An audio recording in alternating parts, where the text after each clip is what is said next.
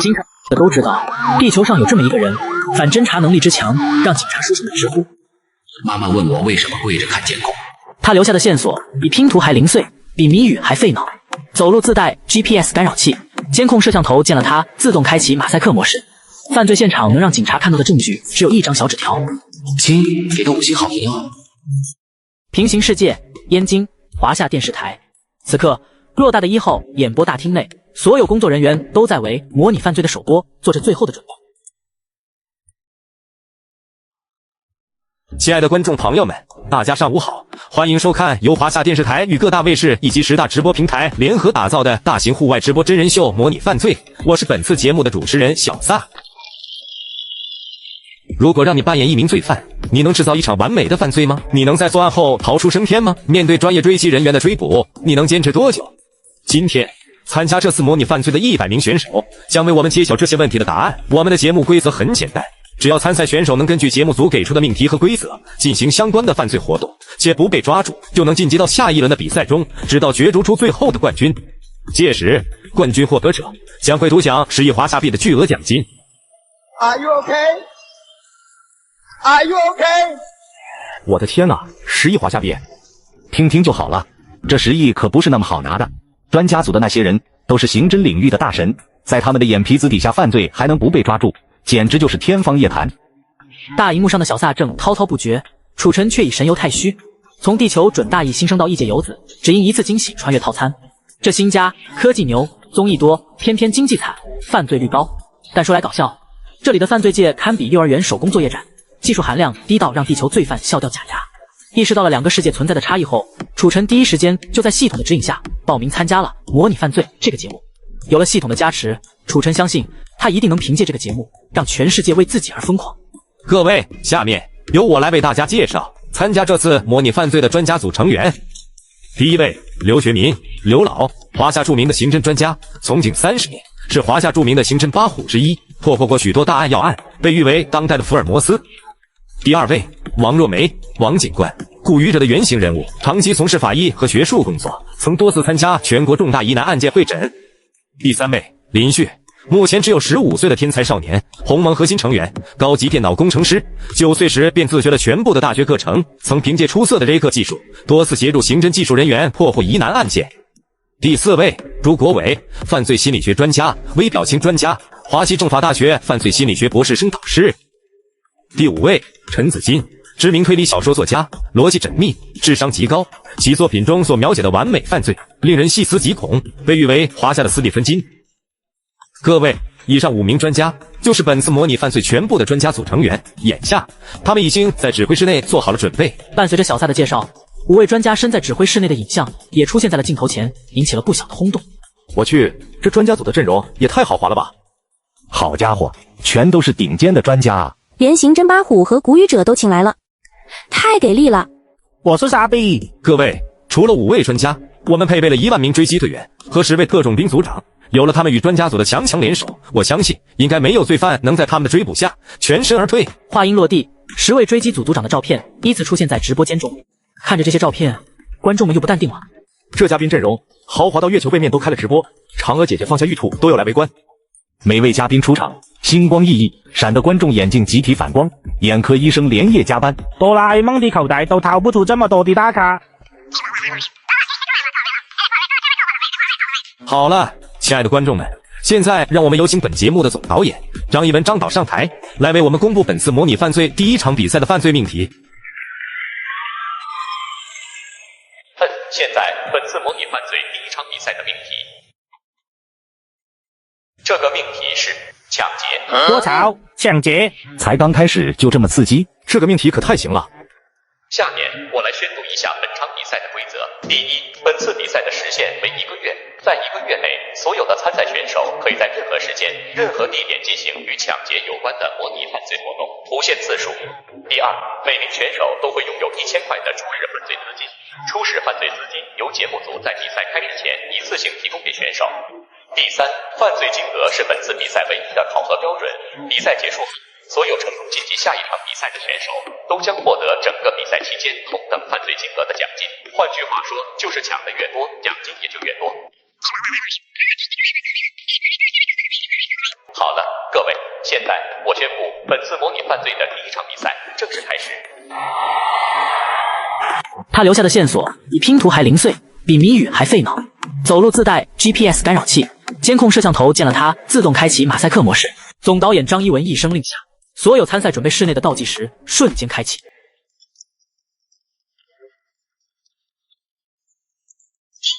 新的任务已发放，请宿主及时查收。闻声，楚晨先是一愣，而后瞬间反应了过来，当即便用意念唤起系统面板，查看了一下新的系统任务。任务名称：一切的开始。任务时限：1小时。任务类型：新手任务。任务内容：在直播的过程中公布为期8项犯罪计划。任务奖励：新手大礼包。失败惩罚：未知。为期8项，这可是前世知名的极限运动电影《极道者》中最被人津津乐道的一个设定。在电影里，尾崎8项是一个名为尾崎小野的极限运动员所提出的8项代表极限运动最高水平的极限挑战，其中最为经典的便是抢劫运钞机后定点跳入燕子洞。这个世界的犯罪水平和犯罪手段都十分匮乏，如果自己真的能利用尾崎8项上演一场华丽的犯罪，绝对可以火爆全球，震惊中外啊！想到这里，楚晨抑制住心中的激动，随手从桌上抄起一根黑色的记号笔，缓缓踱步到一面巨大的白色写字板面前，在上面缓缓写道：天之降诞，地之觉醒，风之涌动，水之生灵。天之降诞，地之觉醒，风之涌动，这都什么跟什么呀？这与抢劫有个毛线的关系啊？这哥们不会是来圈流量的吧？故意这么做引人注意，等淘汰后就开始直播带货？不知道，不过有一说一，小哥哥长得真的好帅啊，这颜值真是绝了。这是模拟犯罪，帅有什么用？坐等他第一个被淘汰。楚晨并没有在意周围工作人员诧异的目光，依旧自顾自地写完了全部的8项挑战。恭喜宿主完成任务，任务奖励已发放，请注意查收。听到提示音，楚晨心内一喜，急忙唤醒系统面板，查看了一下到账的新手大礼包，并用意念点击了一下。下一秒，金光闪闪的新手大礼包应声而开，所有奖励都清清楚楚地摆在了他的面前。恭喜宿主获得以下奖励：神级反侦查能力、神级犯罪天赋、神级极限运动天赋、神级跳伞技术，智商加100，震惊值2万，可在系统商城内购买5天。大致浏览了一下系统面板，楚晨心满意足地将其关掉。可就在这时，熟悉的提示音却是再次应声而来。叮，新的任务已发放，请注意查收。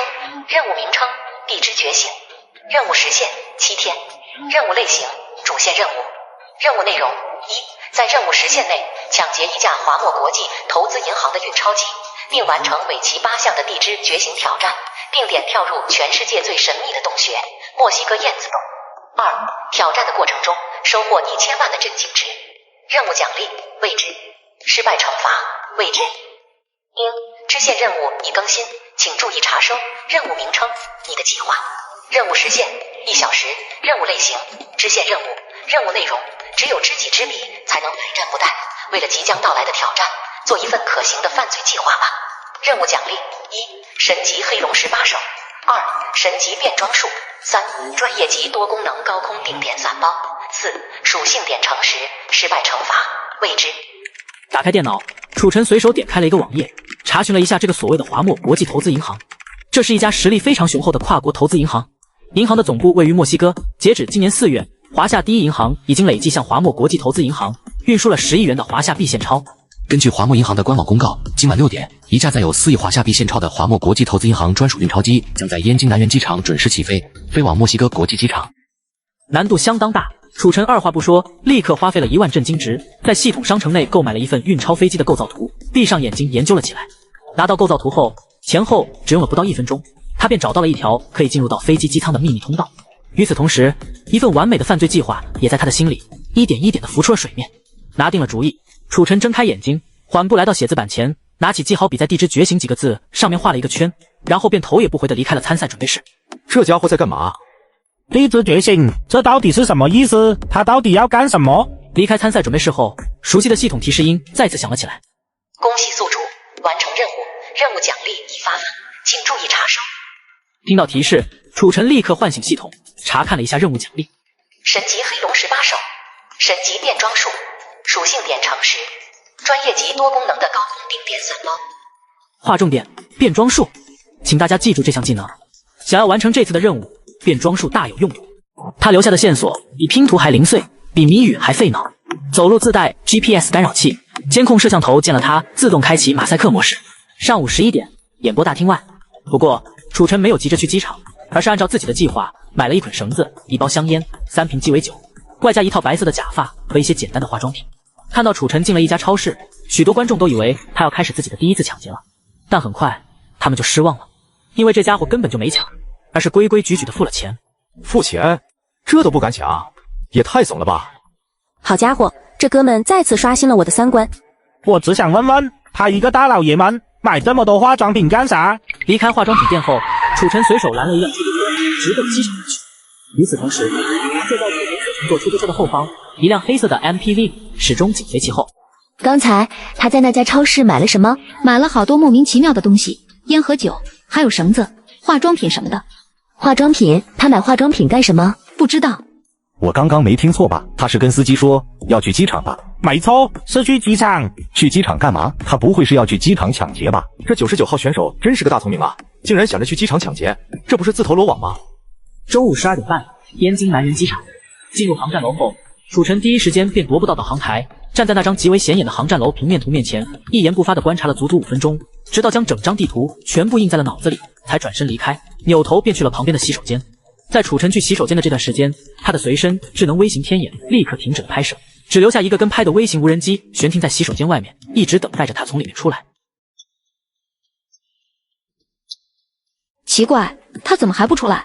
进去多久了？有1个多小时了吧？1个多小时？眼见情况不对，韩若冰立刻让随行的技术人员将他的随身天眼打开，查了一下楚晨的去向。结果不查不知道，一查吓一跳，原来早在1个小时前，楚晨已经从里面里出来了。什么？1个小时前就出来了？没错，我们一直在这儿盯着他，没发现他出来啊。冰冰姐，这是我们通过他身边的微型天眼所截取的直播回放，他其实早就出来了。你们现在看到的这个头发花白、推着保洁车的老太太，就是她。什么？视频中的楚晨就像是变了一个人一样，头发花白，脸上布满了皱纹，身穿机场的保洁服，步履蹒跚地推着一辆黄色的小推车，若无其事地走进了机场的特别通道，不知去向。我的天哪！仅仅只是去了一趟洗手间，再出来就判若两人了。这家伙是怎么做到的？这化妆技术简直神了呀！原来那个老太太就是他假扮的。那么问题来了，他这么做的目的是什么？根据平面图显示，导航台旁边的洗手间里有一个保洁工具间，选择在这里变装最合适。凭借工具间内现有的道具和刚刚购买的假发和化妆品，我只需要不到10分钟就可以让自己变成保洁人员。真是太出人意料了！看着电脑屏幕上早已模样大变的楚晨，韩若冰更懵了，过了好一会儿才回过神来。那他现在在哪儿？他现在在 B 区，看样子应该是想通过特别通道离开航站楼。离开航站楼？没错。这家伙到底要干什么？各位，不瞒你们说，我现在有一种不好预感。这样，思雨，你和大刘抓紧去和机场方面协调一下，如果在节目直播的过程中发生突发事件，让他们配合下。好的，冰冰姐。这段时间，随着大家的关注和讨论，楚晨脑海里的系统提示音根本就没停下来过，一直叮叮叮的响到了现在。恭喜宿主收到来自李博然的震惊职场宿主，收到来自赵刚的震惊职场10，收到来自叶思雨的震惊职场20，收到来自韩若冰的震惊职场20。透过走廊的落地窗，刚好可以看到停在1号停机位的飞机正在进行起飞前的装运工作，一箱又一箱的现钞接连不断的被人从运钞车上搬下，数十名荷枪实弹的巡逻特种兵一直在飞机的周围巡逻。喂，干什么呢？你在这干什么呢？没什么，随便看看。随便看看，这是你该来的地方。中年男人上下打量了一下楚晨，而后二话不说，立刻将手里的对讲机放到了嘴边。大哥，干啥？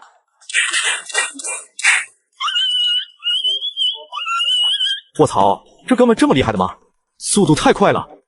这家伙的身手竟然这么好！我操！如果我没猜错的话，刚才他用的那2招，貌似是黑龙18手里的招数啊！黑龙18手这种拳术，早在上世纪80年代就已经被禁用了。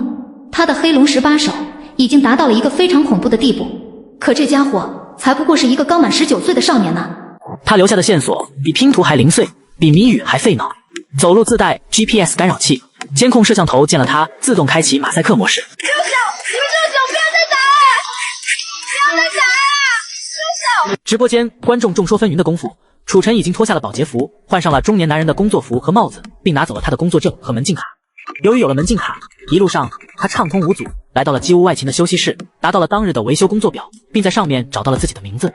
1个小时后，相关的机务维修人员就会进场，对这架飞机进行必要的航前检查了。这次航前检查是唯一一个可以利用现有身份接近这架飞机的机会，一定要把握住。飞机的起落架舱空间非常大，足以容纳一个成年人藏身。最关键的是，它的起落架舱与后面的机尾舱和机腹都是相连通的，只要能安然无恙地通过这里，4亿华夏币便近在咫尺。想到这里，楚晨转身去了更衣室。到地方后，他直接花费了10万震惊值，在系统商城里买了一件全黑色的跳伞衣，和刚收获的伞包一起穿在了工作服里面。支付宝到账10万元。而后又对照着工作证上的照片，利用手头现有的化妆品，再次对自己进行了易容。帅气。楚晨在更衣室的这段时间，身边的智能微型天眼也是再次停止了拍摄。没有人知道去更衣室的目的是什么，更不知道他在里面到底做了什么。这家伙去更衣室是要干什么？这直播看得我要长脑子了。大家先别急，我觉得小哥应该有自己的打算，让我们拭目以待吧。与此同时，华夏电视台5名专家来到了选手的参赛准备室，准备获取一些相关线索。绝大多数的选手在离开之前都会清理掉所有痕迹，但是我们的主人公 Don't Care 连写的那8句话都没有擦掉。天之降诞，地之觉醒，风之涌动，水之生灵，冰之固结，这是什么意思？这8句话里大都包含了自然元素，比如天、地、风、水、冰。那最后的力之涌现、命之主宰和最终信任又是什么？不清楚，刘老，您觉得呢？现在还不好说，但我觉得这8句话应该不是空穴来风，他应该是在计划着什么。计划着什么？您为什么这么认为？只是一种预感，还没证据。不过我可以很负责地告诉你们，这位选手绝对值得我们持续关注。他的资料我看过，今年才刚满19岁，是个孤儿，智商非常高，他的经历、身世和头脑都符合高智商犯罪的特征。另外什么？我觉得他根本就没把我们这些专家和追击人员放在眼里。刘老师，我刚刚在他的电脑里发现了一些线索，在离开之前，他用这台电脑查询过华墨银行的相关信息，还登录过银行的官网。华墨银行？他为什么这么关注这家银行？不知道，但有一点毋庸置疑，我们的这位99选手应该是对这家银行非常的感兴趣。咱们的这位99号选手不会是要抢银行的？应该不会，这是家海外银行。会不会与这个地之觉醒有关联？你们看，这8句话只有这一句被他画了圈，还真是这样。可问题是，这2条线索之间到底存在着什么样的关联？不知道，但我认为只要他开始犯罪，这2条线索应该可以成为我们主要的侦查方向。直播进行到这里，整个模拟犯罪官方直播间的在线人数已经正式突破了4亿大关。俗话说，3分天注定，7分靠打拼。有30名选手在刚实施完第一次犯罪就惨遭淘汰了，眼下只剩下70名选手还在继续比赛。楚晨虽然没有实施犯罪，但他的人气却非常高，吸引了很多人的关注，因为大家都想看看他的葫芦里到底卖的什么药。下午1点半，当那个男人再次出现在直播间的时候，很多人都吃了一惊，纷纷发起弹幕。这不是刚刚那位被楚晨放倒的大叔吗？狗屁！这是楚晨假扮的。我操，你不说我都没看出来，他这仿妆也太牛批了吧！他把自己画成这样是想干什么？机务人员请注意，机务人员请注意，停在1号位的第20运输机即将开始航前安全检查，请所有相关的工作人员马上前往停机坪进行身份验证。宏大的运20就停在视线的最远处，抬眼望去，就像是在面对一个拔地而起的庞然大物，令人倍感磅礴。跟着人流一路往前，楚晨不自觉地压低了自己的帽檐。当一众检修人员抵达1号停机位的时候，几名全副武装的特种兵正在警戒线外逐一检查着维修人员的工作证。他这是要干什么？不知道。他不会又想蒙混过关吧？真是大心脏啊！如果换作是我，早就紧张的腿抖了。请您出示一下您的工作证。纵身一跃，抓住了起落架舱斜上方的一根横杠，将自己的身体全部悬于空中。此时，飞机发动机的轰鸣声辐射的怒放，冲天。下一个，请您出示一下您的工作证。一个身穿特种作战服、手持95式的大兵冲着楚晨摆了摆手。这样的场面，要是换成其他人，可能早就吓尿了。但楚晨因为有了神级犯罪天赋，心理素质早就已经不可同日而语了。张国军，是吧？是的。给准许通过。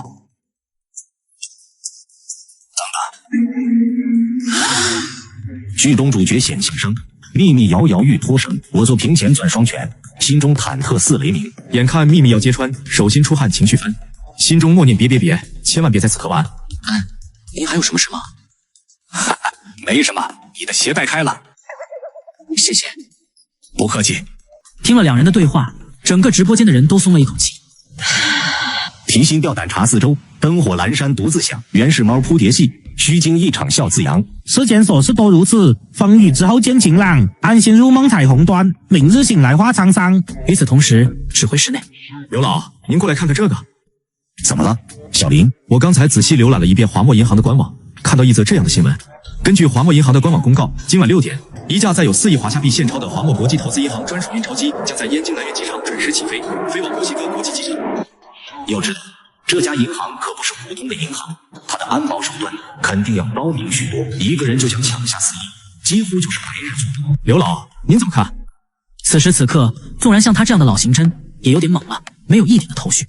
你觉得呢？我觉得应该不可能，这可是4亿啊！另外，他只有一个人，手上也没有颠覆性的武力输出，真要这么干了，得手的可能性几乎为0。我相信以他的智商，应该不会去干这种拿着鸡蛋碰石头的事情。有道理，继续说。我觉得他应该是想利用这4亿干扰我的视线，去进行别的犯罪。确实有这种可能，但现在还不好下这个结论，先让我们拭目以待吧。这样，小林，只要他开始作案，立刻给我盯紧他，我倒要看看他这葫芦里到底卖的什么药。燕京南苑机场，时间下午2点。通过安全检查后，楚晨很顺利地来到了那架运20的停运地点。有了这个身份做掩护，楚晨第一时间便去检查了一下飞机的起落架舱。只要能在起飞前抱住起落架配平轮上的横杠，潜入机舱内部应该问题不大。跟着主角同呼吸，电视剧里历险记。闭嘴，看节目吧。此时，楚晨也已经通过机身底部来到了飞机的机尾，开始检查机尾的护尾防擦垫。透过微型天眼的多角度拍摄镜头，观众们可以清楚地看到摆放在机尾舱内的被封条和绳索捆绑好的整整齐齐的4亿华夏币。一眼望去，那些整齐划一装钱的箱子，绝对能让人的荷尔蒙飙升。我这辈子可能都挣不到这些钱。自信点，你下辈子也挣不到。你以为有钱人就很快乐吗？是的，他们的快乐你根本想象不到。很快，长达3个多小时的航前检修工作，转眼间便接近了尾声。伴随着阵阵铃声的响起，华夏第一银行的20辆大型运钞车全部撤离了南苑机场的停机坪。此外，所有的武装押运人员和机组人员也已经开始陆续登机。下午5点，各位机务人员请注意，各位机务人员请注意，请所有的运20检修人员立刻前往安全区等待身份验证。听到广播，楚晨知道飞机马上就要起飞了。不过，他并没有跟着其他的工作人员一同离开，而是随便找了个借口回到机身底部，不慌不忙地躲在了起落架配平轮的后面，准备伺机而动。卧槽，这家伙要干什么？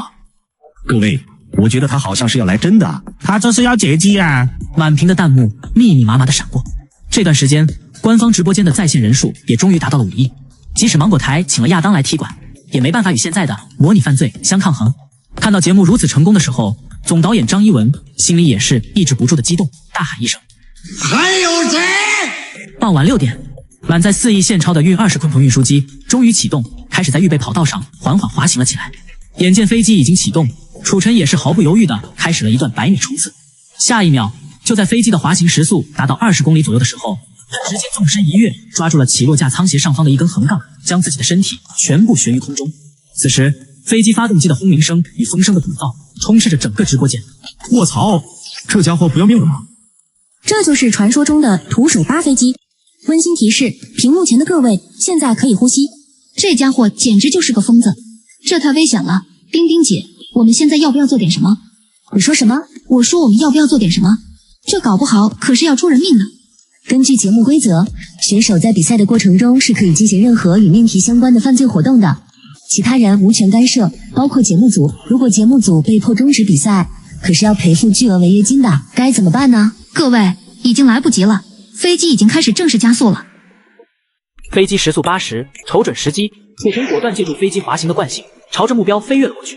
大家先喘口气，在这里跟大家科普一下，运20的滑行时速最高可达到126公里，在这样的速度下，想顺利进入到起落架舱，绝非易事。如果是没经过特殊训练的普通人，只是引擎的轰鸣声就足以刺穿耳膜，令人陷入昏迷。其次，这种急速滑行的环境对于人精神的考验，根本就不是普通人能耐受得了的。但此刻，楚晨却依旧是不慌不忙，还是紧紧地抓住起落架斜上方的横杠。当务之急必须得将自己转移到配平轮的上方了，然后再跟着配平轮一起进入到舱内，否则一旦起落架收起来，这根横杠与收回的舱门绝对会夹到你的双手。这些支撑杆距离楚晨差不多有5-6个身位的距离，想要成功，他必须在飞机的滑行时速达到最大值之前飞身过去，将其一把抓住。最关键的就是必须能适应飞机在高速滑行的状态下所产生的强大惯性，不能出现一丝一毫的差错。宿主，别忘了，你有神级极限运动天赋的加成，干就完了。Just do it。飞机时速60，随着速度的明显提升，周遭的一切也发生了明显的变化。引擎的躁动，风的呼啸，视线的模糊，心跳的加剧。屏幕之上火光闪，惊险一幕眼前展，心跳加速魂未定，如历生死一瞬间。落幕人散场灯暗，心头余悸仍未散，回味惊魂舞台剧，夜里梦回也胆颤。危楼白此他预判，生死一线系人间，火中取栗不言惧，作死边缘无偏见。但此刻相比观众们的忧心忡忡，楚晨却是非常的兴奋。最后的机会终于到来，一切准备就绪之后，楚晨直接一个漂亮的卷腹挺身，便将身体摆动了起来。飞机时速80，瞅准时机，楚晨果断借助飞机滑行的惯性，朝着目标飞跃了过去。强大的滑行惯性将楚晨推出去老远，仿若冲破枪膛的子弹，直指靶心。与此同时，飞机引擎的巨大噪音也是越来越燥，瞬间便淹没了楚晨的兴奋尖叫声。飞机滑行带风起，他一闪身8万亿，观众瞪眼不敢信，速度激情新传奇。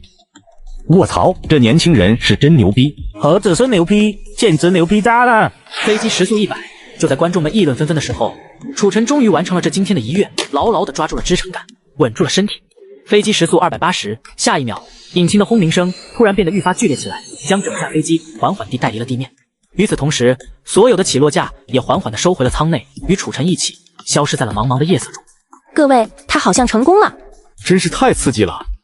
可现在的问题是，就算潜入到了飞机内部又怎么样？他根本就没机会出手啊！是啊，别忘了，这飞机上的押运人员可都是专业的特种兵，想在他们的监视下抢走这4亿，我个人觉得还是不现实。眼下，楚晨的所作所为虽然吸引了很多人的关注，但还是有许多观众不太相信他会成功劫走这4亿。对于这次的任务，潜入起落架舱内只是万里长征的第一步，如何能在严密的安保措施下破局才是关键。不过，眼下这个时间，由于飞机才刚刚起飞，并不能马上开始行动。现在要做的就是休息，养精蓄锐，等飞机飞入墨西哥境内再做打算。楚晨手里的工具不多，只有1捆绳子、2瓶鸡尾酒、1盒香烟。这些东西看起来貌似没什么特殊啊，都是生活中随处可见的寻常物品，他要用来做什么呢？正所谓寻常物件眼前尘，看似无奇实难寻，瓶罐碗碟皆家常，疑惑满腹入人心，此事真相谁人晓？众说纷纭雾缭绕，且看弹幕飞如箭，专家分析解惑妙。我们来看看弹幕上专家的分析吧。首先，万米高空的氧气含量和地面是一样的，但有一点，高空的气压是相对较低的，由于密度低，正常的呼吸频率根本就没办法吸入更多的氧气。如果没有接受过专业的训练，缺氧是一定的。其次，万米高空的温度最低会低至零下几十度，没有良好的身体素质，很容易失温。此外，机舱内的噪音、空间也很容易影响人的精神状态。有些时候，哪怕像我们这样专业的飞行员，在无保护的状态下，也不能保证毫发无损。经过这些专业人士的科普，许多观众都切身体会到了舱内极端环境的恶劣与凶险。与此同时，燕京华夏电视台模拟犯罪专家组的指挥室内，根据节目规则，选手犯罪开始的标志就是超智能微型天眼发出的犯罪信号。一旦信号发出，就意味着这场猫鼠游戏正式开始了。所有专家请注意，99号选手已经开始犯罪，请做好准备。同志们，我们期待已久的那位选手终于开始行动了。小林，你先通过天网监控系统查一下他离开参赛准备室后的去向，不要有遗漏。没问题。朱老师和王老师，你们俩去整理一下楚晨的个人资料和社会背景调查，然后直接交给咱们的大作家，让他做一下犯罪侧写。怎么样？没问题吧？没问题。怎么样？查到什么了没有？在离开参赛准备室后，他去了一趟超市，买了2瓶鸡尾酒、1包香烟、1捆绳子，还有一些化妆品。买好了这些东西，他第一时间离开了超市，上了一辆停在路口的出租车，一路京东3环去了南园机场。南园机场，再次听到这个熟悉的地名，刘学明微微一愣。没错，看来我们之前的推理应该没有错。拿定主意，楚晨没有耽搁哪怕1分钟，果断把那2瓶鸡尾酒放到了油箱里，然后小心翼翼地拧好盖。然后呢？到了机场之后，他都去了什么地方？机场航站楼的监控系统是独立的监控系统，我正在尝试破解。还需要多久？马上就好。找到了。楚晨在下车之后，并没有在机场外做任何的逗留，直接就进了航站楼。咦，这家伙在干什么？他在速记。速记？如果我没猜错的话，他应该是想把他面前的那张机场平面图印在他的脑子里。这位选手真是不可小觑啊！他的犯罪天赋已经远远超出了我的想象。他刚刚买的那些东西都是用来做什么的？刘学明没有搭腔，因为对于这个问题，他心里也没有答案。刘老，您觉得呢？我也在想这个问题。他进去多久了？差不多有10分钟了吧。把视频2倍速播放吧。真是奇了怪了，他人呢？我们刚刚明明看着他进去的，怎么就不见了呢？楚神一世显神威，瞒天过海妙如神，众人瞠目其惊叹，皆言此即冠群伦。易容高手显神通，万千面貌幻如梦，专家瞠目亦称奇，世间少有此等能。2位专家貌似已经意识到事情的严重性了。弹幕议论纷纷的时候，刘学明铁青着脸，似乎是在思考着什么。小林，我们是不是忽略了什么？忽略了什么？把视频退回到他进洗手间之前，然后放慢播放速度。您是不是发现了什么？停，这个头发看着眼熟吗？这是楚晨，他竟然会易容，看起来咱们还是小看他了。天哪，如果不是您发现了这个异样，打死我都看不出来，这个老奶奶居然是楚晨假扮的。老将出马志谋广，刑侦路上显锋芒，初次过招风云变，好戏连台待开场。不知道这些专家看了楚神徒手扒飞机后会有什么感想？楚神操作技惊天，满满干货让人炫，徒手扒机云中舞，专家目睹皆愕然。经过这件事后，林旭也开始正视这位特殊的对手了，从头到尾不敢放松半分，一直死死地盯着楚晨的一举一动，直到他离开航站楼。此刻，视频中的楚晨刚3下5除2地解决掉那个中年男人。看到这一幕，林旭瞬间瞪大了双眼。与此同时，在他旁边的刘学明也是倍感震惊。身为一名老刑侦，楚晨这2招黑龙18手的含金量他可是太清楚了。刘老，他换了那个男人的衣服，离开了机务大楼，看样子应该想假借这个身份去接近那架飞机。这家伙不会真要去抢那4个亿吧？但眼下，通过楚晨的种种表现，基本可以断定，这小子的抢劫目标应该就是那驾运20上的4亿华夏币。从警几10年，刘学明破获过很多抢劫大案，有抢银行的，抢金店的，但抢运超机的还是第一次见。我倒是很想看看楚晨这小子到底是如何实施这起犯罪的，在几10名特种兵的保护下劫走这4个亿。原本他以为楚晨会直接动用暴力手段，比如通过抢武器，进而掌握机场的控制权，再不就是直接潜入飞机驾驶室，下机组人员等极端方式来实施犯罪。但当他看到楚晨徒手扒飞机的视频时，这2个想法瞬间就在脑海里烟消云散了，整个人就像是被一道闪电击中，彻底呆滞在了原地。第2天清晨，当飞机即将飞入墨西哥境内的时候，楚晨也从睡梦中清醒了过来，正准备自己的劫机计划。卧槽，终于看到楚神了！最期待的终于来了，兄弟们，全体起立！他不会就在这里面睡了整整1晚吧？这身体素质是真的强，不愧是敢徒手扒飞机的狠人。观众们你一言我一语正说着的时候，楚晨已经用螺丝刀打开了起落舱的上隔板，钻到了机腹中。当他钻进机腹的那一刻起，飞机的防入侵系统立刻有了反应，开始了报警。楚晨不敢怠慢，直接根据脑海里的记忆摸到了中央油箱的上面。到地方后，他将那2瓶鸡尾酒从怀中取了出来，将其绑在一起。接着，他果断拧开油箱，把手里所有的绳子全部浸满了航空煤油。航空煤油非常易燃，稍微碰到火星就会被点燃。航空煤油的稳定性还算可以，如果在空气中被点燃，并不会发生爆炸，但要在密闭容器内与酒精相混合，威力会翻上数百倍，轻而易举的。楚晨要做的就是利用好这个威胁，让自己彻底掌控飞机的控制权。拿定主意，楚晨没有耽搁哪怕1分钟，果断把那2瓶鸡尾酒放到了油箱里，然后小心翼翼地拧好盖子。这家伙不会是想把……什么？真的假的？厉害！他这是制作了一个简易的酒精炸弹啊！只要点燃引线，油箱就会起火。等到酒瓶破裂后，里面的酒精会与航空煤油充分融合，眨眼间就会由可燃物升级成易爆品，到时候可灰飞烟灭。这不就是自杀式劫机吗？太疯狂了！直播间内议论纷纷的时候，飞机的警报声愈响愈烈。站在机腹的正中间，楚晨可以清楚地听到客舱上面传来的脚步声。不出意外的话，他应该被发现了。经常犯罪的都知道，地球上有这么一个人，反侦查能力之强，让警察竖起了直呼。妈妈问我为什么跪着看监控。犯罪现场能让警察看到的证据只有1张小纸条。亲，给个5星好评哟。眼下那些武装押运人员多半是在进行整机巡逻。楚尘很清楚自己再不出手就来不及了，他急忙脱掉身上的工作服和其他外衣，露出一身全黑的跳伞衣，准备开始行动。哥，你长得这么好看，是不是每天都走在我心上的红毯上？怪不得我觉得心里头天天都在办庆典呢。你知道我最近为啥总是爱喝水吗？因为你这枚帅哥，让我心里的沙漠都变成了绿洲。中央油箱到货舱下方的这段路并不好走，需要穿过很多复杂的设备与仪器。如果不是对飞机本身的构造特别熟悉，稍不留神就会迷路。镜头前的你，如果看过越狱，你就知道这些问题根本难不倒楚尘。卧槽，这机身的构造看着跟迷宫一样啊！如果换成是我，肯定会迷路。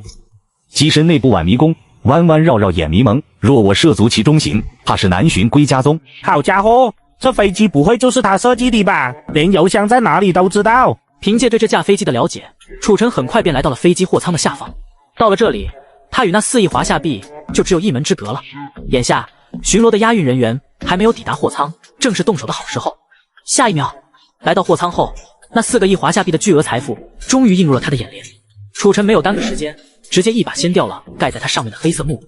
昔日我如蝼蚁般匍匐于尘埃，望着那云端之上的富豪，他们一日之所得，或许便是我辈终生之所求，其间差距恍如隔世。而今当我骤然间跨越了这道看似不可逾越的鸿沟，内心的激荡恰似冰封的河流在春风中苏醒，潺潺流淌，带着融化的冰雪，冲刷着过往的苦难与屈辱。太壮观了，全体起立！要不是楚神，我这辈子都见不到这么多的钱。4个亿，我就是活了死了活来上3次，都赚不到。透过舷窗，可以清楚地看到，整架飞机已经飞到墨西哥中部的原始森林上空了。大名鼎鼎的燕子洞就在不远处。以运20的飞行速度来计算，要想成功定点燕子洞，楚尘必须在5分钟之内完成跳伞。想到这里，楚尘果断把自己的目光从钞票上移开，同时立刻摸出身上的打火机，径直走到货舱的应急救援区，扯下里面的对讲机，大声地吼道：“各位大家好，很抱歉地通知你们这次的押运任务可能要失败了。我劝你们不要轻举妄动，否则后果会非常严重。飞机的中央油箱里有炸弹，如果你们敢冲破，我发说一定会点燃我手里的引线。机长，现在请按我的要求做，麻烦你先打开飞机的后货舱，然后把飞行高度控制在1万米以内。”得知有人劫机后，3名驾驶员根本不敢轻举妄动，直接照做。舱门打开后，整个货舱内瞬间变乱。很好，谢谢你们的配合。现在，请你告知所有的押运人员，让他们放下手里的武器，然后转过身去。好的，非常感谢。现在你们要做的就是竖起耳朵，听清楚了。记住，我叫楚尘，这4个亿我收下了，这句话就是收条。下一秒，一阵疾风突然倒挂而来。见状，楚尘瞅准时机，果断踩下脚边的固定卡扣。好了，各位，后会有期。一道清脆的响声过后，钞票下方的滑道瞬间失去阻力，接着强大的惯性便拽着他和抢来的4个亿来了一次弹射起步，直接飞翔。这就跳下去了？不会吧，不会吧！楚尘的犯罪简直就是艺术，太天马行空了。楚神，给专家组上强度。此时此刻，这些观众才算是真正理解刘学明的那句话，这家伙确实是个不可多得犯罪天才。与此同时，指挥室内，各位，我可以负责任地告诉你们，这个人绝对不是一名普通的罪犯。刚刚我和小林通过查询机场的监控，发现了一条很重要的线索。他先是采用了易容术躲避了监控，而后又利用非法手段登上了那架载有4亿华夏币的运20军用运输机。刚才没在场的3名专家面面相觑，表情十分复杂。看样子，刘老的发言已经让他们意识到了事情的严重性。您的意思是，我们之前的推理没有错，他的目标就是那4亿华夏币。但这还不是最夸张的，在飞机起飞的时候，他又在无保护的情况下，通过飞机的起落架潜入到了机舱中。什么？刘学明的这句话就像是引爆了一记重磅炸弹，直接让3人呆立在了当场。刘老师，您的意思是，他现在人还在那架飞机上？方才我和小林根据这架飞机的时速，大概测算了一下他现在所处的位置，不出意外，他现在应该已经入境墨西哥了。不过这不是重点，重点是他现在很可能已经开始实施犯罪了。但现在根据我们所掌握的线索，还不知道他到底会采用何种犯罪手段来劫走这4亿。朱老师，你和王老师那边进行的怎么样了？我和王老师用我们现有的调查权限，仔细查了一下他的社会背景和个人资料。他今年刚满19岁，从小在孤儿院长大，智商非常高，性格方面也没什么异常，开朗、乐观，极富冒险精神，唯一的缺点就是小时候很爱调皮捣蛋，属于那种学习很好的坏孩子。但不知道因为什么原因，他并没有参加今年的高考，而是直接来参加了我们的节目。除此之外，为了获得更多的消息，我们还用他的 DNA 在全国信息采集库中进行了比对，但很可惜，没有发现符合的。整个调查也因此陷入了僵局。与此同时，大洋彼岸，墨西哥时间下午4点，地点圣路易斯波托西州中部原始森林燕子洞的上方。举目遥望，广袤的原始森林一望无际，仿佛一片绿色的海洋，一眼望不到尽头。在这千篇一律的绿色之中，一个深不见底的天坑非常显眼。此时，直播的画面上也非常应景的缓缓打出这样一行中英文字幕：墨西哥中部神秘天坑燕子洞。经常犯罪的都知道，地球上有这么一个人，反侦查能力之强，让警察叔叔们直呼。妈妈问我为什么跪着看监控。犯罪现场能让警察看到的证据只有一张小纸条。亲，给个5星好评哦。初见燕子洞，如梦游仙踪。燕舞丛林间，秘境幻影虫。万米高空，风声呼啸。眼下，楚晨正抓着那4亿华夏币，朝着苍茫的原始森林急速俯冲而去。这一幕，楚晨几乎完美复刻了电影《极道者》中的镜头，远远看去，十分的震撼。此情此景，我想吟诗。闭嘴！看剧。由于楚晨一直抓着那些重达4吨的现钞，下落的速度更是达到了一个非常恐怖的峰值，很轻松的就超过了1000公里。此刻，随着直播的深入，模拟犯罪的收视率终于突破了10亿大关。看到这个数据，张绍刚听了心碎，撒贝宁听了流泪，冯小刚听了深夜买醉，总导演张一文听了 money 翻倍。不出意外，这个数字绝对会成为他职业生涯中的里程碑，前无古人，后无来者。各位，这段时间把镜头给我焊死在99号选手身上。另外，小王，你马上去通知技术部，让他们一定要维护好直播间的网络线路，无论如何都不能让直播暂停。墨西哥燕子洞的上方，根据现在的负重和下降速度，最多不过20秒，他就能完成入坑。这些钱他本身就带不走。其次，系统也没有硬性规定必须将这4亿带回去，只要抢走就算是完成任务了。想到这里，楚晨没有丝毫的犹豫，果断解开了捆在钞票上的卡扣。当卡扣被解开的那一刻，一张又一张的崭新现钞瞬间失去了控制，仿佛失真的马赛克模糊了整片天空。悄悄的我走了，正如我悄悄的我挥一挥衣袖，不带走一片云彩，更不见那是松菜。卧槽，为什么还不开伞啊？大哥，快开伞啊！与此同时，楚晨下落的高度也在不断的刷新，400米、300米、200米、100米，还没等观众们反应过来到底是怎么一回事的时候，他已经不偏不倚冲入了燕子洞内，消失在了无穷无尽的黑暗中。忽然，成群结队的雨燕接连不断的飞出洞口。此时此刻，楚晨正背着一面巨大的降落伞，于狭窄的洞穴中缓缓下落，直奔洞底而去。地之觉醒这项挑战之所以被如此命名，其目的就是为了考验跳伞者对地面的感知力和对自己身体的极致控制。整个定点的过程中，挑战者必须确保全程都要在无保护的状态下俯冲入洞，之后再极限开伞，用凡人之躯觉醒大地。至此，对于楚晨来说，地之觉醒挑战已经完成。刘老，通过飞机传来的实时讯号显示，嫌疑人在燕子洞上方消失。燕子洞，我好想明白了。还记得他在参赛准备室内的写字板上写下的那8句话吗？如果我没猜错的话，那8句话所对应的应该就是8项超高难度的极限挑战，而这次的墨西哥跳伞就是其中之一的地之觉醒。哦，听他这么一说，4位专家瞬间恍然大悟。那这么说，他还有7项挑战要完成。不出意外，是这样的。既然这样的话，如果我们能提前预判他的下一步行动，是不是就可以抓到他了？没错，但以我们现在所掌握的证据，还不能准确预判他的下一步行动。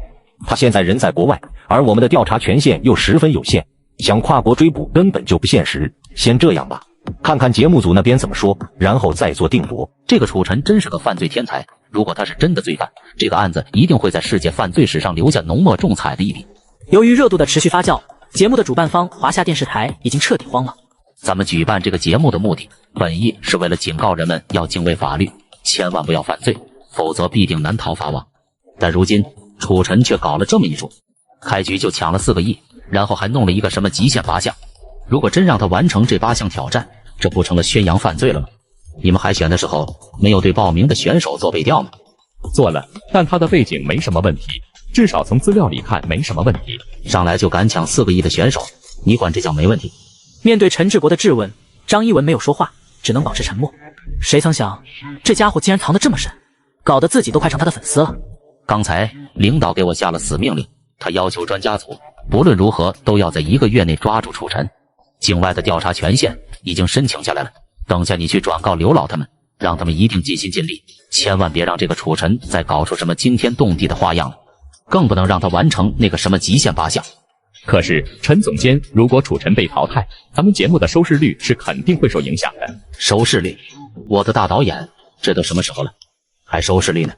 他这腰杆根本就没把我们这些专家放在眼里，让他抢劫，好家伙，直接抢了一架运钞机。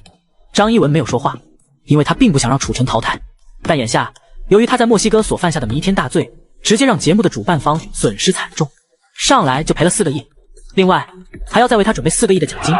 张一文能看得出来，这一次主办方是真的。经常犯罪的都知道，地球上有这么一个人，反侦查能力之强，让警察叔叔们直呼。妈妈问我为什么跪着看监控。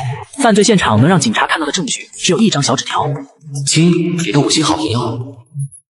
墨西哥，燕子洞呢？恭喜宿主完成任务，任务奖励已发放，请注意查收，获得奖励：神级驾驶技能、神级伪造技术、暴走状态、震惊值200万。神级驾驶技能可以将所有交通工具的驾驶技术变得炉火纯青，例如神级伪造技术可以伪造世界上80%的物品，包括文书、票据、画作、笔记等。例如，哎呦，是我暴走状态开启后，系统会在短时间内根据您的处境，按百分比提升您身体的各项属性，持续时间30秒。例如，1个字干，2个字揍他，3个字统统推倒。与此同时，指挥室内，总导演张一文走了进来，把陈总监和上面领导的意思转达给了5位专家。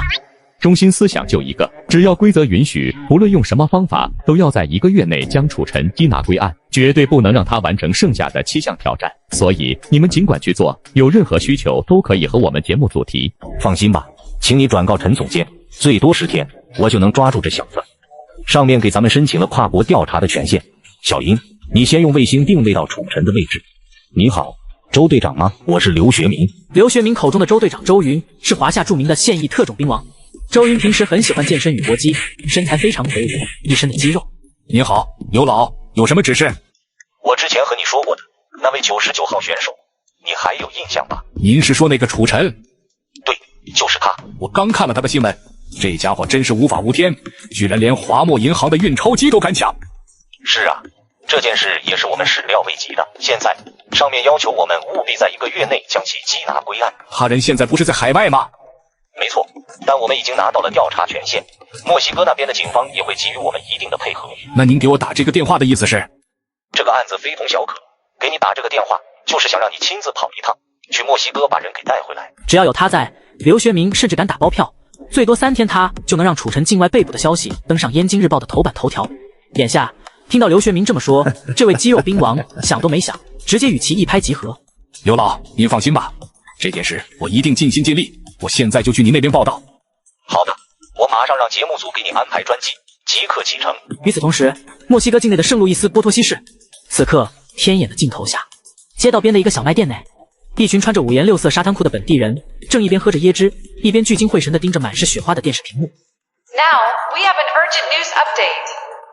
At 5 p.m. local time in San Luis Potosí, Mexico, on April 25th, a large amount of Chinese currency suddenly fell from the sky. The cause of the event is still unknown, and authorities are still investigating. 莫西莫西，卧槽，是楚神！这家伙从哪儿弄来的这套衣服？他连易容都会，随便换套衣服不是易如反掌的事吗？楚神绝对有当真罪犯的潜质。身为当事人，看自己的新闻居然一点都不慌张，反而还很享受。他之所以在这里，是因为丁，新的任务已发送，请宿主及时查收。任务名称：保密。任务时限：6小时。任务内容：想办法抵达圣路易斯波托西市，准备下一步的行动。任务奖励：神级语言能力、神级偷盗技术。失败惩罚：未知。至于下一步的行动是什么，系统则并没有说明。丁，恭喜宿主完成任务，任务奖励已发放，请注意查收。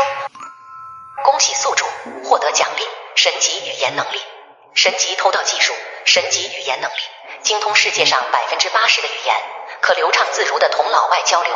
例如 Are you okay? Oh, thank you. Thank you very much. 神级偷盗技术，可以神不知鬼不觉地偷走普通人的物品。如果美貌有罪，那你肯定是重罪犯，判你在我心里终身监禁。我这颗心就是你的私人监狱，愿意为你牢底坐穿。在学完了神级语言这个技能后，他很轻松的就听懂了旁边2个墨西哥人的对话。下一秒，就在楚晨学会2个技能之后，熟悉的提示音又响了起来。任务名称：回国。任务时限：7天。任务内容：在7天之内返回华夏。任务奖励：位置。失败惩罚：位置。我好像已经摸清了系统任务的发布规律，这些任务都具有一定的预判性，且都是为了主线任务所服务的。既然系统想让我回国，那下一个项目的挑战地点大概率就在华夏。会是什么？是天之向胆，还是风之涌动？这7项挑战都是各个极限运动领域内 T0级别的项目，本来就没有先后顺序。至于下一个任务是什么，管他呢，干就完了。听到餐厅发出的异响，周云等一众追击人员立刻被吸引了过去，来到了楚晨的面前。你们是什么人？楚晨，你被捕了！经过一番努力，林旭终于利用卫星定位锁定了楚晨的位置。刘老，你们快过来看，我找到他了。4位专家第一时间便凑到了林旭跟前，顺着他手指的方向看去。在监控中可以很清楚的看到，楚晨一路从刚才的地方走到了现在的卡门大街。他现在所在的位置是在圣路易斯波托西市的卡门大街上，著名的卡门教堂和希尔顿酒店就在他旁边。依我看，这段时间他很可能会继续躲藏在墨西哥，一时半会儿回不了华夏。至于原因，第一，他是用非法方式入境的，没有身份，根本无法使用常规的交通工具。第二，那里现在可比国内安全多了。如果是我会一直在那儿待到比赛结束。现在他应该还没有料到我们已经获得了境外的调查权限，这一点对我们的抓捕行动来说还是很有利的。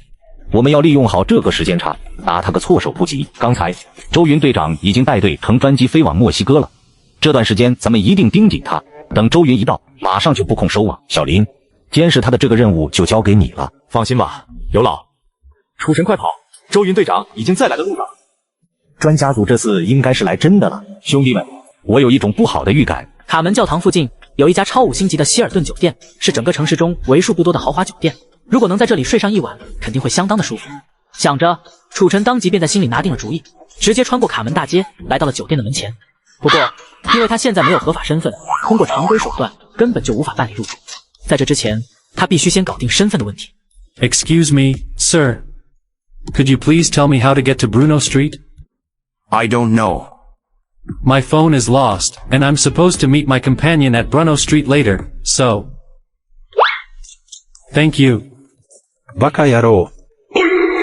バカ野郎ども、靖国神社を燃やしてやります。卧槽，楚神竟然还会日语，谁给翻译翻译他在说什么呀？我来告诉你们吧，他在给岛国大使馆打电话，说：混蛋，你们是一群蠢猪，我要烧了靖国神社。打完了电话，通过微型天眼的特写镜头，大家清楚的看到楚神的手里不知道什么时候多了一本护照和钱包。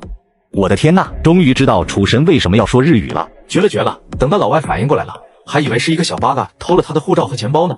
楚神这招借刀杀人真厉害。此刻，楚神已经变成了那个外国年轻人的模样，在希尔顿酒店订了一间总统套房，并办理了入住。是的，你没听错，总统套房。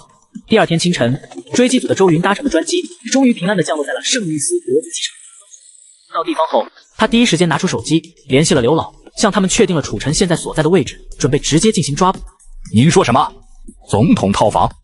没错，开播至今猎手忙，选手落网10几行，逃亡犹住5星锁，总统套房梦中藏。如此挑衅追击队，不为装逼为哪装？当得知楚晨在希尔顿开了一间总统套房，不仅专家组难以相信，周云自己也是相当震惊，当即给楚晨这波操作打了82分，剩下的18分以666的形式送出。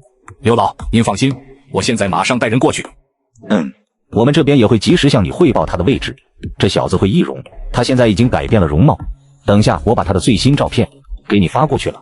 如果在抓捕的时候遇到问题，你们可以直接与墨西哥警方取得联系，他们会为你们提供帮助。另外，咱们大使馆的专车已经给你准备好了，就在机场外候着呢。我知道了，您放心吧。挂掉电话后，周云带着一众追击人员直接乘坐大使馆的专车，急匆匆地赶到了希尔顿酒店，准备对楚晨实施抓捕。你确定他在里面吧？我确定。说着，周云冲着服务员使了个眼色，示意他用房卡把门打开。看到他的眼神，服务员瞬间心领神会，直接掏出房卡，在门锁上轻轻地刷了一下。伴随着一声清脆的咔嚓声，门缓缓地开了。与此同时，楚晨布置在门后的机关也瞬间被触发。一瓶82年的拉菲直接掉在了地上，染红了地面。看到这一幕，周云也没多想，直接就闯了进去。紧跟着，其他的追击人员也一同鱼贯而入。卫生间内听到机关被触发以及纷乱的脚步声，楚晨瞬间就意识到了情况不对。他知道应该是追击组的人到了，不过面对即将到来的麻烦，楚晨并没有落荒而逃。来到餐厅，他长出了一口气，而后直接举起一把椅子，狠狠地砸碎了旁边的落地窗，接着又随手拿起餐桌上的烟灰缸，照着自己的额头狠狠地砸了一下。一声闷响后，额头上瞬间鲜血直流。看到这一幕，直播间内的观众全都懵了。什么情况？他在干什么？那你这又是什么操作？对自己下手是真狠啊！听到餐厅发出的异响，周云等一众追击人员立刻被吸引了过去，来到了楚晨的面前。你们是什么人？楚晨，你被捕了！经常犯罪的都知道，地球上有这么一个人，反侦查能力之强，让警察叔叔们直呼。妈妈问我为什么对着看监控。犯罪现场能让警察看到的证据只有一张小纸条。亲，给个5星好评哟！楚晨，你被捕了！你在说什么？哈哈，周云冷笑了2声，也没有多辩解，直接掏出手机，将专家组传给他的照片放在了他的眼前。这个人是你吧？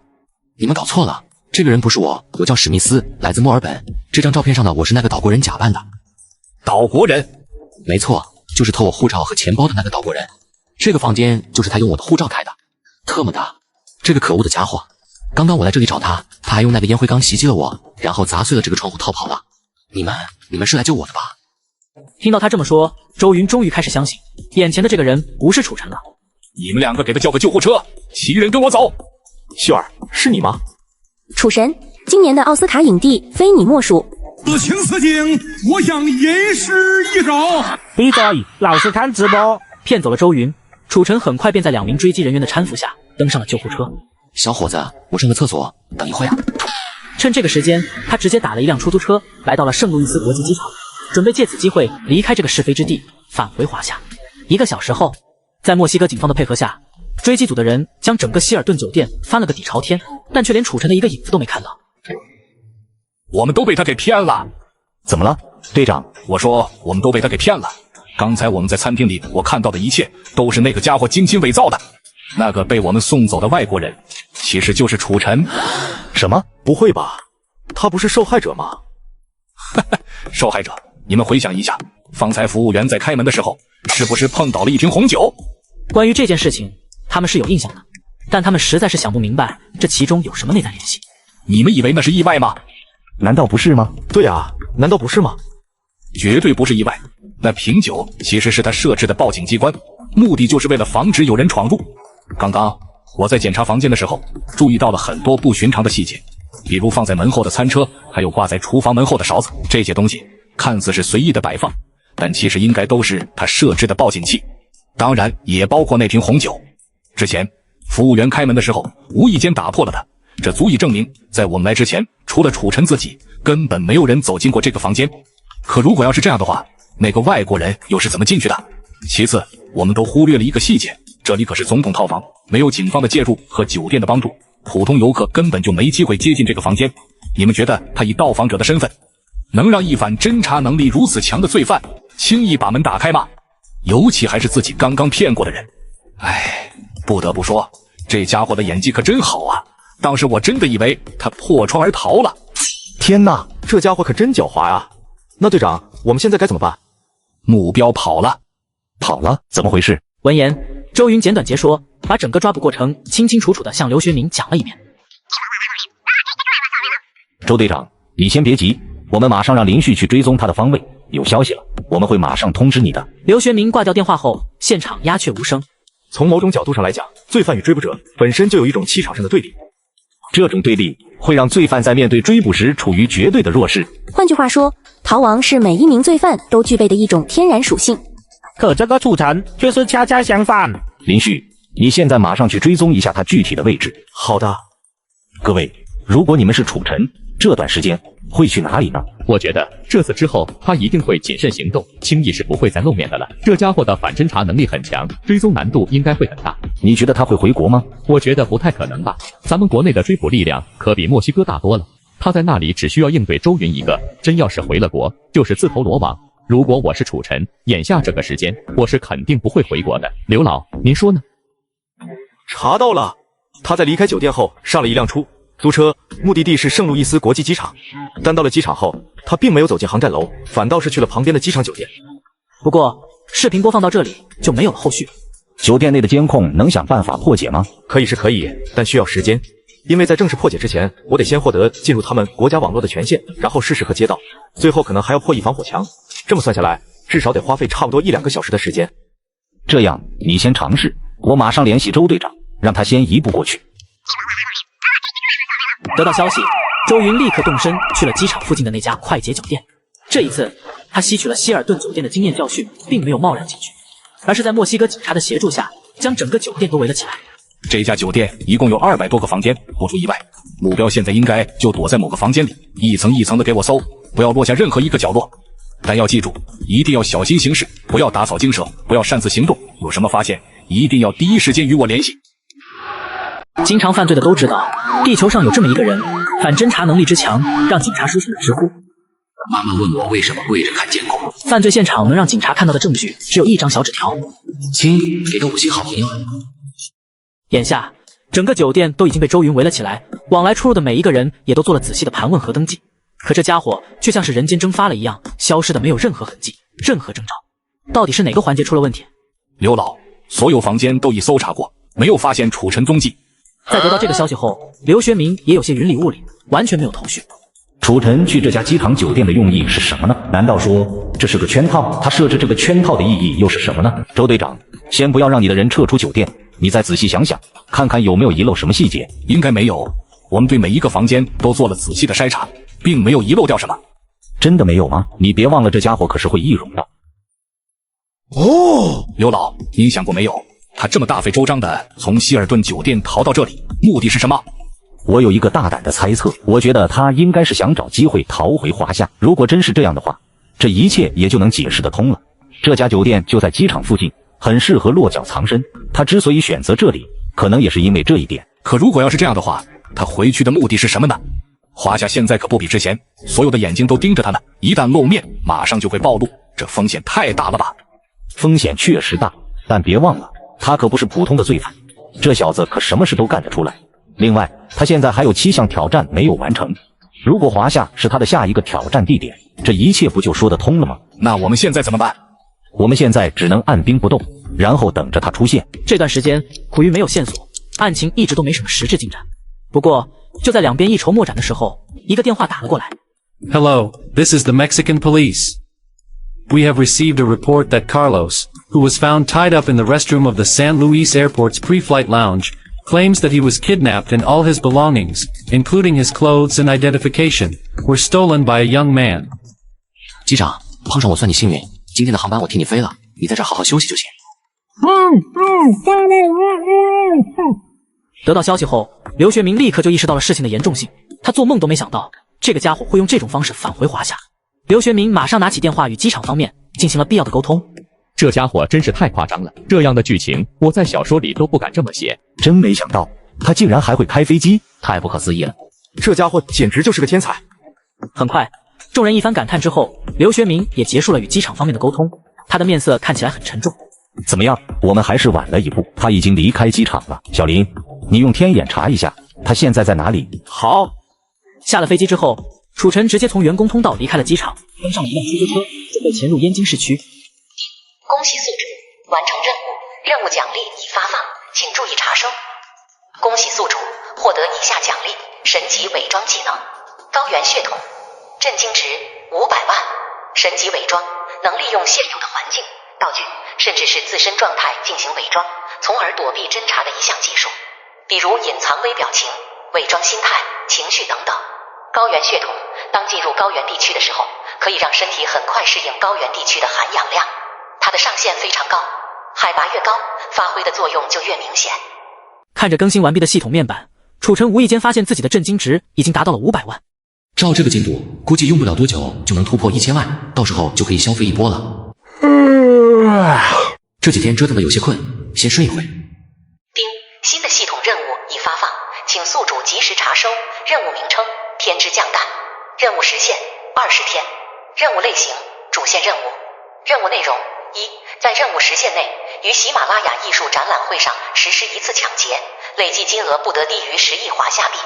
二，在任务时限内，以北壁最难路线登顶珠峰，并完成天之降蛋的挑战。三，在任务时限内收获1000万震惊值。任务奖励未知，失败惩罚未知。经常犯罪的都知道，地球上有这么一个人，反侦查能力之强，让警察出现了直呼。妈妈问我为什么跪着看监控。犯罪现场能让警察看到的证据只有一张小纸条。亲，给个5星好评哟。天之降蛋，等了这么久的主线任务终于来了，鬼知道这次任务的难度该如何描述。徒步比艰难，跳伞更云妙。对此，益达董事长王总表示：中华大北大不如胆子大。不过，根据任务的介绍，在挑战正式开始之前，他必须先在那个喜马拉雅艺术展览会上完成一次抢劫。最关键的是，抢劫金额还不能低于1个亿。对此，益达董事长王总重申：先定给您达到想要的任务，我先正在1个亿。对于喜马拉雅艺术展览会，新闻上也早有报道。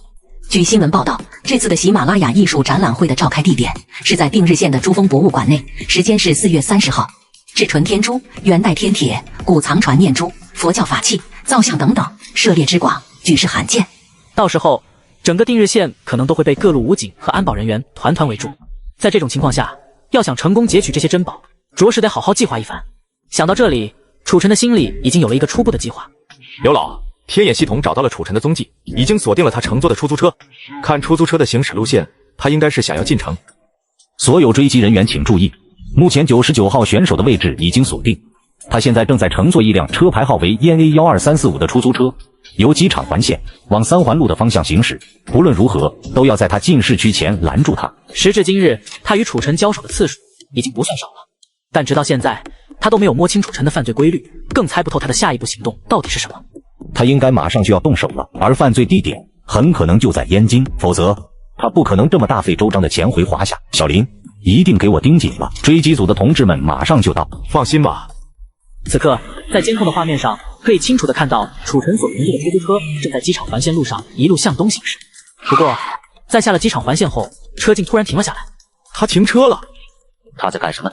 不知道，但停得很突然。他会不会察觉到了什么？追击组的同志还有多久到？应该快了。突然的停车，一下子就让5位专家的神经紧绷了起来。正在这时，车子再次恢复了行驶，可没过多久，却又停了。此刻，通过监控可以隐约的看到穿着机长服的楚尘从车上走了下来。各单位请注意，各单位请注意，目标已经在春山路的环线路口下了车，附近的设卡人员请立刻前往上述地点实施抓捕，其余不在附近的追捕人员也请马上前往支援。完了，楚神要被捕了呀！这场面真的太壮观了，有种看刑侦电视剧大结局的感觉。要完结撒花了？不会吧？楚神快跑！时至今日，楚尘已经彻底成为了这届模拟犯罪的明星选手。他的冷静、果敢、大胆以及各种天马行空的犯罪技术，令很多人为之着迷，并他身上所散发的独特魅力所深深吸引。楚尘，我是追击组第3大队的队长，我叫陈雄。你被包围了，不要负隅顽抗，让我看到你的双手。接下来按我说的做，抱头，然后跪在地上。下一秒，当那张藏在帽檐下的脸原形毕露的那一刻，现场所有的追击人员，也包括陈雄，全都愣在了原地。这个人根本就不是楚尘。长官，我不是坏人，我只是一名出租车司机，请你们一定要相信我，是那个抢走了我车的外国飞行员逼着我这么做的。你车上的那个人呢？开着车往北去了。各单位请注意，各单位请注意，目标还在车上，目标还在车上。看到车牌号1012345的出租车，请直接截停，请直接截停。他是怎么劫持的你？车子刚开到机场环线中段的时候，他就拿枪抵住了我的脑袋，让我按他说的做，不然就开枪。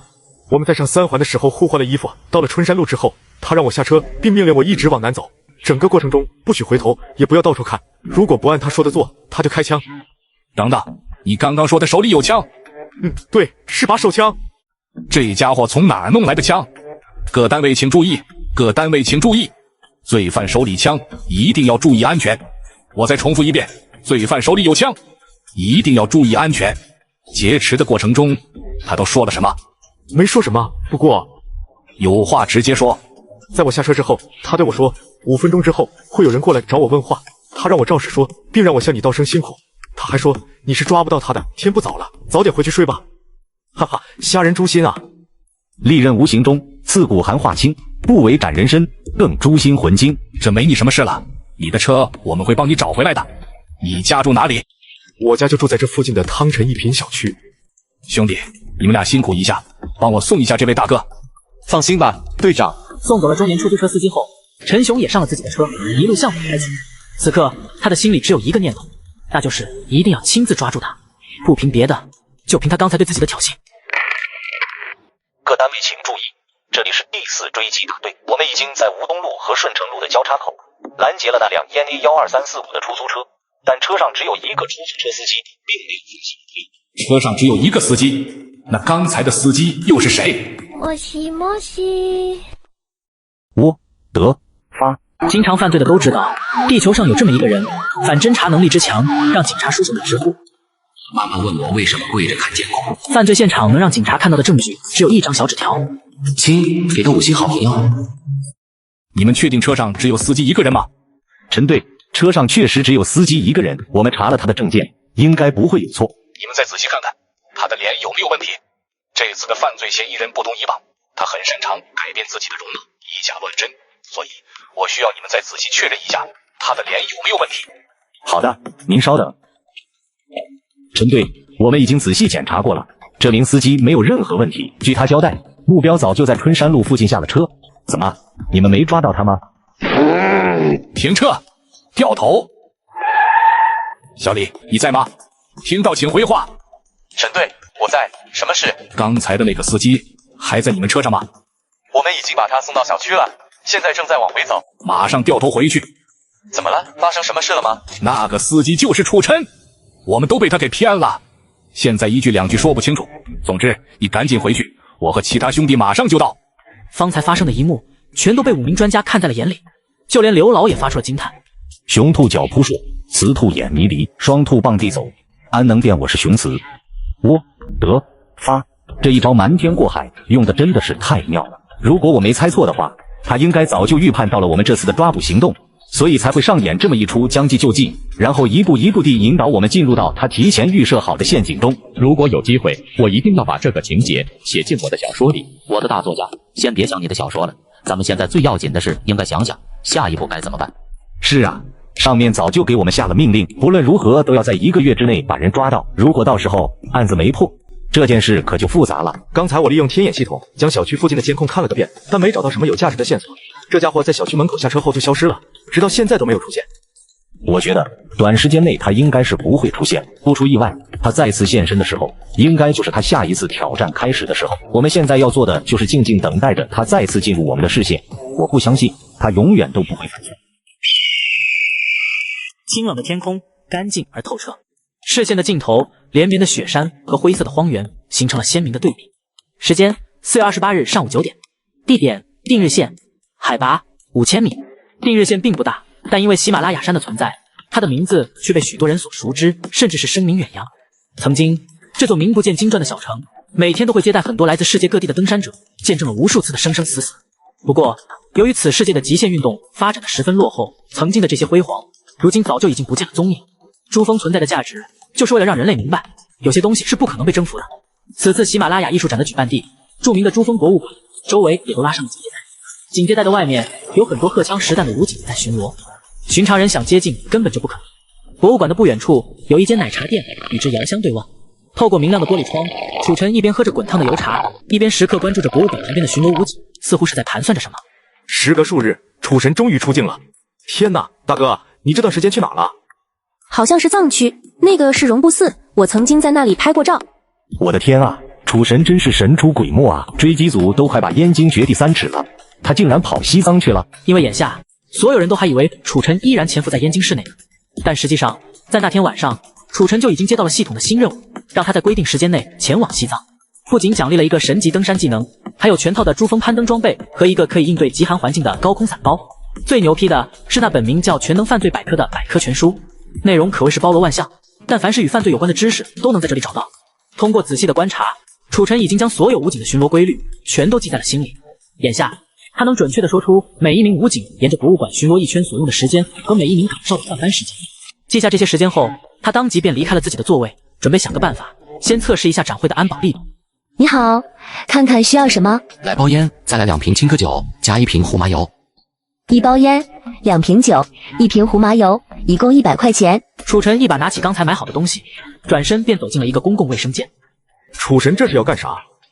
你个损猪，看了那么多集了，猜也能猜到吧？对，我想起来了，当时他就是用这些东西做了个炸弹，中央油箱。可问题是，这些东西都是可燃物，只能着火，并不能爆炸吧？厕所里面也没有油箱啊。我得发。在饭圈混久了的都知道，那个男人变脸比翻书还快。别人坐飞机要票，他徒手扒飞机要命。什么地之觉醒，天之降诞，对他来说就是置之不理，溜之大吉。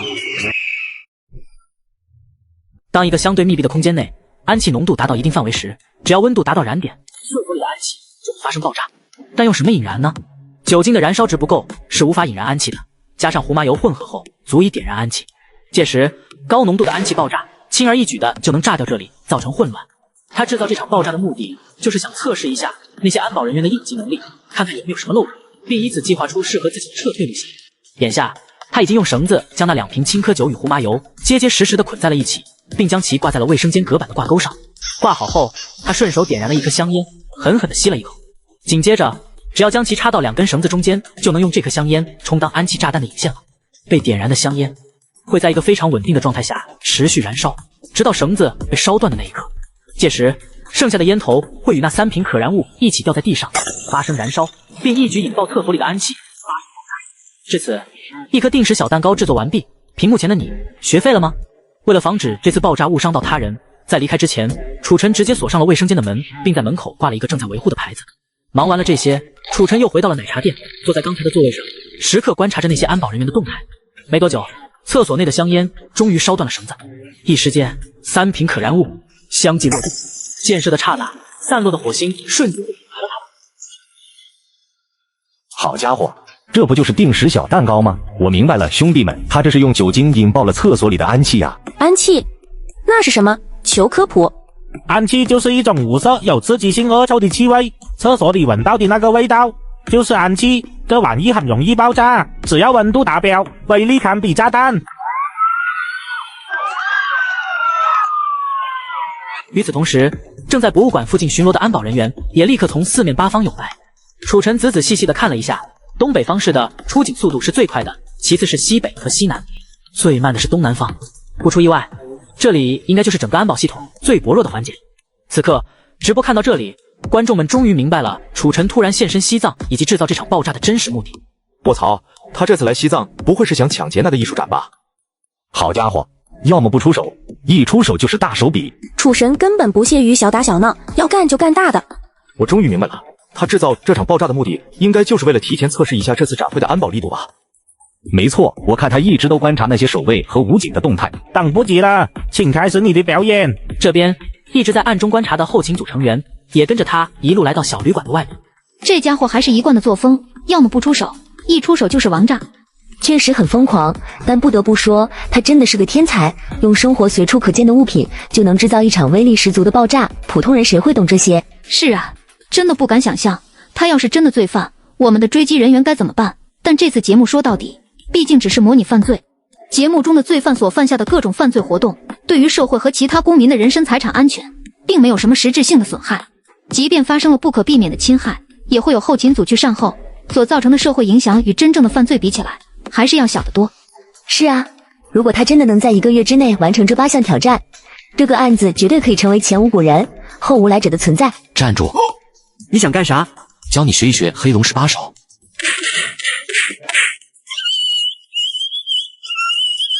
男服务员被劫持的时候，整个人都是懵逼的状态，他从来没见过这样的劫匪。抢衣服、抢证件，就是不抢钱，给他钱包都不要。谢谢了，你的这些东西后面会有专门人还给你的，现在你可以走了。好的，大哥，这个你真的不要吗？要不你还是收着吧，不然我心没底。哈哈，按我说的做。好的，大哥。走的时候，他浑身上下只穿了一条内裤，最后还是后勤组出面解决了这件事，向他说明了情况，让他配合一下，并给予了他一定的报酬和赔偿。劫匪整活真荒唐，抢光财物胜裤裆。小哥无奈空对月，哭笑不得心里凉。我得发。在饭圈混久了的都知道，那个男人变脸比翻书还快。别人坐飞机要票，他徒手扒飞机要命。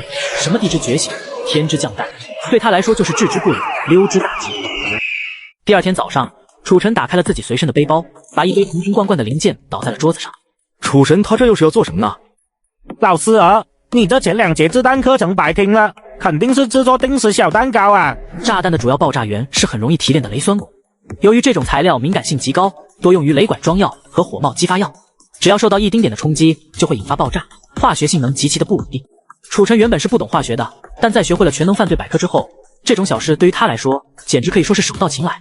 爆破鬼才名声噪，智慧火花四处冒，炸药配方信手拈，专家兼装金泽妖。整理好了所有的装备，楚晨拿起镜子，按照服务员小哥的模样，还有他的证件照，开始着手改变自己的容貌。确认好了容貌没什么问题后，楚晨第一时间换好了工作服，然后便背着自己的背包离开了旅馆，直奔珠峰博物馆安检处。由于展会明天就开始了，往来的工作人员随处可见，时不时的就能看到荷枪实弹的巡逻武警和好几只4级搜爆犬。眼下他们正在对排队进场的工作人员进行着例行检查。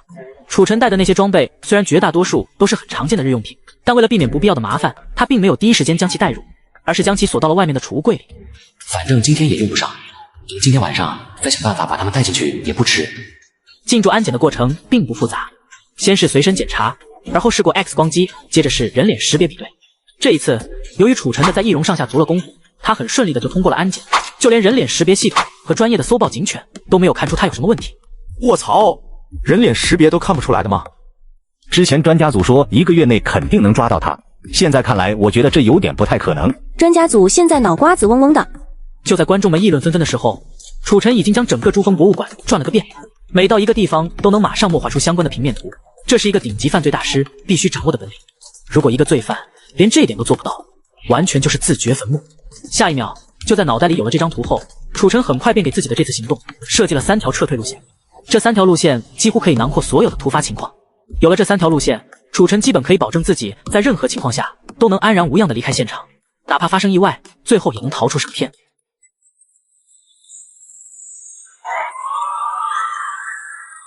亲爱的各位藏家们、各位来宾们，大家上午好！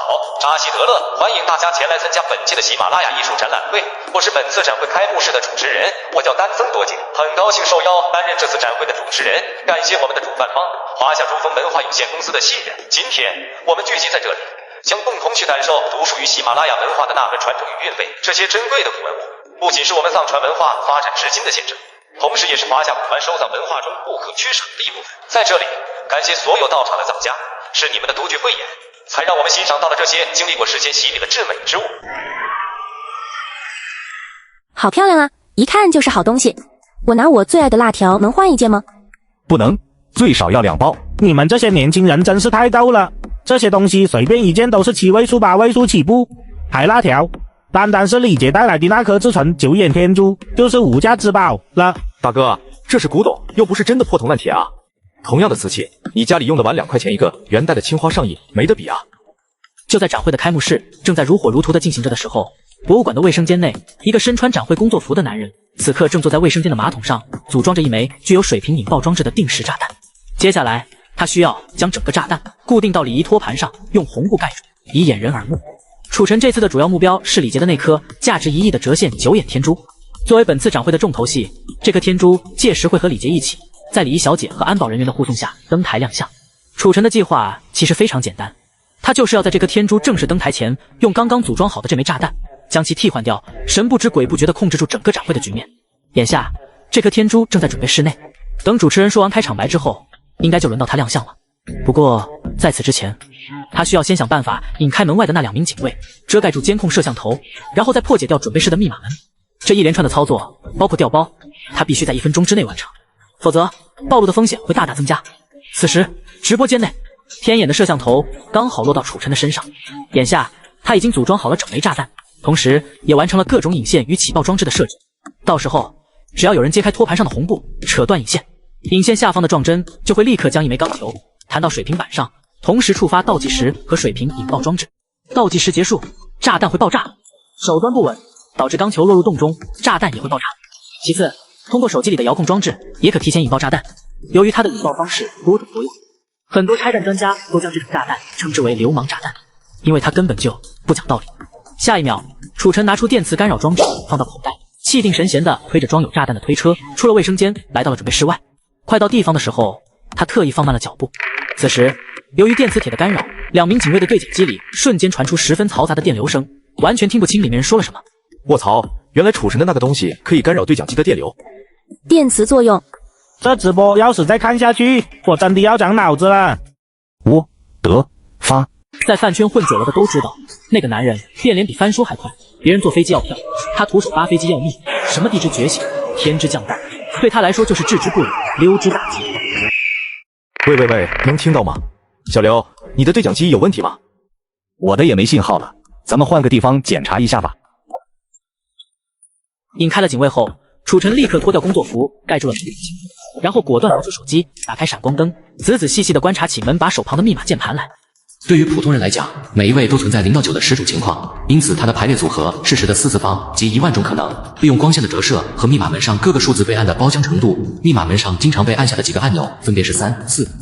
这个世界的密码所由4个数字组成，而5是磨损最严重的，所以密码组成分别是3、4、5、5。这4个数字的排列组合情况是12种，但尝试机会只有3次，错误后密码即被锁定。而博物馆的背景音乐播放的一直是藏族音乐，这种音乐跟 D 大调卡农非常类似，而且始终从高潮部分开始播放。这部分对应的简谱为骚咪发骚咪发骚扫拉西到赖，没错的话应该是5345。楚晨毫不犹豫输入密码，很快便破解了门锁。这家伙真是个全能型人才，他为什么懂得这么多啊？伪装易容，高空跳伞，黑龙18手，精通外语、化学、数学、心理学，还会开飞机。只有爽文才敢这么写吧。而就在这时，楚晨也推着推车走到了准备室中。来到房间内，他没有耽搁时间，立刻用自己制作的定时炸弹替换掉了那枚价值1亿的至纯天珠，并将其带在了身上。眼下，那2名警卫还没回来，借此机会，楚晨果断离开了这里，一路来到了监控室，干翻了2位工作人员。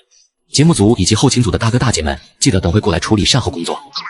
接到楚晨的通知，整个后勤组瞬间便进入到了工作状态，严密监控着他的一举一动。眼下，楚晨已经彻底掌握了监控室的操控权，整个珠峰博物馆的每一个角落全都暴露在了他的监视之下。此时此刻，通过监控的画面可以清楚地看到，1楼的展厅内，主持人丹增多吉已经说完了开场白，并邀请了一些主办方的负责人和与会的领导上台讲话，将整个会场的气氛搞得火热。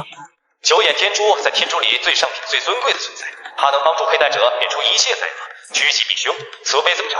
尤其是千年至纯九眼，更是可遇不可求，只有功德无量者才有机会与之结缘。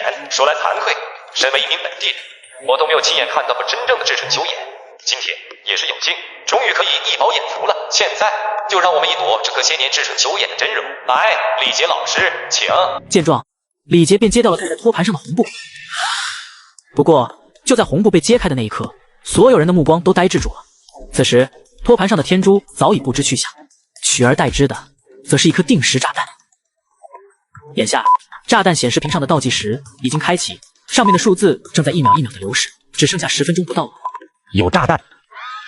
反应过来后，人群中不知道是谁突然喊了这么一嗓子，紧接着整个展厅便乱了套了，所有人都在四散奔逃。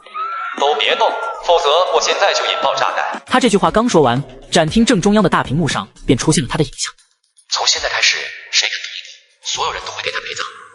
此言一出，原本还躁动的人群立刻冷静了下来，就连安保人员也是一样，根本不敢有任何的动作，生怕因此而激怒楚晨，酿成惨剧。大家好，我叫楚晨。首先，非常抱歉打扰大家的宁静。其次，我不想伤害任何人，只要你们按照我说的做，我可以保证你们不会有任何的危险。尤其是那位端着托盘的女士，您可千万不要乱动。这颗定时炸弹的内部有一个水平引爆装置，看到那个跟桌子，如果因为您的大意让它掉入那个洞里，整个博物馆马上就变成废墟。听了楚晨的这番话，豆大的汗珠从他的额头上一滴一滴的落下，在寂静的展厅里听得极为逼真。所有专家请注意，99号选手已经开始犯罪，请做好准备。小林还没查到他的位置吗？没有，我觉得他的犯罪地点应该不在燕京。这段时间我们的侦查重点一直都在这里，追击组的人都快把燕京给翻个底朝天了，但却始终没找到什么有价值的线索。眼下他已经开始犯罪了，如果他还在燕京的话，我们的人肯定会有所察觉的。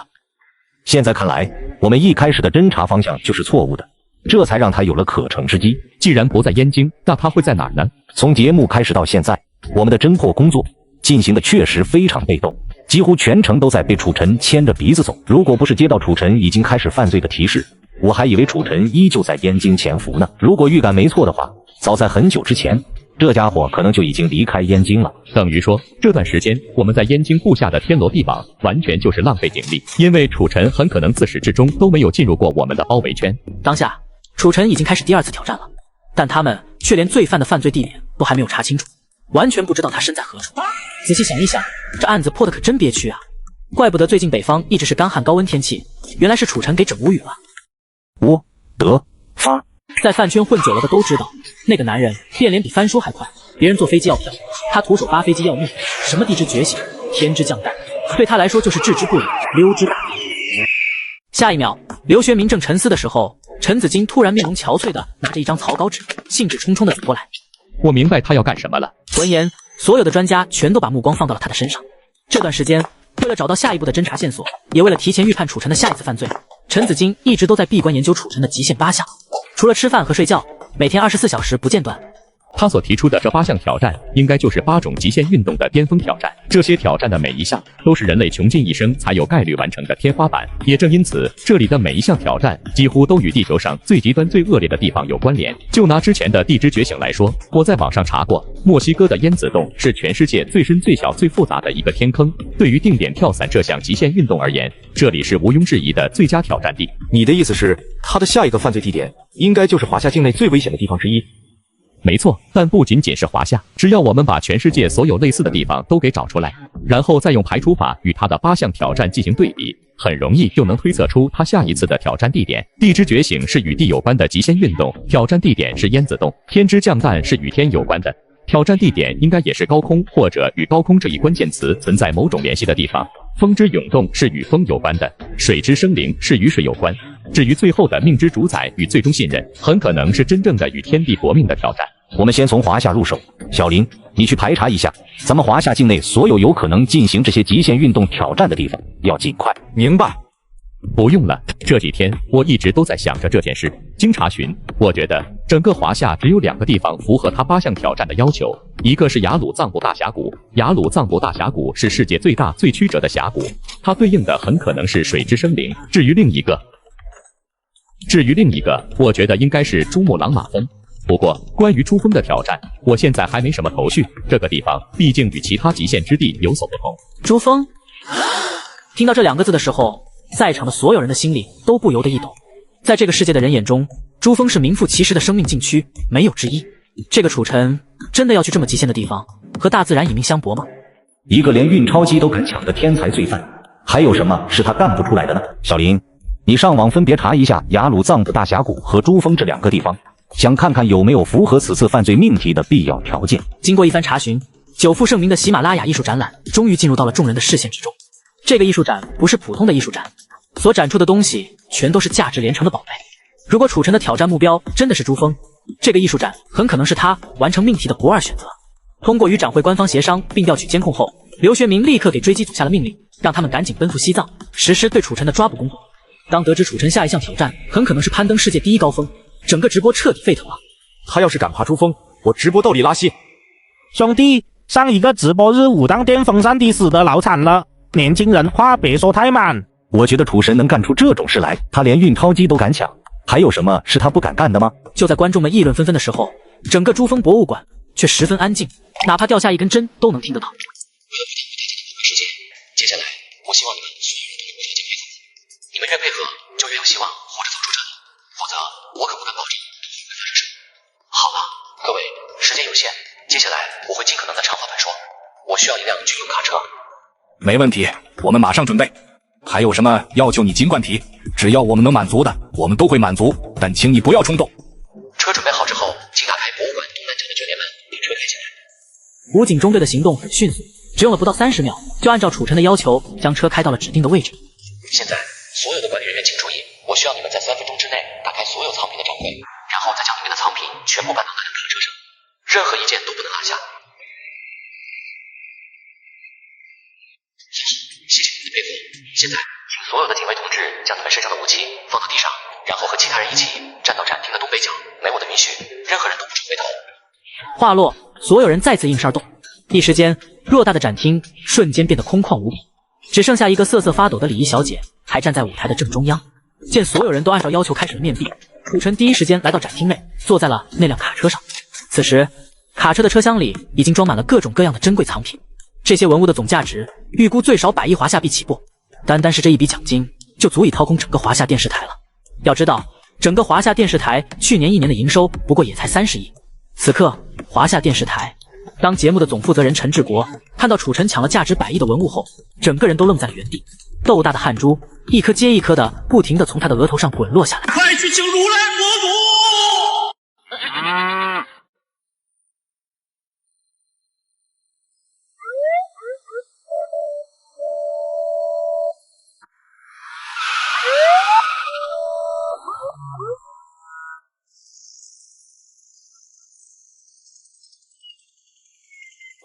前面的人听好了，你现在唯一的出路就是马上停车，不要负隅顽抗，一抗就是死路一条。驻地部队的军用武装直升机和其他兄弟部队正在赶来的路上，希望你考虑清楚目前的形势，何去何从你自己考虑。我们给你2分钟的时间考虑，2分钟之后，我们会对你和你的车辆进行无差别射击。特此警告。他跑，他追，他插翅难飞，他笑，他跳，他无理取闹。我操！我靠！一米5零两跳。这些武装直升机几乎都是在赶支援。这种新研发的航空火箭弹，只要一波齐射，至少可以精准轰炸28目标。一辆军用卡车在他的面前，分分钟就能变成灰烬。给你们10个胆，你们也不敢轰我。这卡车上可是载着价值100亿的珍贵文物，这些文物随便拿出来一件都是馆藏级的。一旦有文物被榴弹击中，这件事的性质就不一样了。这个道理你们不会不知道。楚晨也正是因为这一点，才笃定他们不会开枪。这段时间，他甚至都没有降到减速，一直都在保持最高时速，朝着几10公里外的巡山疾驰而去。当一场别开生面的追逐大戏正在寂寥的高原上拉开帷幕时，后勤组也在第一时间与当地的驻地部队取得了联系，并向他们说明了情况。韩小姐，这件事你们不用担心，早在你们来之前，我就已经接到了军区下派的命令，他们让我们务必保证那名罪犯与车上文物的安全。刚才我也已经向先头部队下了相关的命令，放心吧，不会有事的。真是麻烦您了。但有一点，我需要告知你一下，后续的抓捕问题，你们可能还得和武警那边去协调一下，因为这件事闹得确实是有点大，连定时炸弹都搞出来了。如果这颗炸弹真要是爆炸了，这件事的性质可就变了。这个我们以后会注意的。现在博物馆那边是什么情况？报告长官，拆弹专家和拆弹部队已经介入，并成功解除了危机，现场无人员伤亡。据专家说，他的炸弹只是雷酸果，威力并没有想象中的那么大。那就好，这样我等下可能有一个会，如果后续还有什么问题，你直接打到我办公室。好的，那徐长官，我们就不打扰了。眼下，驻地部队的相关领导虽然下了命令，让他们不准对楚晨开火，但荒原上的这场追逐戏却并没有因此而落下帷幕。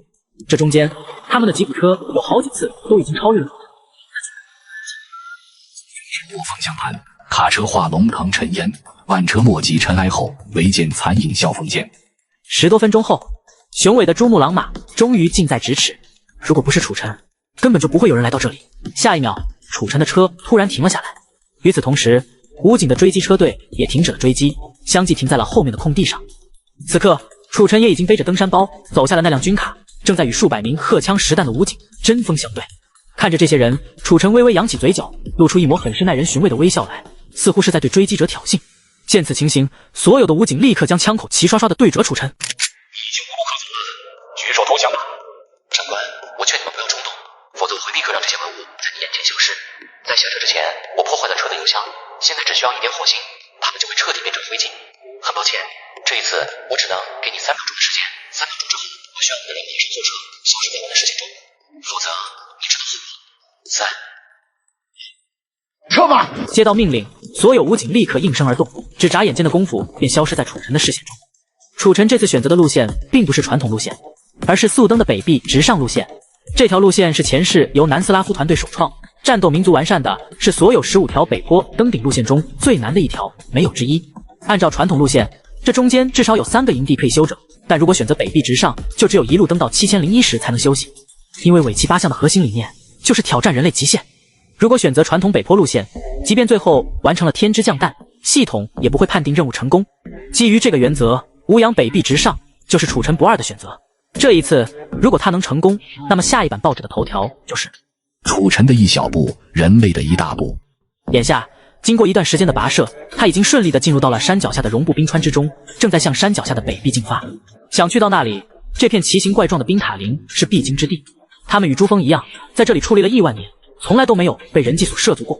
能看到这种美景，这辈子值了，随便截个图都能当手机屏保了。心疼一波专家组，等下要去珠峰上抓人。日前，大型真人秀模拟犯罪节目选手楚尘，在抢下价值100亿的藏传文物后，正在向珠穆朗玛峰方向逃窜。据悉，他的这次逃亡行动有极大的可能与他所提出的极限8项有关。日前，节目追击组搭乘的专机已经抵达拉萨国际机场，相关的抓捕行动预计马上就会展开。就在网络上热火朝天的讨论着这件事的时候，由周云和陈雄2位队长亲自带着出动的追击组也成功抵达了拉萨。我得发，在饭圈混久了的都知道，那个男人变脸比翻书还快，别人坐飞机要票，他徒手扒飞机要命，什么地之觉醒、天之降弹，对他来说就是置之不理、溜之大吉。到地方后，他们第一时间与驻地部队取得了联系，并向他们了解了整个案子的细节，确定了楚尘现在所在的位置。驻地部队也向他们伸出了援手，给他们派遣了一个加强营的兵力，还有10余架武装直升机，以及各种可以应对高海拔作战的装备，让他们自由发挥。由于时间紧迫，了解完基本情况下，两人第一时间便带领整个追击团队奔赴了现场。我们这边一切顺利，下飞机后，我们立刻就与武警总部和驻地部队取得了联系，他们给我们派了一个加强营的兵力和10余架武装直升机，并支援了一些必要的装备。这一次，这小子肯定跑不了，他选择往珠峰上逃窜，就是自寻死路。根据他现在所在的位置，我们初步的计划是先在珠峰的外围进行严密的布控，把网彻底撒开，然后所有人分成6组去追击，呈包夹之势，逼迫他进入到我们的包围圈中。到时候，除非他有能耐翻过这座山，不然肯定会落到我们包围圈中。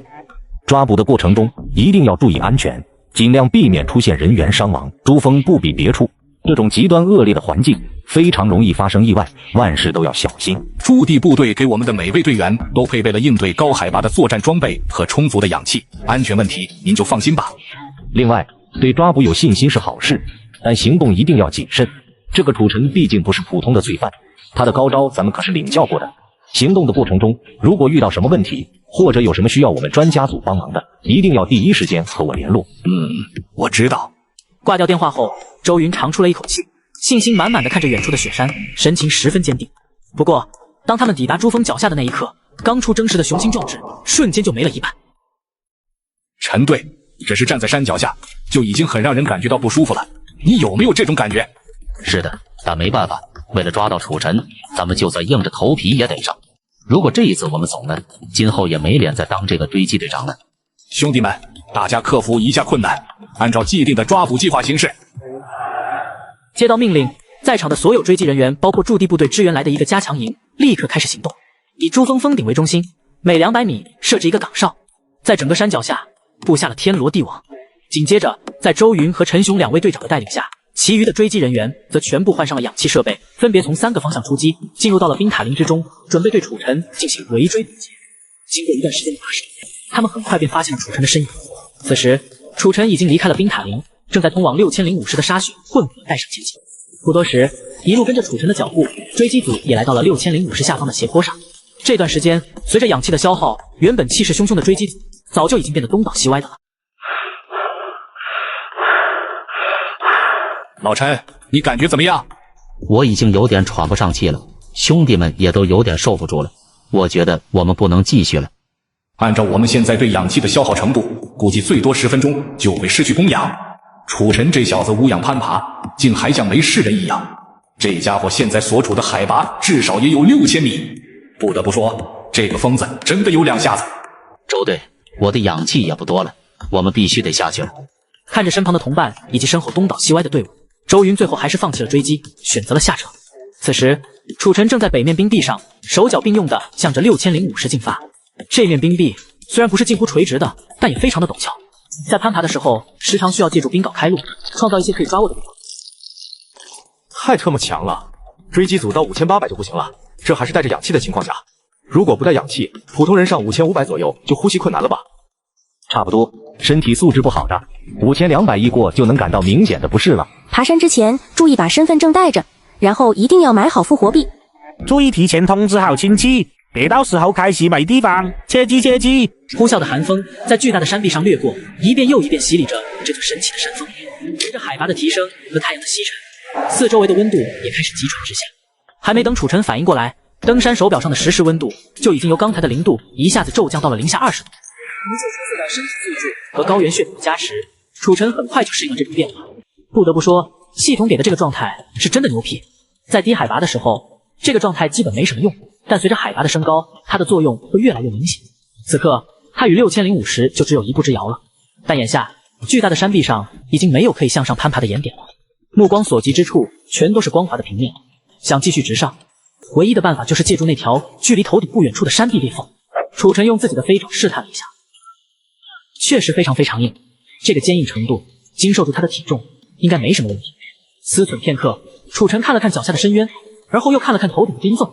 下一秒，连续做了3次深呼吸后，他整个人就像是一支被拉满弓的快箭，在离弦的刹那，挥舞着手中的冰镐，朝着目标飞了过去。身体上窜腾空的那一刻，由于脚下的踩踏，无数的冰屑在他的脚下突然炸开，将整个画面的真实感瞬间拉爆。丁，检测到宿主正处在危机时刻，暴走状态自动开启，持续时间30秒。凭借着暴走状态的加成，楚尘直接暴起，将全身的力量都集中在了右手，冲着那道冰蛇劈了过去。下一秒，就在直播间内观众议论纷纷的时候，砰的一声巨响突然传来。此时再看楚尘已经将手中的冰镐牢牢地刺进了那条冰缝之中，并以此稳住了身体，成功站上了6050。我得发，在饭圈混久了的都知道，那个男人变脸比翻书还快。别人坐飞机要飘，他徒手扒飞机要命。什么地之觉醒，天之降诞，对他来说就是置之不理，溜之大吉。据路透社报道，华夏出现一位天才少年，今年只有19岁，是最近大火的综艺节目《模拟犯罪》中的99号选手，无父无母，背景十分干净。前不久，他在墨西哥境内抢劫了华墨银行4个亿的华夏币，并将其分给了贫民窟里的平民。今天上午，他又抢劫了珠峰博物馆里价值100亿的古西藏文物。为了躲避追击，他现在正在往珠峰峰顶逃窜。随着点击量的持续增长，已经有越来越多的人开始注意到这件事。一时间，不仅仅是登山圈，整个世界都在关注着楚尘的一举一动。真是个疯狂的家伙。是啊，我们现在怎么办？此时，面对楚尘，2位见多识广的追击队长也没了主意，完全不知道下一步该怎么办。他现在所在的高度，整个地球上都没几个人能上去，上去抓人根本就不现实，只能想别的办法。我觉得我们可以在空中接近他。在空中接近他？你的意思是用防爆网？就是防爆网。这次带来的就有防爆网枪。所谓的防爆网枪，就是一种可以射出防爆网的工具枪。瞄准目标后，需要扣动扳机，就能把一张由高强度尼龙绳编织而成的捕捉网发射出去。一旦命中，目标会立刻丧失行动力。它的有效射程非常远，足足有200米，命中率也不错。如果操作得当，几乎可以达到100%命中。不过，这个命中率也仅仅只限于在平原地区，高海拔地区的使用效果到底如何，还没测试过。他现在行动不便，我们得抓住这个机会。的确是个办法。这样，周队，你来指挥，我带人飞过去。好，那你小心点。放心吧。敲定了方案之后，陈雄第一时间就带着5名追击队员上直升机，跟着楚尘飞了过去。与此同时，珠峰顶壁在成功站上6050后，楚尘并没有因此而停下来，而是选择了继续前进。6050之后的第2个节点就是7010。这段路是一个巨大的、一眼望不到尽头的陡坡。最关键的是，这段路是整个攀登过程中风力最大的地方。白天还好，到了晚上，这里的最大风力可以达到12级。基于这一点，必须在天黑之前一口气冲上7010。就在楚尘向7010发起冲击的时候，直升机螺旋桨的轰鸣声突然由远及近。发现目标，发现目标。目标没进入有效射程，能不能再飞近点？不行了，飞机已经到达最大上升高度了，你只有10秒钟的时间，10秒钟后我们必须下撤。此时，机舱内的电子仪器有的已经开始失灵了，各种警报声也响了起来。把门关上，我们必须得走了，立刻，马上！陈雄很不甘心，但最终还是放弃了瞄准，关上了舱门。关好门后，他气冲冲地摘下氧气面罩，愤怒地将防爆网枪摔在了旁边的座位上。感觉陈队长要被气死了，直升机都上不去的高度，楚晨上去了。以后谁要是犯事了，就往这里跑，绝对不会被抓住。确实不会被抓住，但会死。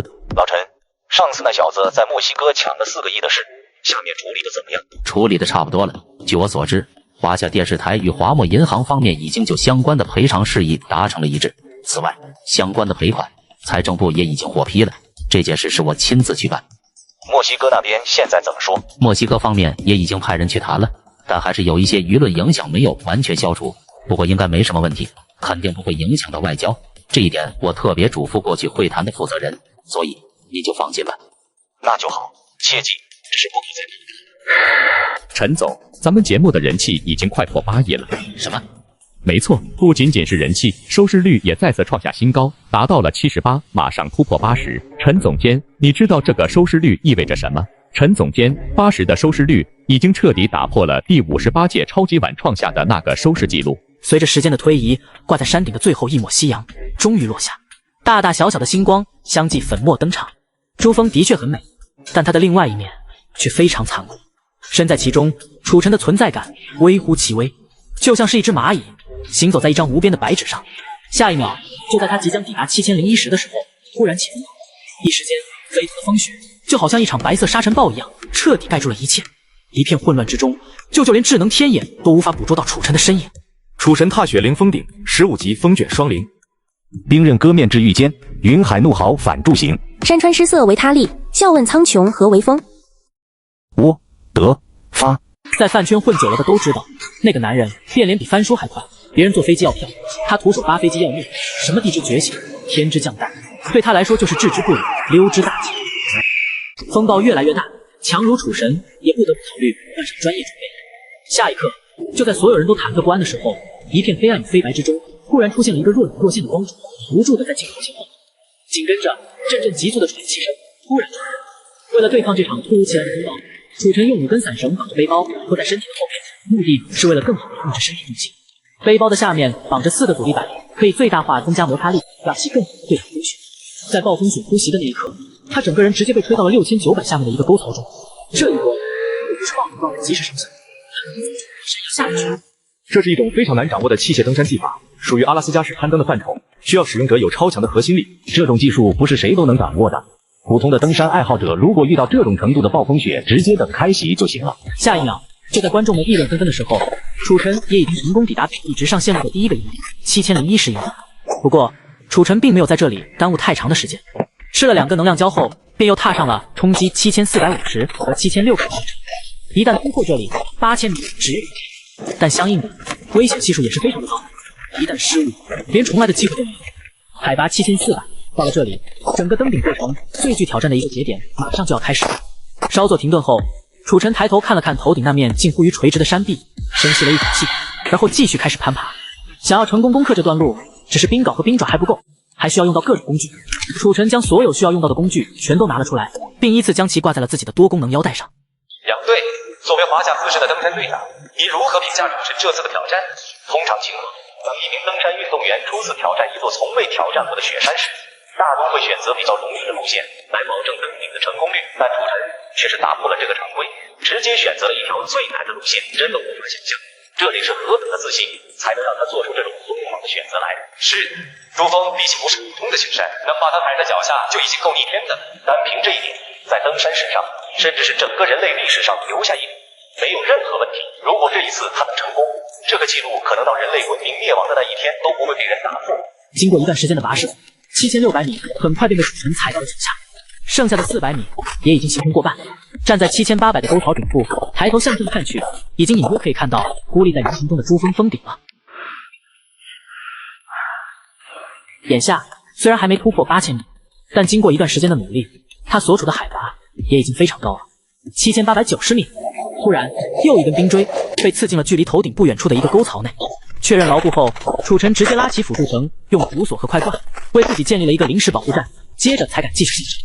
挑战进行到这里，楚晨的每一个动作都非常小心，时间1分1秒的流逝。苍凉的雪山上，寒风呼啸，仿佛造物者迷醉的低语，在不断歌颂着自己最杰出的人。当楚尘即将站上8000米的那一刻，直播间内的人气也很气愤的突破了10亿。这些人气并不都来自于华夏，还有很多是外国的。通过这样的方式，楚尘的这次挑战开始被越来越多的人所熟知，他的视频也传播到了世界上每一个角落。古强赛的土豆者，贫民窟里的孩童，正在吃午餐的美国中学生，南太平洋的岛国部落。这一刻，大家的肤色虽然不同，但在看视频时所流露出来的表情却如出一辙，就像是一个模子里刻出来的一样。自打站上8000米的那一刻，他脑海里的系统提示音就没停下来。恭喜宿主收到来自麦登的震惊值 X10。叮，恭喜宿主收到来自普京的震惊值 X10。叮，恭喜宿主收到来自三胖的震惊值 X10。听到这些提示音，楚尘也下意识地瞄了一眼系统里的震惊值。原本他以为有个1000万就差不多了，但打开一看，却直接傻了眼，竟然足足有3000万！全体起立！真的不敢想象，我感觉我的肺就要炸了。我该用什么样的语气、什么样的语言来表达我现在的乱七八糟的心情？当看到楚尘向8800进发的那一刻，5位专家激动之余，都在想着同样的一个问题：这次挑战之后，他会逃到哪里去？下一项挑战又会是什么呢？这个问题在楚尘开启挑战的那一刻，就时不时的会跳出来，如今又浮出了水面。我觉得我们不用着急，追击组已经在山脚下布下了天罗地网，这次他肯定跑不了了。我们现在要做的就是按兵不动，静静的等待着他完成这项挑战，然后从山上下来。他只要下山，就一定会落入到我们提前设置的包围圈中。这件事很可能不会像林旭说的这么简单。既然他选择了开启这项挑战，就肯定想好了亏。他这样的罪犯，绝不会傻到眼看着圈套往里跳。但珠峰毕竟不是普通的小山头，上山难，下山更难。在这么苛刻的条件下，同时又要面对追击组的围追堵截，就算是有3头6臂，也很难全身而退啊。这一点他应该早有预料。可要是这样的话，他的退路又会是什么呢？天色已亮，地球的最高点8848米，终于等来了那个男人。楚尘刚好踱步到峰顶边缘，并用脚踢了一块石头下去。看到这一幕，一些恐高的观众直接受不了了，再次发出弹幕：“你不要过来啊！”楚尘踢下这块石头的用意，就是为了测试风向和风速，并根据他下落的速度来确认一下大致的开伞时间。因为等一下，他马上就要开启这次挑战的重头戏——疾风高坡伞降。风向西北，风速约为14至20米每秒。受到气流影响和昆布冰川的存在，可选择的降落地点非常少，稍有差池可能就会撞到那些延伸出来的冰塔林上。没错，这次的伞降目的地并不是北坡的藏区高原，而是南坡的尼泊尔萨迦玛塔国家公园内，也就是南坡塔本营的附近。现在的时间是2024年6月26日，我所在的位置是珠穆朗玛峰的峰顶，海拔2840米。这里是地球的最高点，但这并不是我挑战的终点，我的犯罪还会继续。如果你们还想抓我的话，随时不行。一切准备就绪之后，他冲着镜头给全世界的看客们留下了一个耐人寻味的微笑，接着便开始缓缓向后撤退，开始了起跳的助跑，冲着雪山南坡的天空飞驰而去。应该是跳伞，你们看跳的方向，估计是想逃到隔壁的尼泊尔去。我当时以为他会选择一条更为极端的下山路线来躲避追击组的围堵。我当时以为他会按原路返回，与追击组正面周旋，可现在看来，这些猜测都不对。原来楚尘所谓的挑战还没有结束，居然会是从珠峰上一跃而下。与此同时，珠峰北坡山脚下的大本营，这段时间我想了无数个楚尘可能采取的逃脱方式，唯独没想到跳伞。可这家伙却偏偏这么做了，在珠峰上跳伞，这他妈和找死有什么区别？这家伙真的不要命了！陈队，赶紧通知燕京的专家组办，告诉他们，楚尘在登顶珠峰之后，用跳伞的方式逃往尼泊尔了，现在下落不明。指挥室，我是刘学民。刘老，我是陈雄。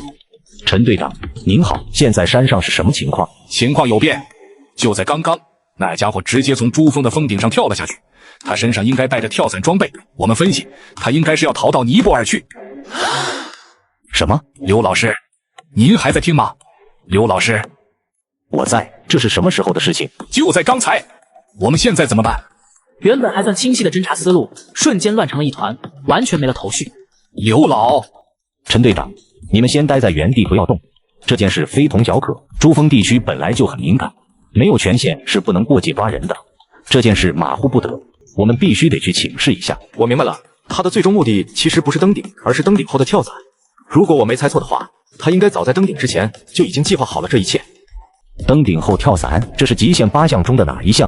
命之主宰吗？是天之降诞。各位，我们一开始的推理方向就是错误的。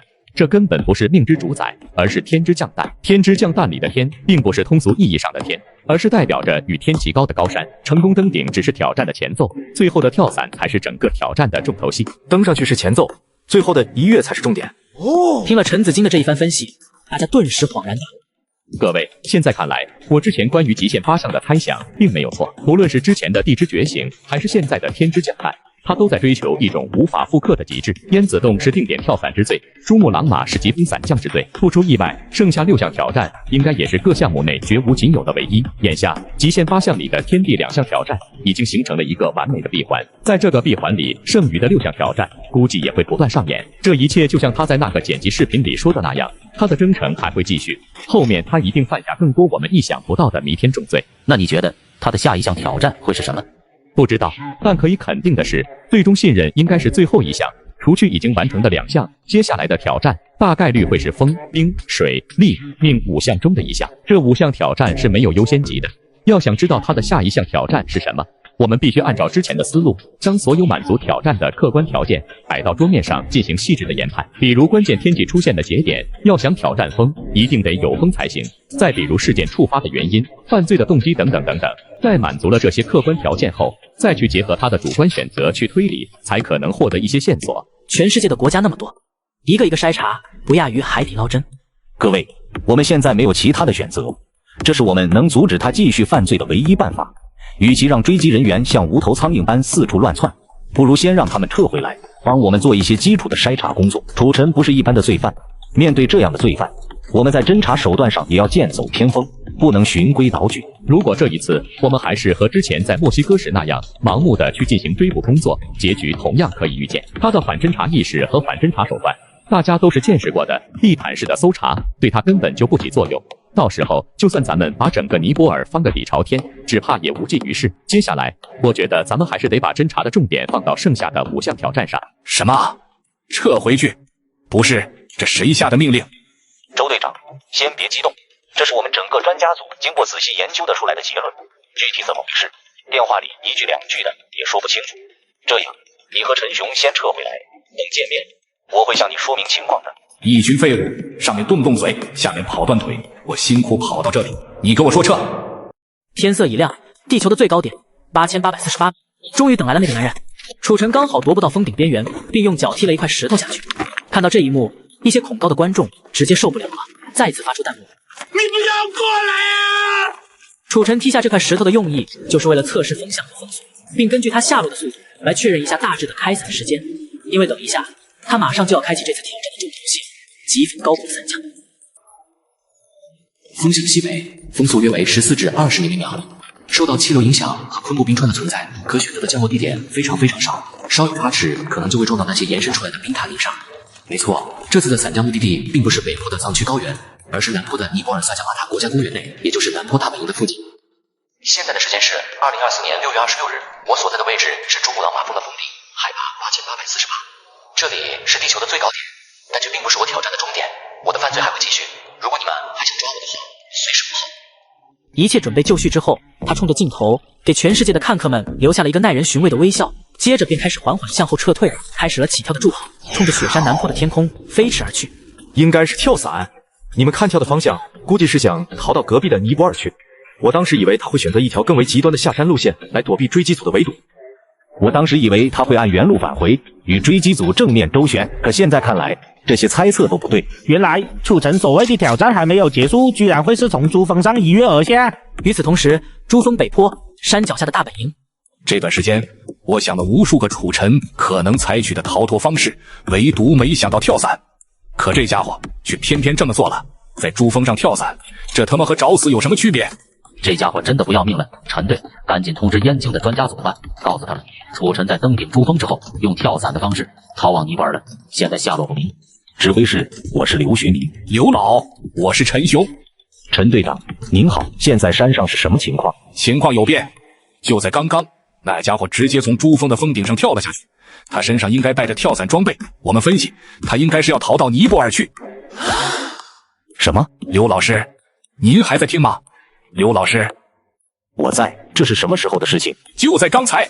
我们现在怎么办？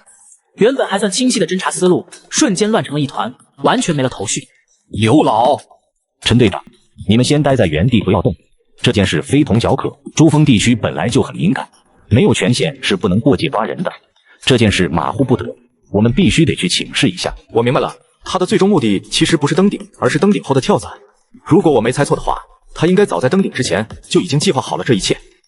登顶后跳伞，这是极限8项中的哪一项？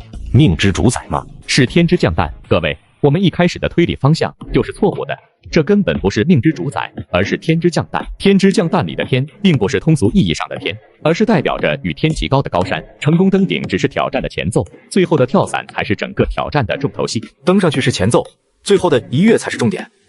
听了陈子金的这一番分析，大家顿时恍然大悟。各位，现在看来，我之前关于极限8项的猜想并没有错。无论是之前的地之觉醒，还是现在的天之降诞，他都在追求一种无法复刻的极致。燕子洞是定点跳伞之最，珠穆朗玛是疾风伞降之最。不出意外，剩下6项挑战应该也是各项目内绝无仅有的唯一。眼下，极限8项里的天地2项挑战已经形成了一个完美的闭环，在这个闭环里，剩余的6项挑战估计也会不断上演。这一切就像他在那个剪辑视频里说的那样，他的征程还会继续。后面他一定犯下更多我们意想不到的弥天重罪。那你觉得他的下一项挑战会是什么？不知道，但可以肯定的是，最终信任应该是最后一项。除去已经完成的2项，接下来的挑战大概率会是风、冰、水、力、命5项中的一项。这5项挑战是没有优先级的。要想知道他的下一项挑战是什么，我们必须按照之前的思路，将所有满足挑战的客观条件摆到桌面上进行细致的研判。比如关键天气出现的节点，要想挑战风，一定得有风才行。再比如事件触发的原因、犯罪的动机等等等等。在满足了这些客观条件后，再去结合他的主观选择去推理，才可能获得一些线索。全世界的国家那么多，一个一个筛查，不亚于海底捞针。各位，我们现在没有其他的选择，这是我们能阻止他继续犯罪的唯一办法。与其让追击人员像无头苍蝇般四处乱窜，不如先让他们撤回来，帮我们做一些基础的筛查工作。楚尘不是一般的罪犯，面对这样的罪犯，我们在侦查手段上也要剑走偏锋，不能循规蹈矩。如果这一次我们还是和之前在墨西哥时那样盲目的去进行追捕工作，结局同样可以预见。他的反侦查意识和反侦查手段，大家都是见识过的，地毯式的搜查对他根本就不起作用。到时候就算咱们把整个尼泊尔翻个底朝天，只怕也无济于事。接下来，我觉得咱们还是得把侦查的重点放到剩下的5项挑战上。什么？撤回去？不是，这谁下的命令？周队长，先别激动，这是我们整个专家组经过仔细研究的出来的结论，具体怎么回事，电话里1句2句的也说不清楚。这样，你和陈雄先撤回来，等见面了，我会向你说明情况的。一群废物，上面动动嘴，下面跑断腿，我辛苦跑到这里，你给我说撤。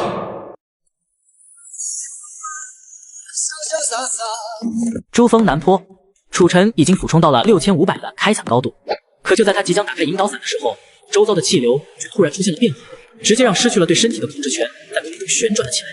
死亡旋转的过程中，跳伞者是不能够开伞的。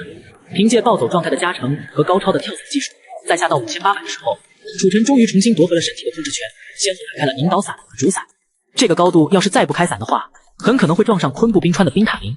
经过一段时间的滑行，楚尘已经操纵着降落伞飞出了冰塔林。此时，他的眼前是一片非常平坦的荒原。眼下，2个久居深山的信奉佛教的牧民亲眼看着楚尘从神山的方向飞来，都以为是萨钦将士，一时间又惊又喜。你们好啊！萨钦大人，你从哪儿来？我不是萨钦大人，我是华夏人，我从山顶来，我爬上了那座雪山，然后又跳到了这里。什么？你说你爬上了神山？这怎么可能？朋友，那里我们凡人是去不了的，没有萨钦大人的允许，你是去不到上面的。你们不是亲眼看着我飞下来的吗？你会飞？楚尘很无奈地笑了笑，不再和他们争辩。朋友，我需要去加德满都，你们能想办法送我过去吗？加德满都那里离我们这里很远啊。有多远？几百公里。他在萨迦玛塔的尽头，就算是飞，也要飞上1天1夜。楚尘都快被他们给逗笑了，实在是不知道该说些什么。你的这个东西真的能飞到天上去吗？不能，它不是飞行工具，是降落伞，可以让人从高处跳下来，不受到任何的伤害。老兄，你们还没回答我的问题呢，你们能不能帮我离开这里？那里太远了，我只能骑马把你送到萨迦玛塔的镇子上。如果你愿意，我现在就能送你过去。好，那我们现在就出发吧。坐在后面几乎感受不到任何的颠簸，甚至比坐车还要舒服，只眨眼间就跑了几公里。赶路的这段时间，楚尘也是没闲着，直接唤起了系统，查看起这次的任务奖励来。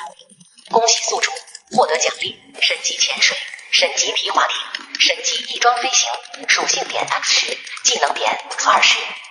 不愧是主线任务，一下子就获得3个神级技能。翼装飞行和皮划艇没什么好说的，这2项神技都是挑战极限8项座必须掌握的技能。皮划艇对应的挑战是力之涌现，翼装飞行对应的则是风之涌动。眼下新的主线任务虽然还没更新，但根据这2个奖励，估计下一项挑战应该就是这2项运动里的其中一项。除了这2个与挑战相关的技能外，剩下的神级潜水也是非常的实用。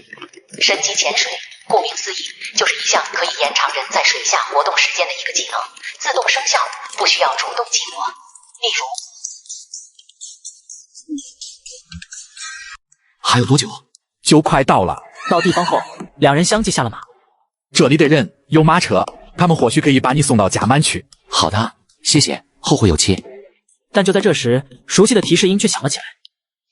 新的系统任务已发放，请注意查收。任务名称：力之涌现，任务时限20天。任务类型：主线任务。任务内容：1，在任务时限内随机抢劫一座南非钻石矿，抢劫金额不得低于1000亿华夏币。2，在任务时限内通过自力的方式驾驶激流皮划艇，从千里溪河的源头出发，走完刚果河全程，到达北大西洋。3，在任务时限内收获3000万震惊值。钻石矿、皮划艇、刚果河。看着任务详情中的这几个关键词，楚尘才刚落定的心瞬间又提了起来。力之涌现这项挑战，在《极道者》电影中是8项挑战中的第1项。根据电影的设定，力之涌现是驾着越野摩托，在犹他州的山地与峭壁间穿行。但这一次的主线任务，系统却并没有严格按照电影中的设定来进行，而是直接把挑战强度给拉满了。不仅要抢劫一座价值上千亿的钻石矿，还得自力驾驶皮划艇走完刚果河的全程。关于刚果河，非洲当地曾流传着这么一句谚语：没有哪条鱼可以完好无损地游完刚果河全程。驾驶着一艘皮划艇，一口气完成全程数千公里的无动力激流漂流，途经几10个世界级的超大型瀑布，这样的挑战绝对配得上极限8项的名头。想到这里，楚尘抑制住心中的激动，当即便决定抓紧离开尼泊尔，第一时间前往南非。当无数网友都在关注着这件事的时候，5位专家和10位追击队长也相聚在了指挥室内，针对楚尘的案子展开了激烈的讨论。自节目开播以来，这是整个追捕团队所召开的第1次碰头会议。各位，今天把大家叫到这里来，主要是想讨论下楚尘这个案子。从节目开播到现在，楚尘只用了短短不到1个礼拜的时间，就在我们的眼皮子底下进行了2次惊世骇俗的犯罪活动。他的第1次作案就剑走偏锋，直接抢劫了一架载有4亿华夏币运钞机。第2次作案，目标是珠峰博物馆的100亿文物。得手后，为了躲避抓捕，他登上了珠穆朗玛峰，并利用跳伞的方式逃到了对面的尼泊尔，至今下落不明。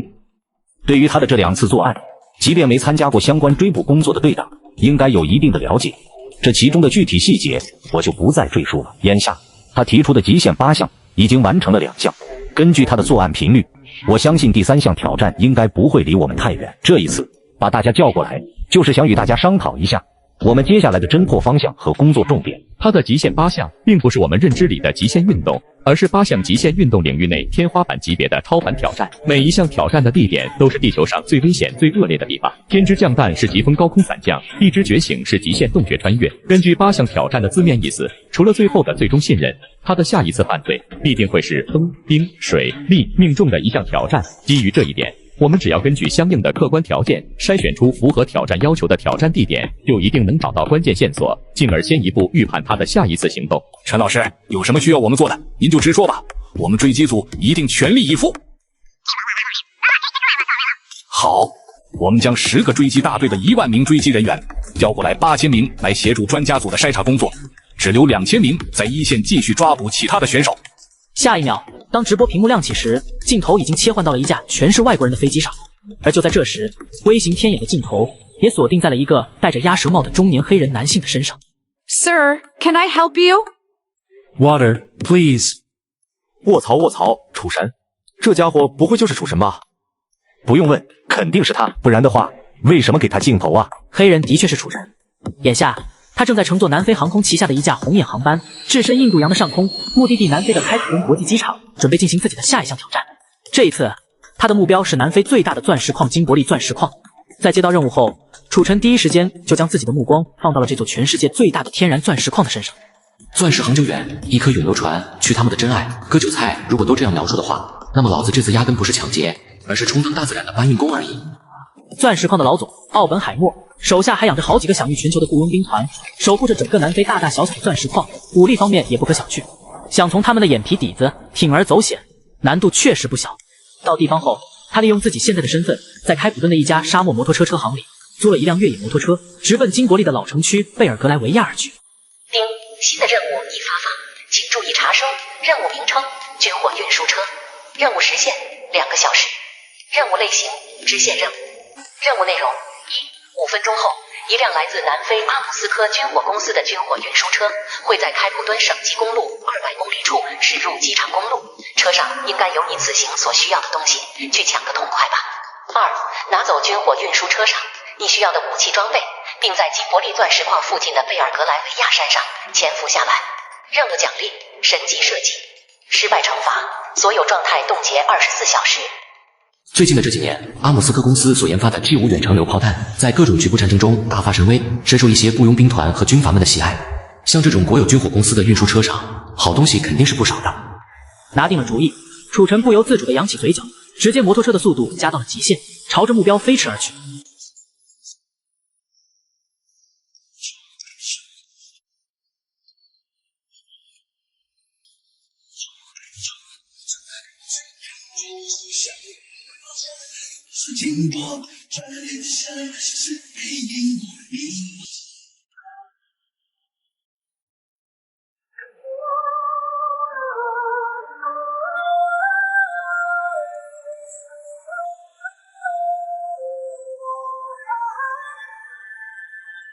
放心，这小子肯定又是哪一个普通的飞车党而已，用不了多久就会超过我们。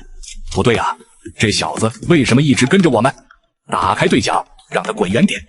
后面的那辆摩托车离我们远点，这是唯一的一次警告。如果再靠近，我们可不敢保证我们不会采取相应的应急手段。说完，他放下对讲，但身后的摩托车却依旧没有离开。下一秒，2个士兵第一时间端起了挎在身上的微冲，进入到了战斗准备状态。不过，当他们再次看向后视镜的时候，一直尾随在他们身后的摩托车竟突然不见了踪影。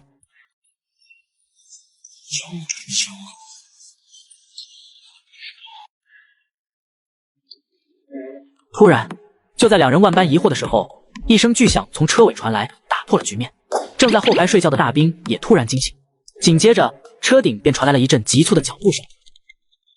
听到脚步声，持枪的汤姆和杰瑞立刻将枪口对准了驾驶室的顶棚，同时手指也搭在了扳机，摆出一副随时都会开枪的架势。但就在这时，脚步声却停止了。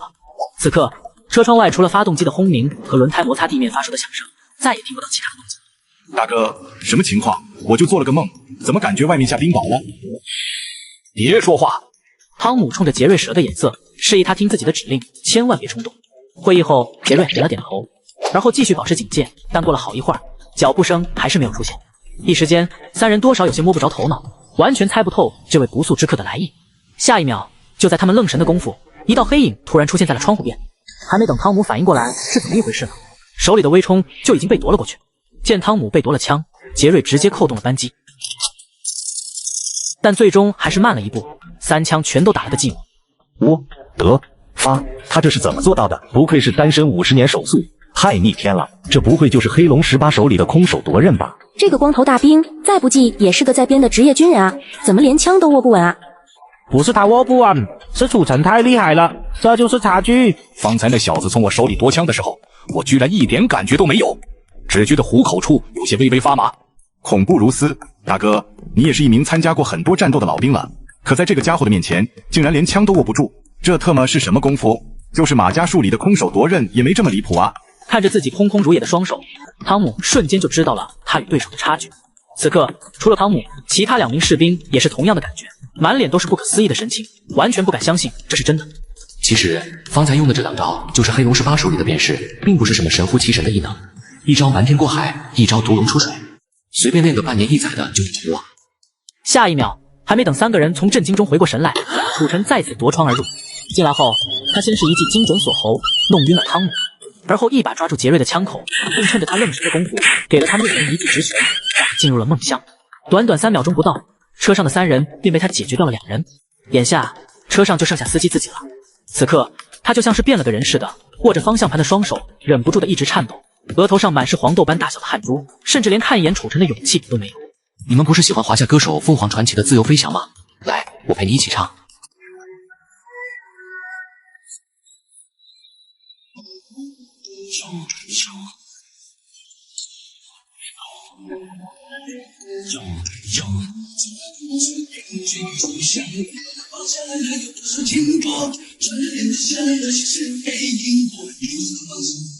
好了，歌也唱完了，你可以下车了。可能是因为太过紧张了，他并没有听到楚尘的命令。我让你停车。闻言，司机如梦初醒，直接一个急刹，手忙脚乱的将车停在了公路边。卡车停下来后，司机听话将2人抬下车，又小心翼翼的关好车门。谢谢，后会有期。说着，楚尘冲着他们挥了挥手，然后便一脚油门开了出去。但这家伙只走了不到50米，便又退了回来。见楚尘又回来了，司机当场就被吓尿了。老兄，别紧张，我只是想告诉你们，别忘了帮我报警。留下这句话后，楚尘直接摇上了车窗，驱车逃离了事发现场。疾风掠影一瞬间，夺枪探囊取物般，军车楚神作下计，突如大兵稳苍天。下一秒，他果断松开了方向盘，将一杆放在副驾驶座的 RPG 扛在了肩上，而后二话不说，立刻朝着前方车队不远处的地面上来了一炮。总署长，出事了！出什么事了？别着急，坐下慢慢说。那个华夏人，他到南非来了。华夏人？什么华夏人？什么？您还不知道吗？就是那个最近在油管上很火的模拟犯罪的明星选手楚尘，您不会还没听说过吧？这几天忙得焦头烂额，几乎寸步不离办公室，我根本没空去关心网络上的新闻。楚尘的那些事，我也只是听人提过那么一嘴，才知道有这么1号人，但具体是什么情况，不是很了解。这个疯子在节目里提出了一个名叫极限8项的极限运动挑战，每一项都非常作死。截至目前，他已经完成了其中的2项，一个是墨西哥的燕子洞，一个是华夏的珠穆朗玛峰。他来南非干什么？不知道，但肯定与他的第3次挑战有关，而且他已经开始行动了。就在刚刚，他抢了阿姆斯科公司的军火运输车，正在机场路往北逃窜。什么？阿姆斯科公司可是国有的军火制造商，连中非那些军阀都不敢打他的主意，他一个华夏人怎么敢的呀？这家伙一定是疯了！你说的是真的吗？千真万确。这段时间，我们的报警中心接到了数以万计的报警电话，他抢劫的那段视频也在网上传疯了。老兄，别紧张，我只是想告诉你们，别忘了帮我报警。署长，他这是在向我们挑衅。他这是在和整个国防军作对。是啊，现在估计军方那边应该也得到消息了。署长，我们怎么办？要出警吗？他现在在什么位置？应该还在机场公路一带。这样，你先去通知交管部门，让他们封住开普敦全市所有省际公路的出入口，并协助我们进行全程戒备。过程中如果发现目标，可以直接进行抓捕，但一定要留活口。这件事还不能定性为单纯的暴力犯罪，我得和国家总署那边做个汇报，让他们和华夏方面通个气，看看到底怎么处理。好的，署长，我马上去办。猫蛋儿离开办公室后，狗蛋儿也是不敢怠慢，直接与国家总署取得了联系，将整个案子完完整整的向有关领导做了汇报。在离开案发现场后，楚尘大致检查了一下这辆军火运输车上的战利品，结果真是不看不知道，一看吓一跳，这上面的军火足够装备一个特种突击队了。微型遥控炸弹、遥控 C4、RPG、石墨火箭弹、火箭筒、各种枪械、防弹衣、单兵夜视仪等等等等，全部都是刚从兵工厂出炉的，每一样都是难得一见的宝贝。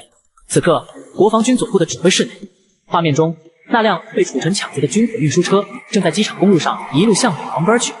报告长官，咱们的侦察无人机已经锁定了目标。他车上的军火查清楚了没有？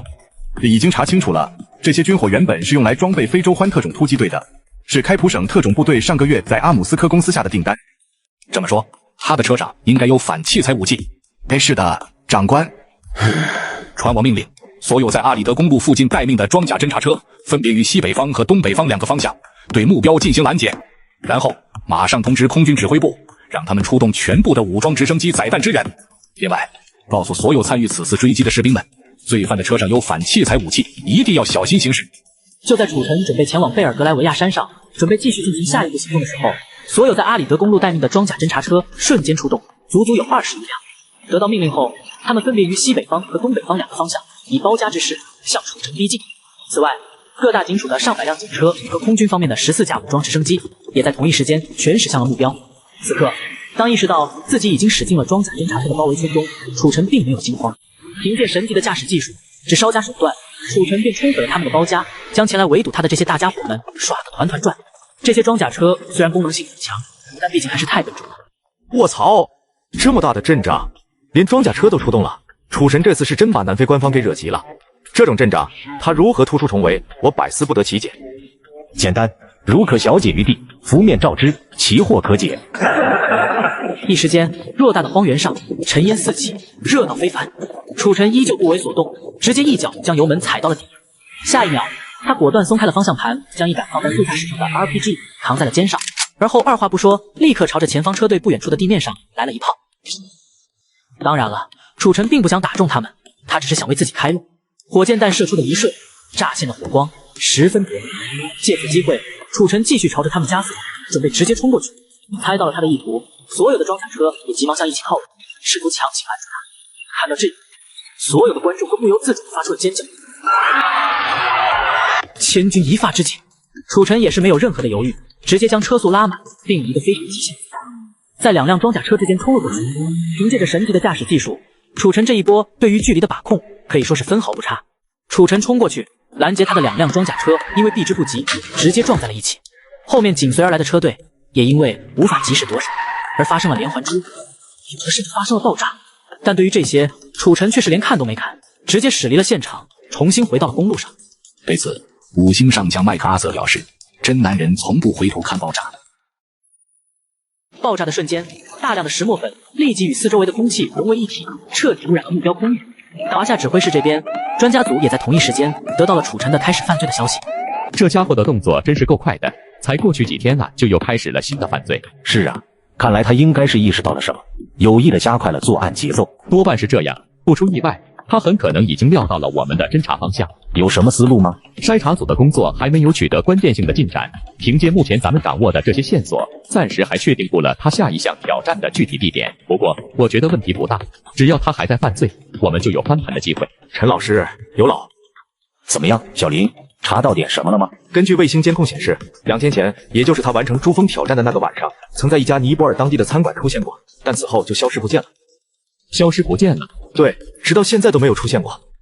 看来这小子估计又是假借了谁的身份，给我们来了这么一出金蝉脱壳。不出意外，问题应该就出现在那家餐馆里。这样吧，我亲自去一趟加德满都，看看他到底搞了什么名堂。也好，那这样让陈雄和周云跟你一起，路上有个照应。行，我们马上出发。此刻，南非国防军总部的指挥室内，大屏幕上的爆炸触目惊心。看着这一切，总司令的表情非常沉重。老子打了一辈子仗，什么样的敌人没见识过？但像楚晨这样敢单枪匹马硬刚一个装甲加强团的战士，真是第一次见。哪怕是南非最出色的特种部队非洲欢突击队，放在他的面前都会略逊一筹。真的很难想象，这家伙仅仅只是一个年满19岁的年轻人。长官，什么事？空军方面发来消息，他们的武装直升机已经锁定了目标，请您做下一步的指示。告诉他们不要开火，用电磁脉冲发射器。我刚接到上面领导的命令，一定要100%确保这个人的安全。好的，长官。等等，长官，还有什么指示吗？刚才的爆炸有没有人员伤亡？有几名士兵轻伤，没有人阵亡，但有一辆装甲车报废了。知道了。与此同时，追击现场才刚解决掉装甲兵团，一大队武装直升机便气势汹汹从不远处赶了过来。楚晨也是没有废话，直接拿出一枚石墨火箭弹装到了 RPG 上，冲着身后的天空干脆利落的放了一炮。楚晨发射的这枚火箭弹是石墨火箭弹，弹头内装有大量的石墨粉，一旦有电子设备沾染上这种东西，就会彻底失效。射出的火箭弹在画出一道优美的弧线后，终于在不远处发生了爆炸。爆炸的瞬间，大量的石墨粉立即与四周围的空气融为一体，彻底污染了目标空域。当武装直升机驶入的那一刻，飞机上的电子设备瞬间失灵，发出了警告：仪器失灵，立即返航！仪器失灵，立即返航！除了武装直升机，一直跟拍他的战地无人机和微型无人天影也都发生了故障。下一秒，就在观众们大呼小叫的时候，整个直播间突然就黑屏了。这个该死的家伙，狗蛋，狗蛋！长官，我在，快，马上通知气象部门，让他们对整个开普省进行一次大强度的人工降雨，能下就下多久？用大雨把那些该死的石墨粉给我洗干净。是，长官。此时，楚尘已经进入到了金伯利地界，巍峨的贝尔格莱维亚山就坐落在视线的最远处，在这座山的下面，就是大名鼎鼎的金伯利钻石矿。下一秒，他刚把车停下，久违的系统提示音便响了起来。丁，恭喜宿主完成任务，任务奖励已发放，恭喜获得百科全书之神级设计一本。神级设计可不仅仅指针对枪械，还包括剑、飞刀以及所有投掷类的冷兵器，涵盖的非常全面。例如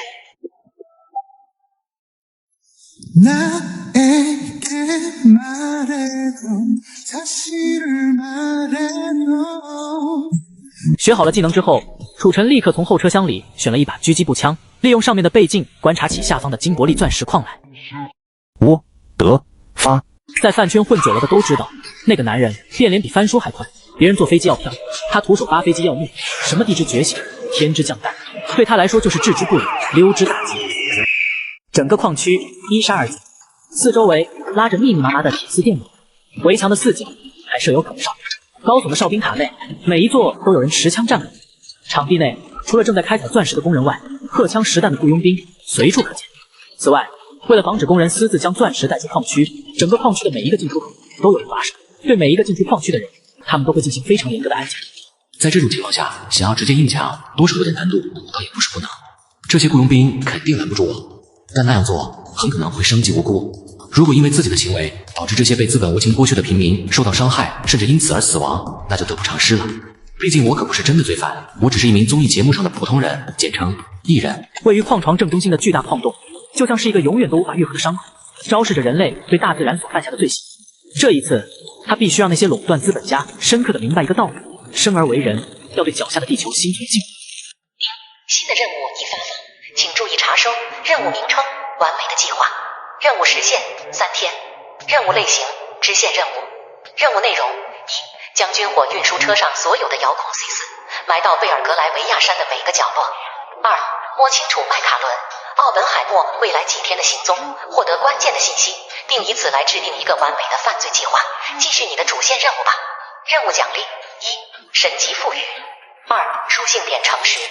失败惩罚：所有状态冻结24小时。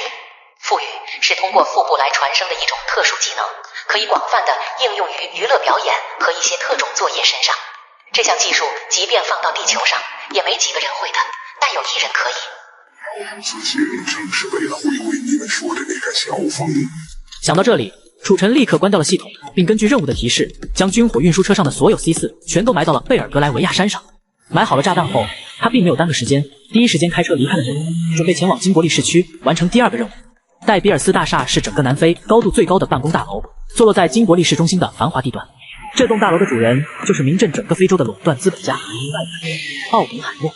他做的家常林肯，就连玻璃都防弹。每次出行，身旁都会簇拥着数十名贴身保镖，以保证他的人身安全。其居住的奥本海默庄园里，更是号称全南非最安全的地方。常年驻扎着数百名全副武装的职业雇佣兵，想要接近他，并不是一件容易事，只能从他身边的人下手。为了掩人耳目，楚尘直接把军火运输车藏进了金伯利城郊的棕榈林，只带了几个必要的武器装备在身上，防弹衣、手枪、微型炸弹等，以备不时之需。很快，一切准备就绪之后，楚尘第一时间进了城，并在戴比尔斯大厦附近的一个宾馆里潜伏了下来。接下来的2天，他一直都在这里和戴比尔斯大厦附近活动，直到彻底摸清楚了麦卡伦未来几天的行踪。计划已形成。丁，恭喜宿主完成任务，任务奖励已发放，神级赋予乘1，属性点诚实。通过这几天对整个戴比尔斯和麦卡伦的调查，楚尘获得了几个非常关键的信息。第一，那颗享誉世界的世纪之钻就镶嵌在麦卡伦的文明杖上，几乎片刻不离其身。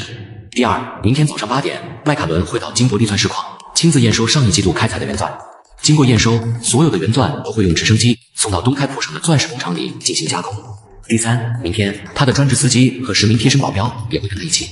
第四，麦卡伦的司机每天下午5点都会准时到公司旁边的咖啡店里买上一杯美式，之后他会到大厦的地下停车库内取车，并在晚上6点半之前准时出现在大厦的门前。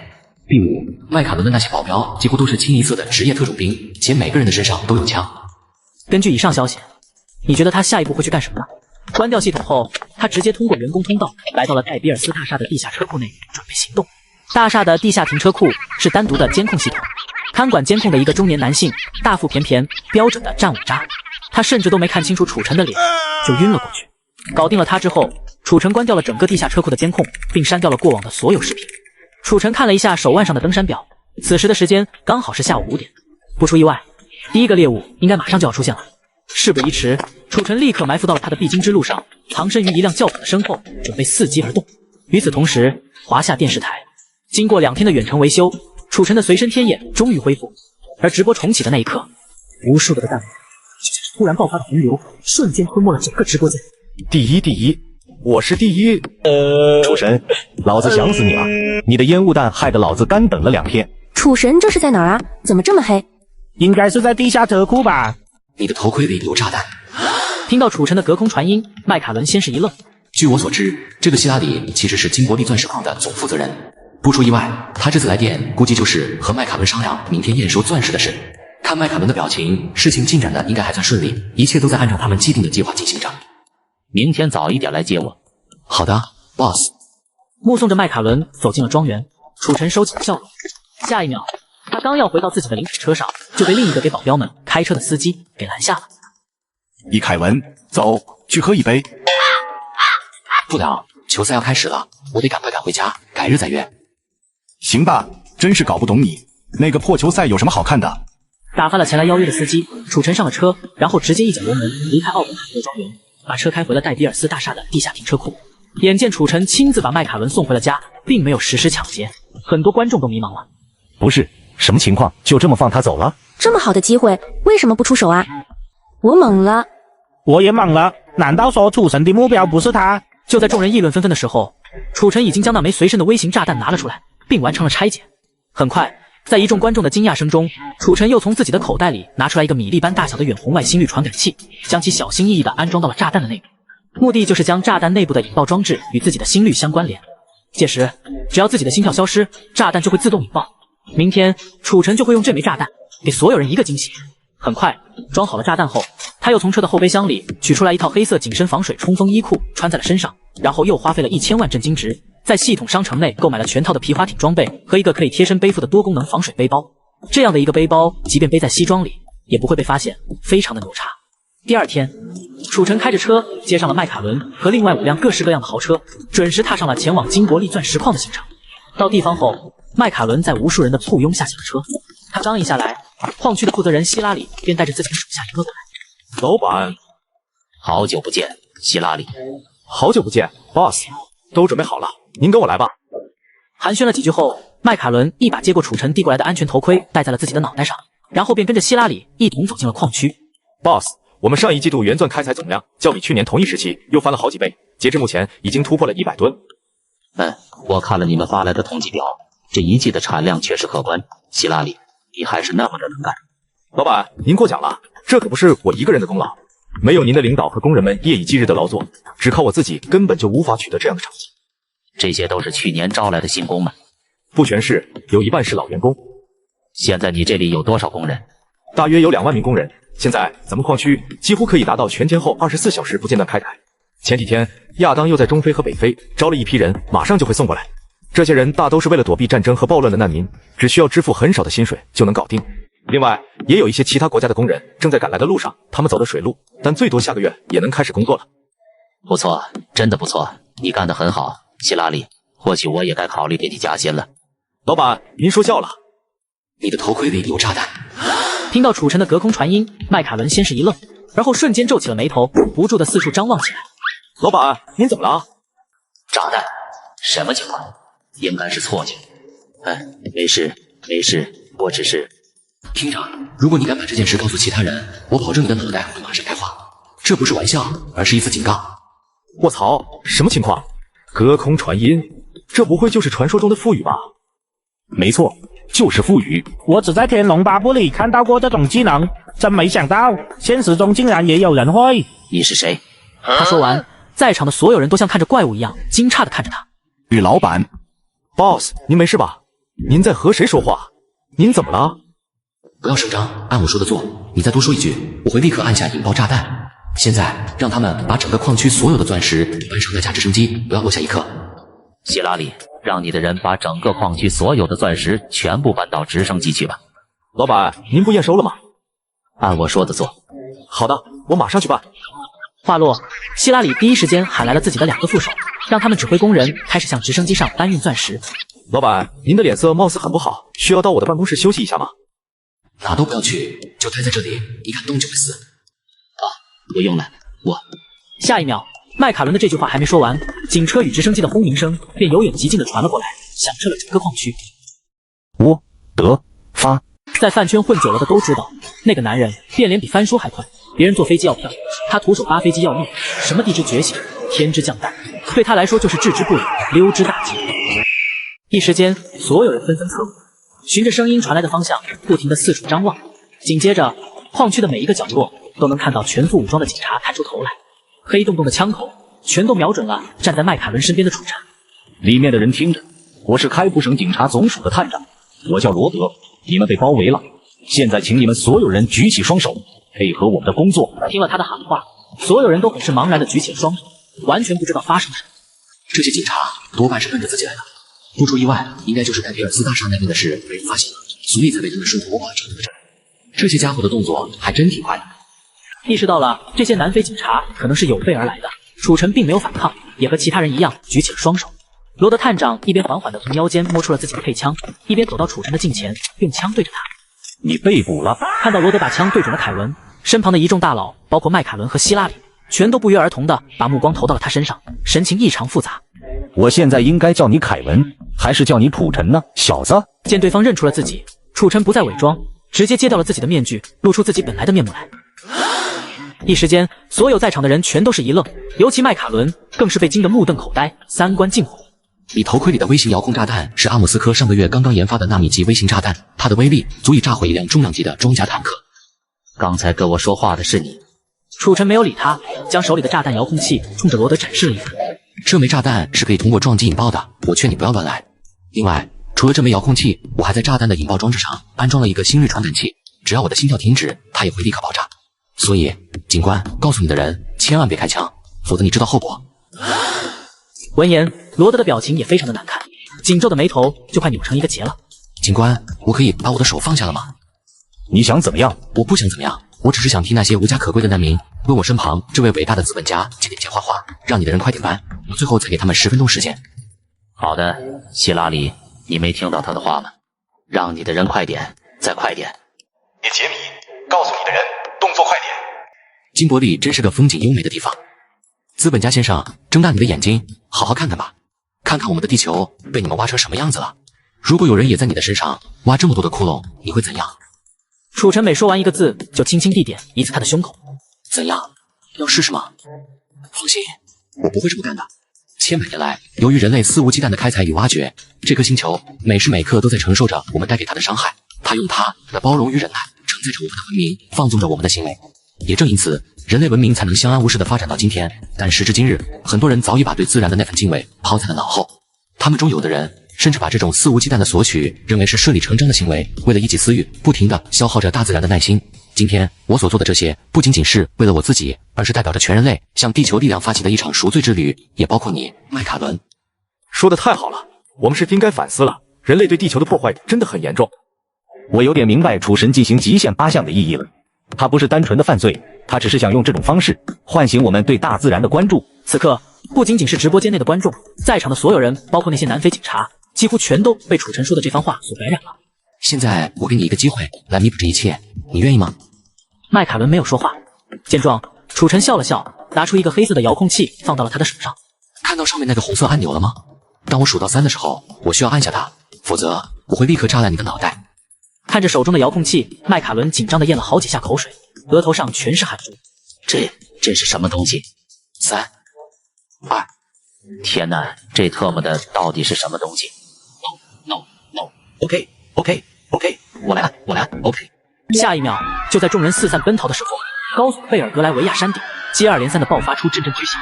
谢铁人之所以让我埋下这些炸弹，其实并不是为了进行某种犯罪，他只是想让自己彻底终结掉这一切，用贝尔格莱维亚山为代价，掩埋掉这些千疮百孔的矿洞，让阿迪休养生息。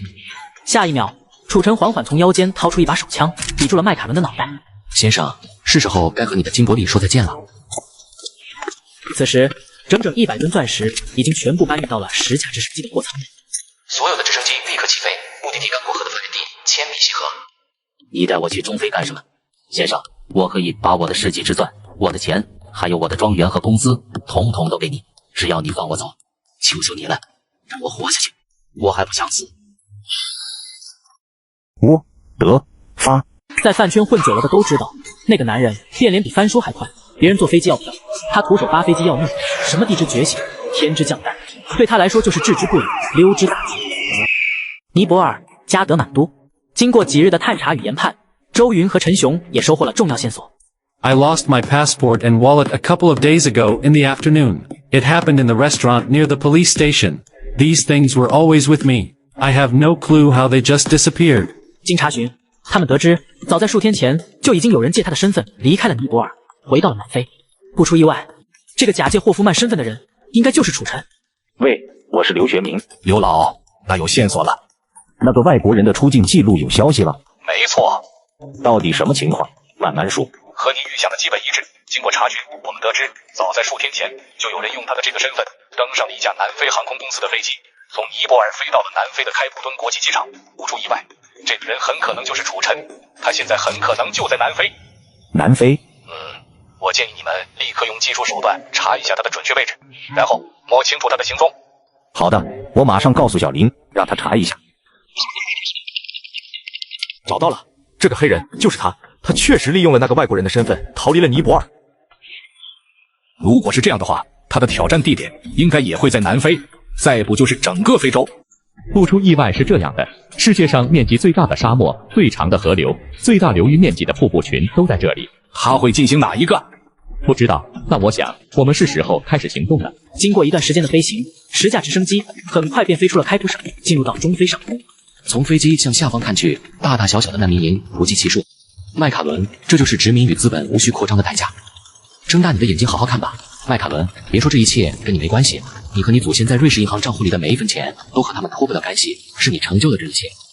你们奥本海默家族，是时候为你们在这片大陆所做的一切而买单了。打开舱门。下一秒，所有装好的钻石突然哗啦一声瞬间倾泻，如下雨一般，噼里啪啦的纷纷飞落。燕左一飞，这一幕是否似曾相识？奄奄一息的麦卡伦早已经万念俱灰，抱着他的世纪之钻，满脸污垢的瘫坐在座位。楚尘耐人寻味的笑了笑，然后一把抢过他手中的文明棍。不愧是本世纪最好的原生钻石，确实够闪耀，但我对这东西真的没什么兴趣。这句话说完，楚尘连看都没看，就直接将这个世纪之钻丢到了外面。你杀了我吧，我没有终结任何人生命的权利，别的我不敢保证，但至少现在你是安全的。此时，飞机已经抵达刚果河的源头千比溪河的上空，把高度降到20米以内，然后打开后舱门。你要干什么？你的游戏结束了，但我的游戏才刚刚开始。说完，楚尘在镜头里留下一个很诡异的笑容，然后便头也不回，朝着后舱门开始了驻防冲刺。难道楚神还要再上演一次跳伞吗？兄弟们，他没带伞包啊，后面的那个不是伞包，是背包。什么？没带伞包？他下面不是有一条河吗？你以为这是10米跳台吗？流体力学的阻力与平方成正比，坠落的速度越快，阻力就越大。它现在的高度是80米，这个高度就算是专业的跳水运动员来了都拿捏不了，跟跳到水泥地上没什么分别。楚尘直接在下坠的过程中来了一个干脆利落的360度空翻转体，最终以翻掌入水的方式一头扎到了下方的河流之中。在得知了处长的确切位置后，5位专家和10位追击队长瞬间集结，为此专门召开了一个紧急会议。刚才节目组已经向相关部门申请到了追捕权限，拿着这份权限，我们可以在全非洲的56个国家和地区内随意进出，并随时向官方寻求帮助。但眼下，由于目标的准确位置还没有确定，这一次我们必须分头行动。周云，你的1大队去北非的撒哈拉一带；陈雄，你和3大队去尼罗河一带；庄严，你和你的第2大队去中非的刚果河。庄严是整个追击组里唯一的一位女追击队长，在这次紧急会议之前，她一直都在负责其他选手的抓捕工作。这一次被抽调过来，也是为了协助周云和陈雄来侦破楚展的这个案子。这次去非洲一定要多加小心。楚晨这位选手与你平时所面对的那些选手可不一样，这小子不仅具备很强的反侦查能力，智商也是相当的高，各种犯罪手段信手拈来，擅长易容、格斗、伪装、驾驶、爆破、射击，同时还是个极限运动高手。我看过他的资料和案宗了，他真的只有19岁吗？他的背景上面调查过了，没有问题，确实是个难缠的对手。这几天他把大半个世界弄得是鸡飞狗跳，先是抢了一架运钞机，然后又抢了一个博物馆，现在又打劫了辆军火运输车，不知去向。我是真怕他做出什么过于出格的举动，让国家难办啊。您放心，这次我一定把他给您带回来。小庄，其实从某种角度上来说，你和他应该是同一类人，你们都是难得一遇的高智商天才，同样又都是年轻人。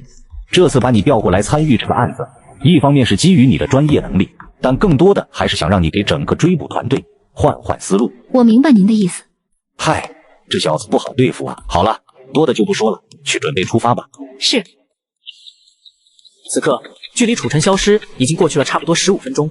直播间内，观众们有一句没一句的讨论。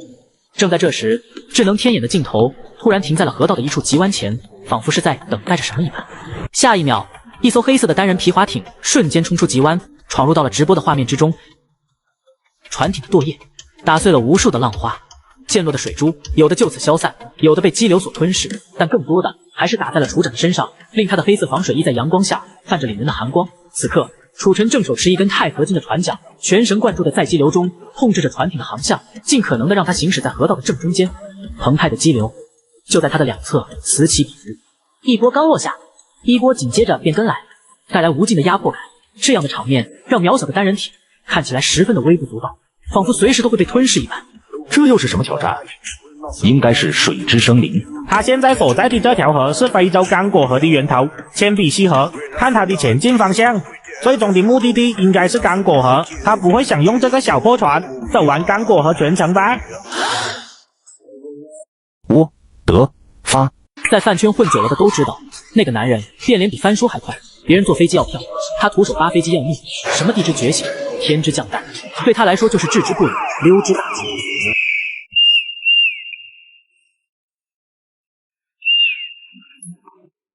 一个西装革履的中年男黑人正拿着一杯咖啡，悠哉悠哉地朝着楚晨的方向走来。等他走过去之后，还不紧不慢地摸到了他后面，趁其不备，直接给他来了一个干脆利落的锁喉，让他进入了梦乡。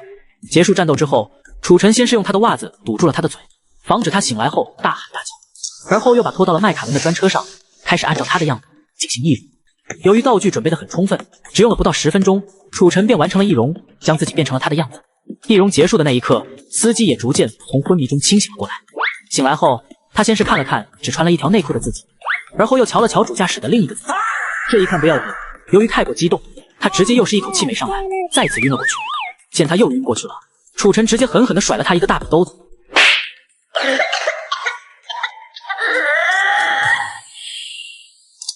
别出声，不然一枪。等下我会问你几个问题，只要你如实回答，我就放了你。如果在问话的过程中你敢有别的动静，你知道后果。你叫什么名字？我叫凯文，我叫凯文。你为麦凯伦工作多久了？10年，我为他工作了10年。你平时怎么称呼他？我叫他老板。再说一遍。老板。他每天下班上车后，你对他说的第一句话通常是什么？见他有些迟疑，楚晨直接把枪口对在了他的脑袋上。我问你什么你就说什么 ，OK？ 让我想想，我会对他说晚上好，老板，晚上好，会庄园吗？哦，对，我就是这么说的。把这句话再完整的说一遍。老板，晚上好，会庄园吗？再说。老板，晚上好，会庄园吗？然后呢？他下车的时候你会怎么说？老板，我们到了。然后我会给他开车门。用哪只手？用左手，我是左撇子。紧接着，楚晨又问了他很多诸如此类的问题，直到自己能完美模仿出他的神态、语气、习惯动作，且能做到以假乱真，才算作罢。我说过，我不会伤害你，但我也不会就这么放了你。接下来你可能还得吃点苦头，忍一忍就过去了。说完，还没等他反应过来是怎么一回事呢，楚晨就直接一个出其不意然后又用刚才的袜子堵住了他的嘴，随便将其丢到了一辆车的后备箱中。为了确保他不会出现生命危险，楚晨还特意给他撬开了一个缝隙，保证了空气的流通。随后便驾驶着迈凯伦的加长林肯，准时出现在了戴比尔斯大厦门前。晚上6点半，在10余名保镖的护送下，迈凯伦准时走出了戴比尔斯大厦。老板，谢谢。此时此刻，楚晨的表情、神态、口音，甚至是每一个细微的肢体动作，都与那个黑人司机没什么两样了。迈凯伦刚一在直播间里亮相，他手杖上那颗标志性的世纪之钻就吸引了好多观众的目光。我的天哪！我好像意识到了楚晨这趟南非之行的真实目的。方才他之所以那么大费周章的去伪装自己，原来就是为了接近这位钻石大佬，然后伺机抢走他手里的世纪之钻。好家伙，这可太刺激了！华夏电视台总导演办公室，当看到楚晨摇身一变成为了迈凯伦的司机，一股寒意瞬间从张一文的脚底板直冲天灵盖。我做梦都没想到，楚晨竟然会盯上这位钻石大佬。迈凯伦并不是普通的富豪巨鳄，而是掌控着整个非洲经济命脉的大资本家。在很多事情上，就连当权者都要给他几分面子。如果楚晨真要是把他给抢了，后果可比惹上国防军严重的多了。之前他与国防军结下的梁子，把整个开普敦搞得一团乱，最后还是国家出面才帮忙解决的。眼下直播才刚恢复，居然又盯上了迈凯伦这位大富豪，人家其他选手抢劫最多也就抢个钱包什么的，这家伙可倒好，一出手就是可以枪毙上100次的那种犯罪。哪天砸了节目招牌，我的脸往哪放？与此同时，南非金伯利市夜幕降临，华灯初上。老板，是回庄园还是？回庄园。好的。迈凯伦并没有发现今天的凯文有什么不对劲。结束对话之后，还是和往常一样开始闭目养神。车上除了他之外，还有2名身高体壮的贴身保镖。这2个家伙一看就是个练家子，笔挺的西装下肌肉十分爆炸，即便戴着墨镜也能感受到神色中流露出来的凶狠，打眼一看就绝非常人。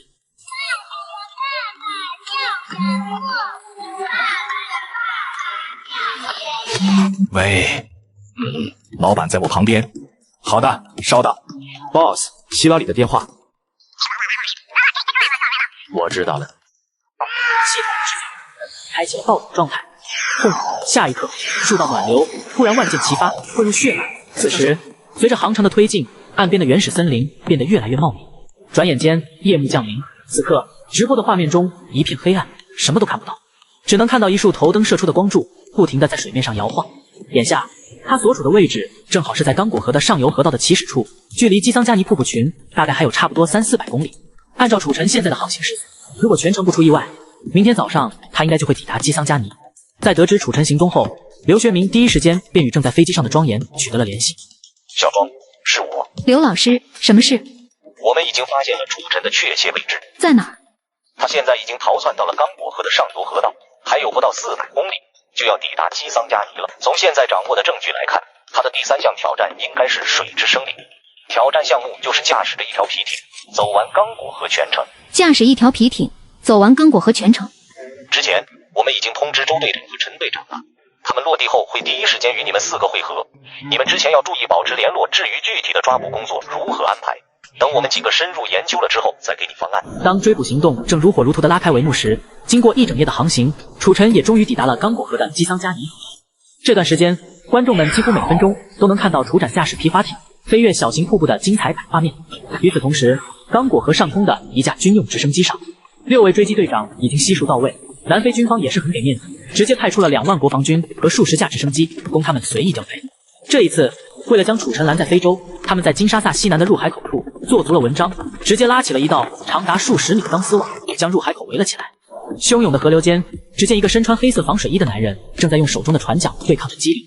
他前方不远处就是大名鼎鼎的地狱之门瀑布。各单位请注意，各单位请注意，发现目标，发现目标。他现在所在的位置是刚果河上半游河段的基桑加尼，距离基桑加尼瀑布还有差不多5公里的距离。现在，请所有在附近的追击队员马上到基桑加尼瀑布的下面集结，准备对目标实施抓捕。另外，请所有的狙击手做好准备，等我的命令。呼声令下，身在附近的追击队员立刻响应，纷纷来到大瀑布下面，准备对楚晨进行围捕。所有直升机上的狙击手也都做好了准备，拿出防爆网枪，瞄准了楚晨，等待着周云的命令。发射！蓄势待发的狙击手同时扣动扳机，阻断防网指向目标。意识到不妙，系统直接开启了暴走状态。砰！下一刻，数道暖流突然万箭齐发，各入血脉，就像是被点燃了一颗重磅炸弹一样，直接炸乱了血浆。有了暴走状态的加持，楚尘直接暴起，凭借近平无敌的反应速度，合理利用河道内的爱和水流，躲过了全部的防爆射网。我来试试。接过枪后，庄严没有丝毫的犹豫，直接将枪口对准了楚尘。防爆网出膛的那一刻，直直的奔着楚尘去了。意识到危险，楚尘想都没想，直接一个猛子扎到了河水里。入水的瞬间，楚尘很巧妙地利用了水流的冲击力，牵一发而动全身，通过脚上的安全绳带动皮划艇，与之一起躲过了飞速袭来的防爆网。庄严缓缓地放下枪，直到周云再次拿起对讲机发声，他才从刚才的震惊之中缓过神来。所有的追击人员请注意，目标马上就要风向了，请做好拦截准备。蒸腾的水雾中，一道长达数百米的伞绳拦截网被他们硬生生地架设在了河道之中，紧紧地贴着整个河床。下一秒，就在追击组于大瀑布下面布下了天罗地网的时候，楚尘也已经带着皮划艇从悬崖上冲了下去。就在大家于河道中搜寻着他准确位置的时候，微型天眼率先找到了他的身影。系统提供的这个多功能钛合金船桨，不仅可以充当船桨，其锋利的桨叶在关键时刻也可以用来充当任务。楚尘立刻将钛合金船桨置于身前，在水下暗流的推动，一路横推，很顺利割断了拦截网，带着皮划艇逃了出来。冲破了拦截网，往下游去了，跟上他。喂，对，我是周云，你有什么事吗？周队，什么情况？是南非军方打来的，他告诉我们，吉桑加尼前面几个国家现在正在交火，如非必要，最好不要贸然前往，否则可能会有危险。那我们怎么办？各单位注意，目标冲着下游的人墙去了。张浩，听到请回话，我再重复一遍。张浩，听好了，一定要想办法在吉桑加尼境内拦住他。我刚刚才接到南非军方的通告，他们告诉我们，吉桑加尼前面的几个国家正在交火，最好不要贸然进入，否则会很危险。如果这一次没有拦住他，咱们就只能去下游的尹家河段去等他了。我明白了，周队。结束对话，周云第一时间抄起望远镜，在河道上搜寻起楚尘的身影。此时，他距离下方的人墙就只有不到1公里不到了。浪花飞溅白茫茫，峡谷回荡万古长。瀑布垂帘遮日月，水声震耳欲穿墙。小小船只难驾驭，生命悬于一线旁。鱼儿误入龙潭处，跌落深渊无处藏。趁着这个空当，系统的暴走状态也在同一时间生效。有了状态的加持，楚尘再次成浪，并借着刚才制造的一波来了一次反方向甩尾。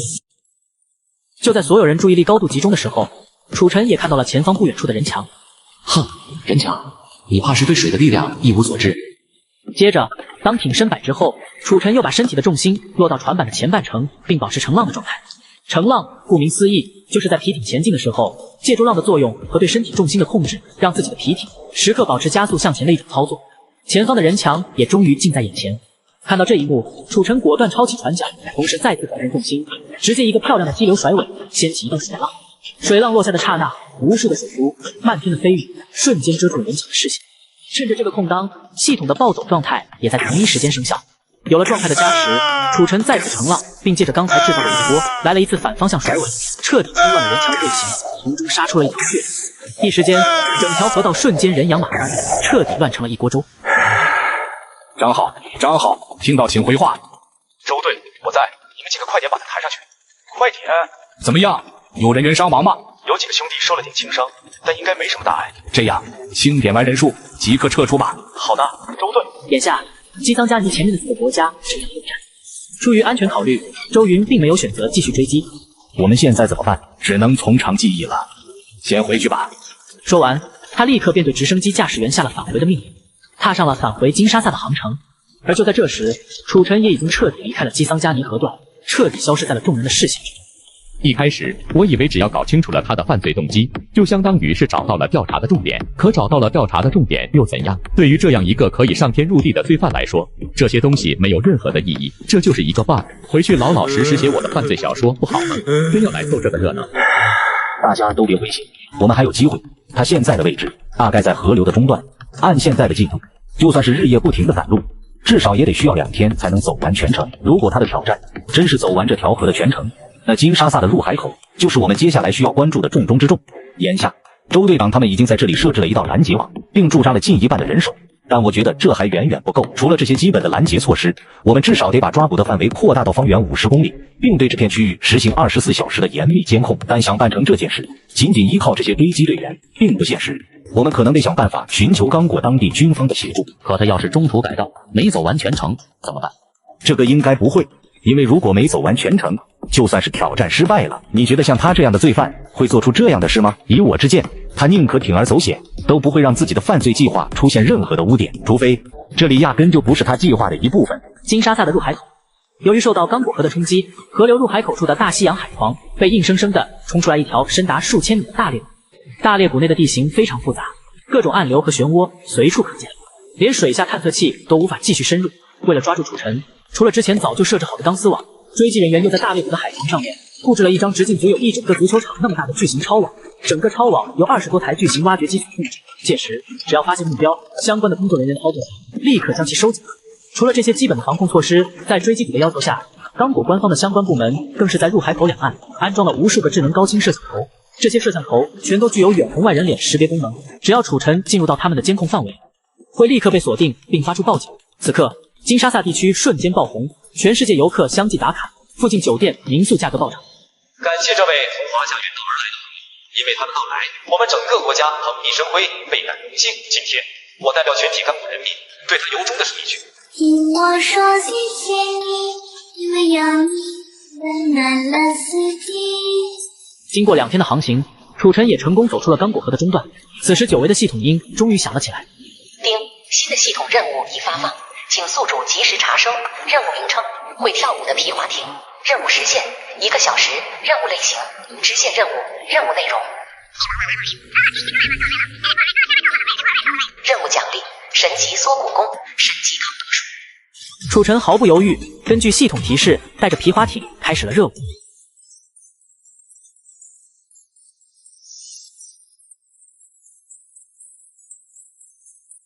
经过10几个小时的征战，他现在所在的位置距离金沙萨主城区其实也没多远了。河道两岸也已经可以看到一些围观群众和追击队伍。楚尘冲过来的时候，无数的呐喊声与尖叫声便会一浪盖顶了。他们有的在兴奋挥动，有的则赶忙拿起相机疯狂对其拍摄。看到楚尘迎面冲了过来，一名正在河岸边待命的追击队员立刻拿起对讲机汇报道：周队，目标现在刚过马里纳的因加河段，这里的河水非常急，按照他目前的速度，估计再有几个小时，应该就能抵达最下游的刚果大裂谷了。通知所有人提前做好行动准备。我得发。在饭圈混久了的都知道，那个男人变脸比翻书还快。别人坐飞机要飘，他徒手扒飞机要命。什么地之觉醒、天之降诞，对他来说就是置之不理、溜之大吉。得到消息后，所有参与此次追击工作的相关人员全都动了起来。当天晚上，所有在大西洋海域内进行巡航的军舰与潜艇开到了大裂谷的近海处，进入到了1级战备状态。与此同时，整个入海口处所有的远红外监控设备也全部准备就绪。此外，那张由2台起重机所控制的巨型打捞网，也在接到追击组的指令后，进入到了工作状态，时刻等待着目标的出现。短短5分钟的时间，整个金沙萨入海口两岸到处都是一番忙碌的景象。上午9点，远红外监控第一时间发出警告：庄队发现目标，马上锁定他的运动轨迹。各位，目标出现了。对于这次的抓捕行动，庄严总觉得哪里不对。庄队长想什么呢？没什么，只是有一种不太好的预感。不太好的预感。周队，给我申请1艘快艇。你要干什么？没什么，我只是觉得这件事应该没有我们想的那么简单。以我对他的了解，既然他敢这么做，就一定给自己留好了退路。这里有你们坐镇指挥就够了，我出去转转，有什么情况咱们再联络。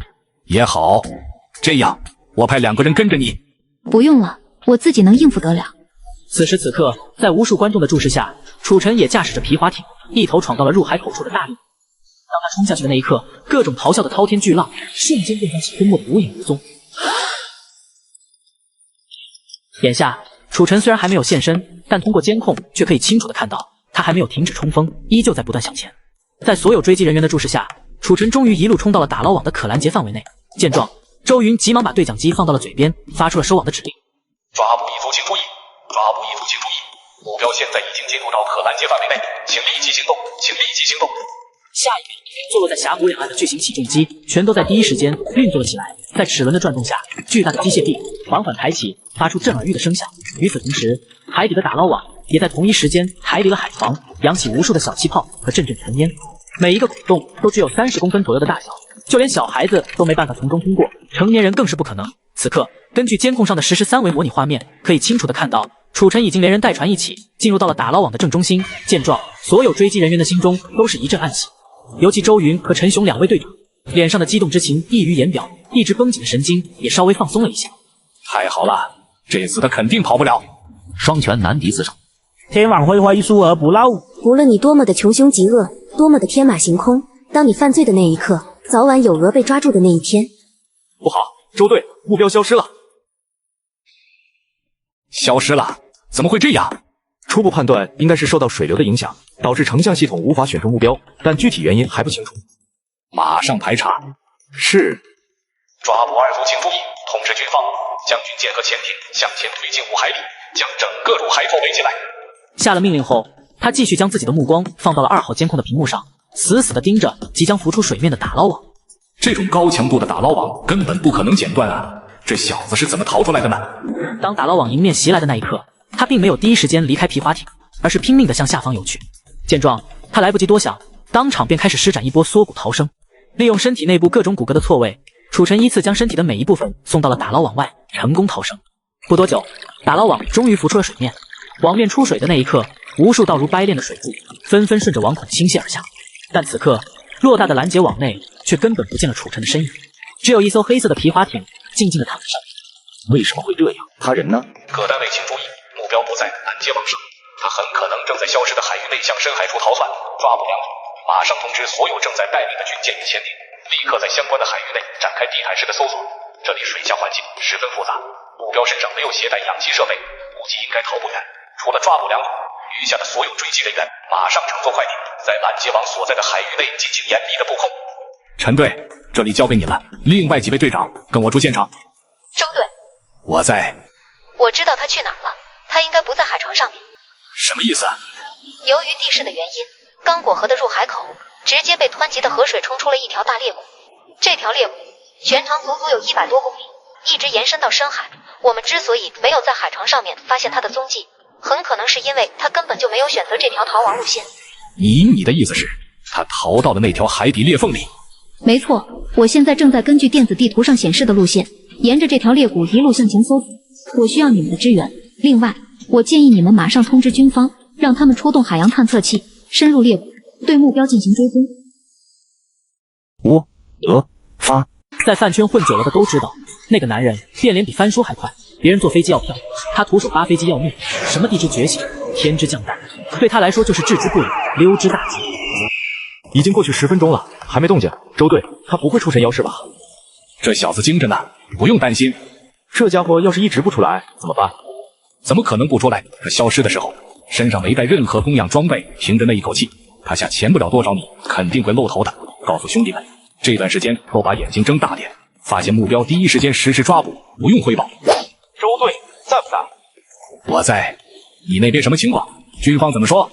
他们已经派出了6艘海洋探测器，但据相关的负责人反映，这条裂谷纵深有6000多米，里面的环境非常复杂，他们的探测器就只能下探到3000多米，再深的话就下不去了。潜艇能不能进去？不行，空间有限。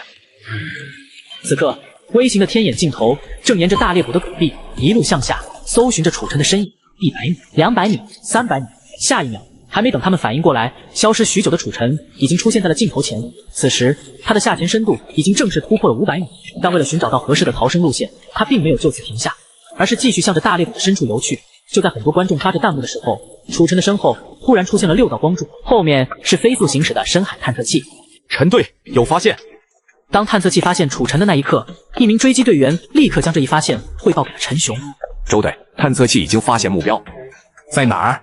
他现在就在距离海岸线25公里海域内，下潜深度800米，行进方向西北。什么？下潜深度800米？他带了潜水装备？没有。卧槽！他现在的具体坐标是多少？具体坐标是东经12度11分58秒，南纬5度23分42秒。各单位请注意，请身在附近的追击人员马上前往该坐标所在的附近海域。我再重复一遍。意识到自己的行踪可能已经暴露，为了保险起见，还是得找机会把身后的这6个蹲屁虫死。由于锁定了他的位置，6艘探测器在接下来的很长一段时间内都在对他穷追不舍。随着下潜深度的持续增加，裂谷两侧的岩壁突然收窄，由最开始1米宽，急剧收缩成只能容纳1人侧身通过的宽度。进入裂缝之后，那些一直对楚尘穷追不舍的探测器全都被挡在了外面。得到楚尘消失的消息后，庄严也在第一时间赶到了陈雄提供的坐标处。到地方后，他立刻停下了快艇，环顾四周。这方圆数十海里根本就不像是有人出没过的样子。难道说他找到了别的出路？但即便如此，也不可能不浮出水面换气。40分钟的无氧深潜，且没有一丁点的氧气供给，这真的可能吗？就在他冥思苦想的时候，不远处海域内忽然一声异鸣。起初他还以为是有鱼炸水，定睛一看才发现竟然是楚尘。此刻他正浮在海面上，大口大口疯狂呼吸着。看到这一幕，庄严先是一愣，但很快便反应了过来，直接驾驶快艇朝他冲了过去。看着朝自己飞速驶来的快艇，楚尘用最快的速度调整好自己的呼吸，直到最后关头才猛吸了一口气，扎到水中。见状，庄严急忙松开油门，停下快艇，而后立刻抽出别在腰间的手枪，打起精神查看附近水域的变化。就在他把所有的注意力都放到深潜水域内的时候，楚尘已经趁机绕到了他的身后，并悄默声地爬到了甲板上。别动，让我看到你的双手。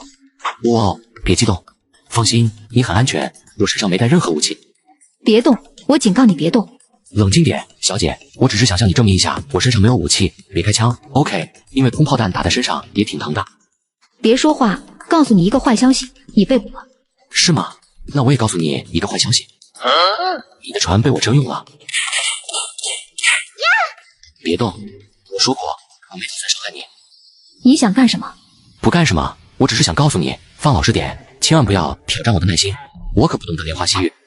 放心，就是脱臼而已，只要不乱动就不会疼的。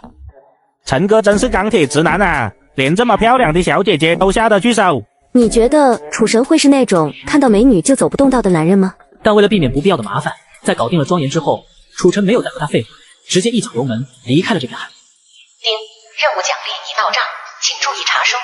神级滑雪技能书乘1，状态焕然一新乘1，属性点乘10，技能点乘30。庄队，我是周瑜，你现在在哪儿？看样子你的队友已经找过来了。我说过你逃不掉的，快投降吧。楚尘笑了笑，直接一把堵住了他的嘴巴。庄小姐，你话可真多，委屈下。周队，我在，你那边现在什么情况？我的天哪！我和其他2位队长已经带队抵达了最后消失的坐标处，你现在在哪里？周队，我刚刚发现了目标，他现在正在往西北方向跑，请求支援。西北方向，好，我们马上对其进行拦截。说完，楚尘便关掉了对讲机，继续一路向南。我得发，在饭圈混久了的都知道，那个男人变脸比翻书还快，别人坐飞机要飘，他徒手扒飞机要命，什么地之觉醒、天之降诞，对他来说就是置之不理，溜之大吉。刚果与安哥拉的距离并不算远，出了刚果领海后，2人只用了不到2个小时，便到了安哥拉的近海。他一把拿开堵在庄严嘴巴里的毛巾。你是怎么做到的？楚尘面无表情地看着他，并没有回答他的问题。你的声音，呵呵，雕虫小技不值一提。怎么停下了？没什么，就是想给你还有追击组的那些兄弟们出道题。什么意思？刚才我在开船的时候，你一直都在暗中记着我的行驶路线，我说的没错吧？话落，庄严表情微微一动。你是怎么知道的？这个问题非常简单，就是根据你现在所掌握的那些已知条件，猜猜接下来我会逃到哪里去？怎么样，准备好了吗？说着，他轻轻地搂住他的肩膀。你要干什么？下一秒，楚尘突然笑了笑，然后直接一个手刀击晕了庄严。不过，在正式开始逃亡之前，他通过微型天眼把这个消息传递给了后勤组，让他们想办法过来处理一下这件事。发完消息后，楚尘又冲着微型天眼跟观众们打了个招呼，然后便一头扎到了大海之中，最终消失在了所有人的视野里。系统任务已更新，请注意查收。任务名称：冰之固结，任务时限15天，任务类型：主线任务，任务内容1，在任务时限内对一家位于意大利罗马古城境内的欧洲中央银行印钞厂实施，并至少印刷超10亿的欧元。2，任务时限内在位于意大利东北部的多洛米蒂山脉阿尔卑斯山上完成一次高山速降滑雪。3，在完成任务的过程中，来一次低空定点跳伞，不限场景，不限时间。在罗马有至少一半的地下帮派是靠着这个生意吃饭的，但即便如此，也没有哪一个犯罪团伙敢打这家印钞厂的主意。如果动了印钞厂的真钞，基本就相当于和整个欧盟宣战了。想到这里，楚尘抑制住心中的激动，直接在一家海滩边的潜水店里顺走了一位客人的衣服，穿在了自己的身上。然后又骑走了老板停在门口的摩托车，扬长而去了。当楚晨骑着摩托车一路潜入到罗安达市中心的时候，周云和追击组的海上搜捕依旧没有停止，直到庄严从医院醒来，将事情的来龙去脉全都告诉了他才意识到自己又被这家伙给骗了。什么？你说那个跟我通话的人不是你，是那小子？没错。这怎么可能？他是怎么做到的？我也不知道。你们现在在哪儿？我们现在正在按照你刚才提供给我们的路线继续进行搜捕。已经1个小时了，估计希望不大了。你再仔细想想，当时还有没有其他什么别的细节你没有注意到的？他离开之前我就已经晕过去了，之后的事情确实没印象了。好吧，你先好好休息，剩下的事我们来处理。挂掉电话的那一刻，周云的心彻底沉到了谷底。不出意外，这次的抓捕行动估计又要以追击组的全面落败而宣布结束了。沉吟片刻后，他缓缓掏出手机，给远在燕京的专家组指挥室打了个电话，将楚晨逃跑的消息一五一十的汇报给了刘学明。与此同时，意大利台伯河畔科莫威尔公路的双子桥上，桥的下面就是著名的科莫威尔公路。此刻，楚晨就坐在最右边那根钢杆的最顶端，身上穿着一套全黑色的低空跳伞防风服，怀里抱着一个黑色头盔，伞包就藏在上衣的背后。眼下他就正准备通过这样的方式来接近一辆来自米兰造纸厂的印钞纸运输车，以完成自己此次犯罪计划。通过劫持印钞纸运输车潜入到印钞厂内部。眼下除了坐在主副驾驶上的2名押运人员外，车厢内的10几名特警全都把自己的目光放到了那些摆在他们面前的保险箱上。保险箱方方正正，摆放的非常整齐，每一个上面都有专用的密码锁。密码锁一共10位数字，只有2名印钞纸检验员同时输入密码才能够将其打开。每个箱子的内壁上都涂有特制的磷锁，一旦发生剧烈碰撞和火星，里面的纯棉纸会瞬间燃烧殆尽，不留下一点痕迹。正在这时，远处传来的一阵轰鸣声突然引起了楚晨的注意。同一时间，直播的画面也刚好给到了他的身上。时隔数日，再次看到楚晨现身，整个弹幕就像是引爆了一颗超级炸弹，瞬间爆炸。下一秒，就在所有人都在弹幕猜测着楚晨在什么地方的时候，天眼的镜头开始逐渐拉远，直到整座双子桥映入眼帘才算告一段落。此时，楚晨就坐在双子桥的最高点，等待着视线最远处的目标进入到自己的狩猎所。不一会，原本还离得很远的运输车也在一点一点渐行渐近，眼看着就要驶入双子桥了。见状，楚晨果断戴好头盔，直接从桥上跳了下去。低空跳伞的关键是开伞时机的选择。为了能平稳地降落在运输车上，楚晨必须保证自己接下来的每一个环节都不出现任何差错。预判、开伞、降落，缺一不可。我的天哪，瑞奇，快看看那是什么！我的天哪，有人跳桥！男人这句话话音刚落，楚晨背后的降落伞也在同一时间应声而开。与此同时，运输车也成功驶入了双子桥。卡尔，快停车，快停下来！他这句话还没说完，2颗烟雾弹便顺着窗户扔了起来，疯狂的冒着白气，呛得2人不住的咳嗽起来。只过了3、5秒钟，2人便彻底没了声音。卡尔，发生了什么？瑞奇发现前面没了声音，车内士兵直接一脚踹开了车厢门。此时，一直潜伏在车顶的楚晨瞅准机会，又从怀中掏出来2枚烟弹，扔到车厢。他在车顶，注意掩蔽。我得发。在饭圈混久了的都知道，那个男人变脸比翻书还快。别人坐飞机要飘，他徒手扒飞机要命。什么地之觉醒，天之降诞，对他来说就是置之不理，溜之大吉。混乱中，一名军官大喊了一声，而后立刻跳下车，朝着车顶的方向来了一梭子。但眼下，由于烟雾弥漫的实在很快，根本无法预判到目标的准确位置，只能先来一波火力压制，然后再说。随后，特警当场就把整辆运输车给围了起来。控制住局面后，军官急忙去到驾驶室内查看了2位同伴的鼻息，这才意识到烟雾弹可能有问题。想着，他再次开口喊道：“注意烟雾！”他这句话还没说完，一个黑影便突然从他的后面突袭了过来，弄晕了他，而后又闪身到了车头后面。过了不到3、5秒钟，一些吸入了烟雾的特警便开始有些头晕眼花，紧接着便接二连三的倒下了。楚晨将晕倒了的副驾驶拖到了外面，而后果断将他身上的制服穿在了自己的身上。由于提前吃了抑制药，他烟雾里的神经毒素是免疫的，即便摘掉了头盔也没什么影响。搞定了这些，他第一时间将司机拖到了副驾驶的位置上，接着又从怀里掏出来一部 iPhone， 将摄像头对准了他。开始录制后，楚晨从口袋里拿出来一个小瓶子，倒了一粒白色药丸在掌心，最后将其强行塞到了司机的嘴巴。与此同时，专家组指挥室，所有专家请注意，99号选手已经开始犯罪，请做好准备。突如其来的提示音，所有的专家都是不由得一愣。这就开始了吗？这家伙的动作越来越快了，他压根就没打算让我们喘气。筛查组那边的工作做得怎样了？有没有什么进展？还可以，已经进行到了北美了。原来楚晨最终的登陆地点是在安哥拉。上岸后，他第一时间偷走了一辆停在潜水店门前的摩托车，然后一路去了罗安达机场。看到这一幕，刘学明立刻瞪大了双眼。马上联系一下周队长他们，让他们立刻动身罗安达寻找目标离境的线索。下一秒，他被麻痹的记忆很快复苏，但是四肢使不上一点力气。瑞奇，你在干什么？快帮我解开！别激动，伙计。瑞奇，不对，你不是瑞奇，这不是他的声音。那我是谁？不知道，但你的声音听起来好熟悉啊。他一边说着，一边在记忆中搜索着楚晨的声音。那我是谁？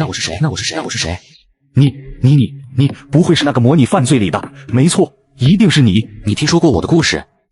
我看过你的节目，我是你的粉丝。司机已经都不会说话了，整个人既兴奋又恐惧。兴奋的是自己终于见到了偶像，恐惧的是他居然打上了这辆运钞车的主意。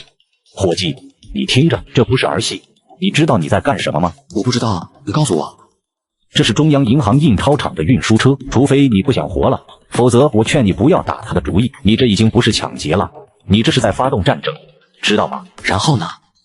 相信我，一旦军方做出反应，你绝对不可能活着走出意大利。这真的不是危言耸听。如果你现在停手的话，我可以出面为你说情，否则你绝对活不过明天。伙计，你先顾好你自己吧。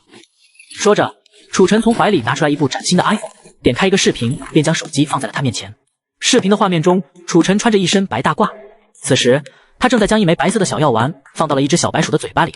一开始，小白鼠还在活蹦乱跳着，但没过几秒钟，身处实验舱内的小白鼠瞬间就被炸得血肉模糊，四分五裂，直接吓了司机一跳。怎么样，够震撼吗？这是什么？这不是普通的药丸，它里面安装了纳米级的微型炸弹，是我最新研发的杰作。我给它取了一个很好听的名字，叫白加黑。你听过白加黑吗？算了，你应该没听过。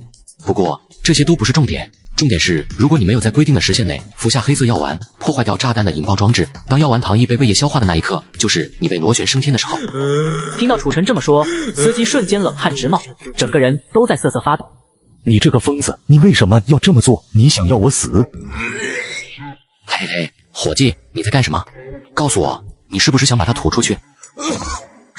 药丸的糖衣在吸取到胃液的那一刻就已经粘在了你的胃壁上，除非你能把胃给呕出来，否则别想了。Hold on， 现在有2个好消息，你想先听哪一个？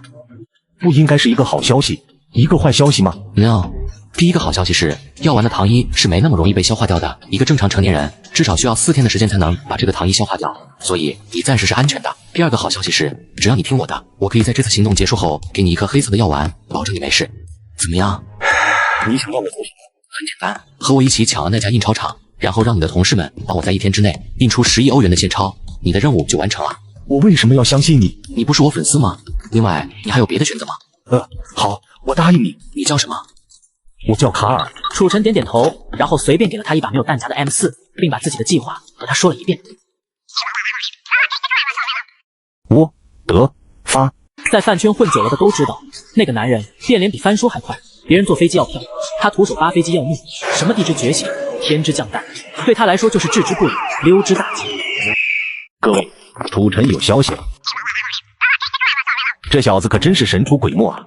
前些天还在非洲，转眼间就去了意大利了，这动作可真够快的。他的极限8项犯罪计划是经过严密设计的，每一个细节都是在比赛开始前就敲定了的。荔枝觉醒的运钞机，天之降诞的追梦狼马，荔枝涌现的刚果河。如果不在规定的时间内赶到相应的挑战地点，就很可能会错过挑战的窗口期。根据这个原则，这一次应该也是如此。他之所以这么迫不及待地前往欧洲，一定是为了保证下一项挑战的时效性，以免错过最佳的挑战时机。基于纯土金的推理，在拿到相应的调查权限后，林旭很快便锁定了楚晨的行踪。与此同时，著名的罗马皇家印钞厂也堂而皇之地进入到了他们的视线。我的天哪，不会真要抢劫这家印钞厂吧？在大胡子卡尔的配合下，楚晨成功潜入到了印钞厂内部，把门锁上。等他锁好了门，楚晨立刻从口袋里掏出来一把钥匙，打开了面前的储物箱，将2个黑色的行李箱取了出来，递给了卡尔。这里面是衣服和面具，一共500套。我之前跟你说的计划还记着吗？记着。好，重复一遍。当下先换好衣服和面具，直接去前面的展厅。到时候你会开枪控制住局面，趁这个时间我去按下报警器，到时候整个印钞厂会立刻变成密闭状态。再然后呢？再然后，我想想，再然后，我想起来，是安装炸弹。警报响起来后，我需要在5分钟之内将所有的出入口都装好炸弹。不错，接着说。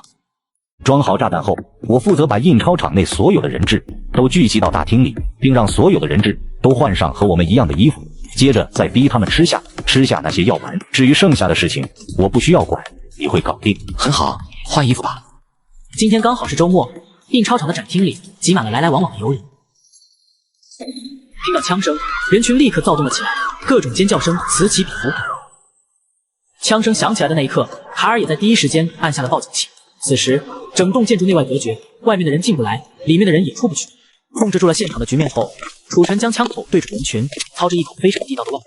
不好意思，各位，告诉你们一个坏消息，从现在开始，这里被我接管了。将工作人员押送到大厅后，卡尔将那2个行李箱推了过来，放在了人质的中间。各位，一切正式开始之前，请先换上箱子里的衣服。在这个过程中，我希望你们都配合，否则我的所作所为一定会让你今生难忘。这些员工按部就班的在卡尔的监督下换上和他们一模一样的衣服和面具。当所有的人质都换好了衣服之后，楚晨果断从自己的怀里拿出来了一个小药瓶来，亲自将里面的小药丸喂到了每一个人的嘴里。整个过程还算顺利，几乎没有人反抗。你们吃下去的这个药丸并不是普通的药丸，每一颗药丸里面都装有一个它就已经粘在了你的胃壁上，除非用专业的医疗工具，否则是取不出来的。与其这样白费力气，倒不如静下心来，听听我的建议。炸弹的威力我测试过了，只要爆炸，绝对可以送你去见上帝。但先不要紧张，一时半会儿它还爆不了炸，只有外面的糖衣完全消化，胃液侵入的那一刻，它才会爆炸。不过，一个成年人的胃液想要完全消化掉这些糖衣，至少也得需要4天的时间，所以你们的时间还很宽裕。炸弹的拆除方法非常简单，只需要服下1枚可以破坏到引爆装置的黑色药丸，就可以避免爆炸。接下来的几天时间，只要你们能服从我的命令，我可以向你们保证不死。这个交易还算公平吧？环视了一圈人群，楚晨点头示意了一下卡尔。收到命令，卡尔立刻从自己的口袋里拿出来一张 A4 纸，交到了楚晨的手上。接下来，请所有人听到名字的人出列。楚晨每念一个名字，就有1个人走出队列。这些人无一例外，几乎全都是印钞厂负责印钞的工作人员和负责后勤工作的技术工人。好了，卡尔，你看好剩下的人，我带名单上的这些人到工作间。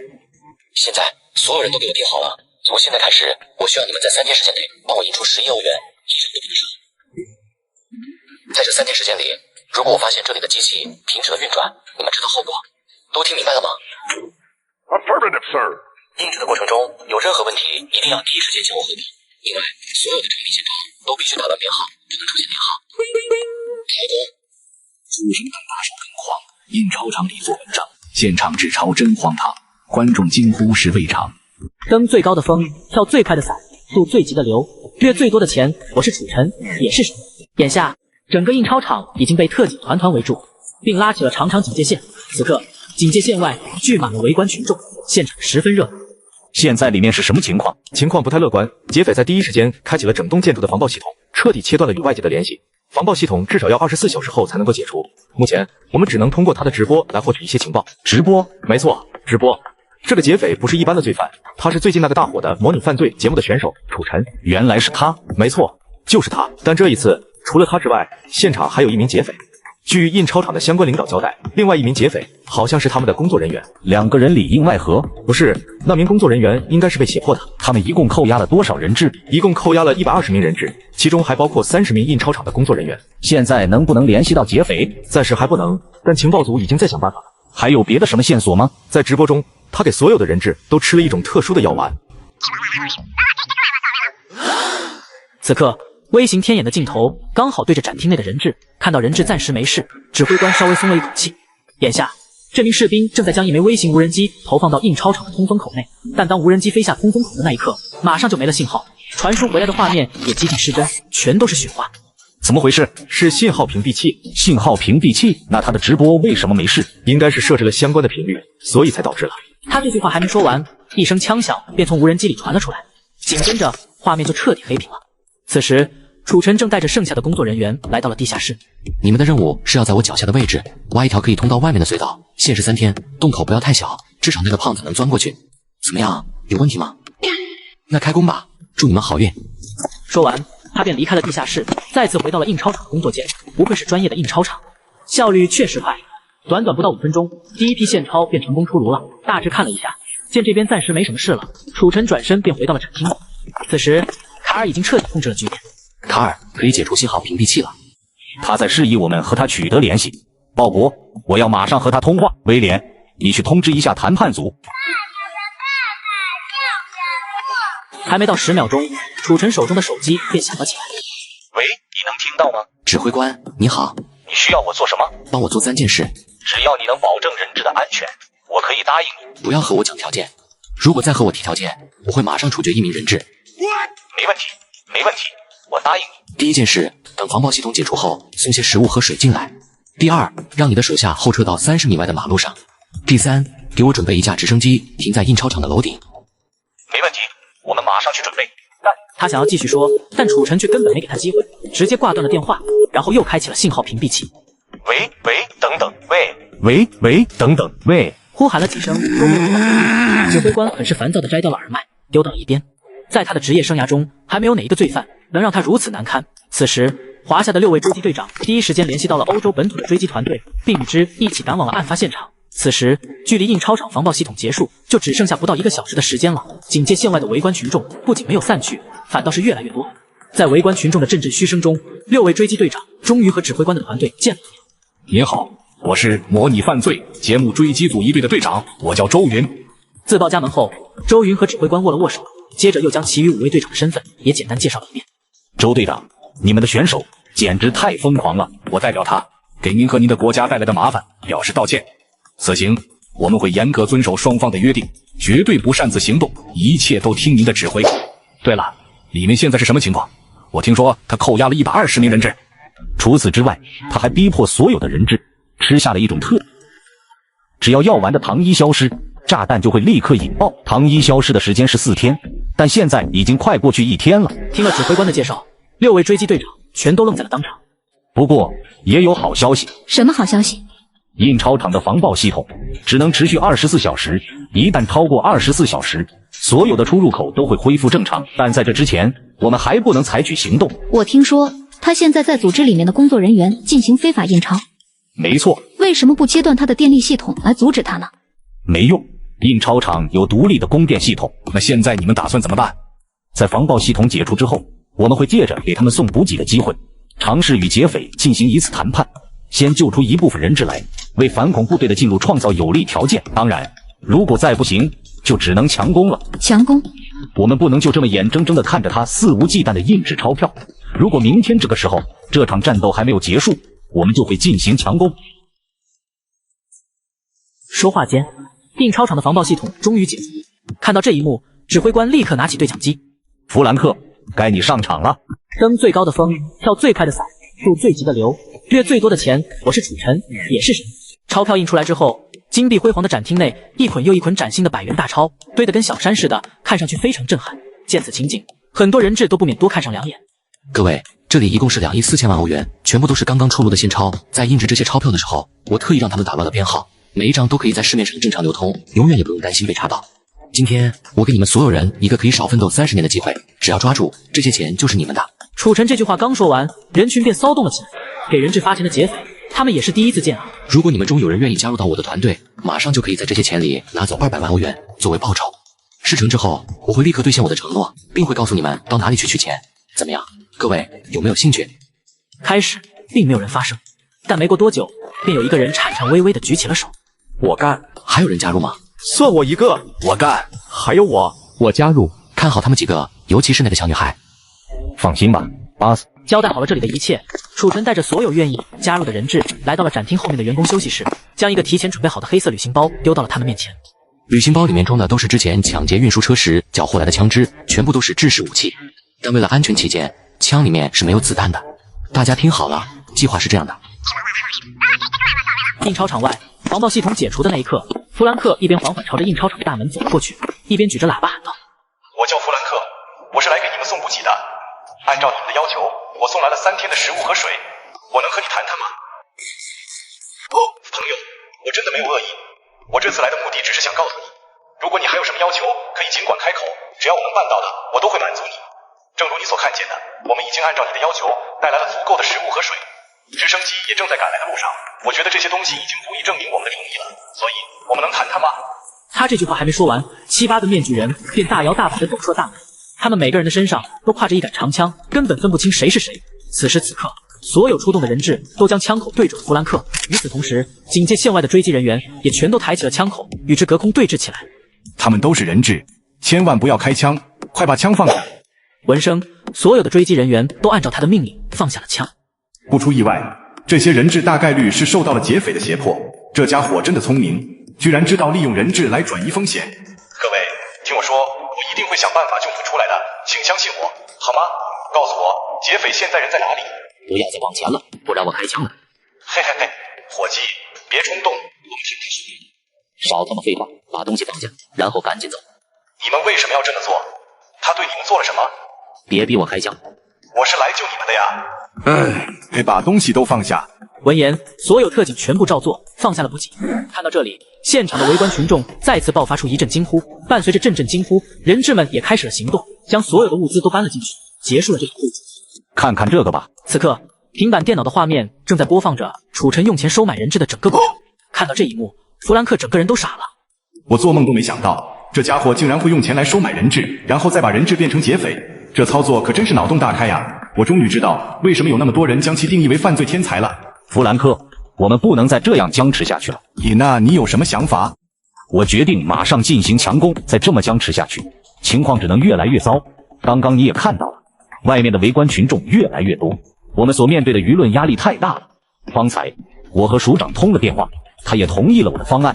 那些人质怎么办？他们现在已经不是标准意义上的人质了，而是劫匪的帮凶。我们必须马上阻止他们，绝不能让那个华夏人的阴谋得逞。如果这些钱流到外面，整个欧洲的经济可能都会受到影响。指挥官说完，也不管弗兰克同意不同意，直接拿起对讲机对正在待命的部队命令道：各单位请注意，马上准备强攻。指挥官一声令下，所有正在待命的反恐部队立刻行动了起来。这些人绝对疯了，在明知道里面有人质的情况下，他们还是指挥反恐部队对印钞厂发起了强攻。真的不敢相信，他们最终竟然还是采取了如此极端的手段，这已经违了人道主义。这种行为一定会遭到国际社会的谴责。是你们把事情想得太简单了，这件事情所造成的舆论影响实在是太大了。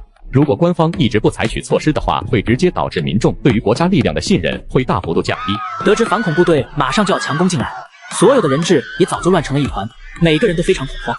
哇塞，我们怎么办？楚尘并没有回答他，径直走向一个正在角落里瑟瑟发抖的小女孩面前停了下来。你应该知道打给谁，我给你1分钟的时间，如果在规定时间内他们没有撤退，可能你就要到地府报道一下了。喂，爸爸，是我，艾米丽。我在罗马印钞厂，处境很危险，千万不要让他们进来，求求你了，快来救我！如果那些士兵敢打进来，你永远都别想再见到他。登最高的峰，跳最快的伞，渡最急的流，掠最多的钱。我是楚尘，也是神。卧槽，这小女孩什么来历？兄弟们，我觉得事情可能没我们想的那么简单。他怎么知道这个小女孩的身份不一般啊？是啊，我的天呐，真没想到，楚神竟然还有这么一手杀手锏，太不可思议了。好家伙，他不会连每一个人质的身份都了如指掌吧？就在指挥官即将向预备部队发动强攻的命令时，一伙神秘的黑衣人突然登上了他的指挥车。指挥官你好，你们是？我们是密情局的人。密情局说他是锦衣卫也好，东厂也罢，总之是一个神秘组织。你们来有什么事吗？请你马上下命令取消行动，让所有的突击部队即刻撤回来。这是谁的命令？抱歉，无可奉告，下命令吧，不然会马上以危害公共安全罪逮捕你。我能打个电话吗？不能。下一秒，就在双方正僵持的时候，指挥官的手机突然响了起来。喂，署长。怎么样，指挥官？各单位请注意，行动取消，所有人马上撤到警戒线以外。指挥官，我刚刚一直都在看他的直播，我知道密情局的人为什么来了。为什么？野人质里有一个小女孩，应该来头不小。这个小女孩不是普通的人质，她只是随便打了一个电话，就让署长下了撤退的命令。指挥官愈发觉得这件事已经彻底超出了他所能掌控的界限。车间内还没到2天就完成了8个亿，不出意外，明天早上应该就能完成10亿的任务目标。钱这个东西，不愧是人类文明中最伟大的发明。就连著名的哲学家王多鱼先生就这样说过。本来打算以普通人的身份跟你们相处，可换来的却是输赢。装了，我是亿万富翁，摊牌了。第2天一早，楚尘将所有的人质都喊到了金库里，准备开启这次任务的收官之战。各位，这里是10亿欧元，接下来我需要你们用这些钱制造一场混乱，为我的逃跑创造时间。你要我们怎么做？等下我会要求警方将所有的直升机都停在楼顶，你们要做的就是拿着这些钱登上飞机，然后不留余地将钞票从直升机上撒下去，全部都丢下去吗？是的，全部。那你答应给我们的钱呢？伙计，我看起来像是不守信用的人吗？那倒不是，我们只是希望你能兑现你的承诺，还有解除炸弹的解药，因为我们的时间真的不多了。放心吧，事成之后，你们所有的疑问都会迎刃而解的。但现在不是和我讨价还价的时候。我们中的所有人都要去吗？这个我会安排的。说着，他从上衣口袋里掏出一张名单，递给了一旁的卡尔。等下所有点到名字的人都将参与到这项行动中。等下你们要先把所有的钱装到这些提款箱里，然后再用电梯运到楼顶。现在是凌晨5点，我需要你们在今天中午之前完成这个任务，明白吗？明白。既然准备好了，就让这座城市好好感受一下这场别开生面的钞票雨吧。说完，他当着所有人的面缓缓摘下了自己的面具。我的天啊，是他！原来是他！上帝，原来是你！你是楚尘！这一刻，所有的人质都认出了楚尘，一时间，各种呐喊声与尖叫声直接响彻了印钞厂的每一个角落。除了刚刚点到名字的，余下的所有人全部从正门走出去。具体的行动时间，到时候听我的命令。你的意思是要放我们走？你们也可以这么认为。闻言，所有的人质都懵了，立刻交头接耳起来。不出意外，整栋建筑所有的出口都已经被警方团团围住。如果就这么放了他们，那楚尘的处境一定会变得非常危险。想到这里，很多人质都开始为他担心起来。看着这些为自己说话的人质，楚尘笑了笑。大家不用担心，你们到时候要做的就是放下武器，然后大摇大摆的从展厅正门走出去，剩下的交给我就好，不要问为什么，明白吗？见所有人都没有了异议，楚尘拍了拍手。既然如此，那大家就开始行动吧。一声令下，所有的人质都动了起来。Boss， 外面有情况。什么情况？来了个黑衣人，说要和你谈谈。我等的人来了。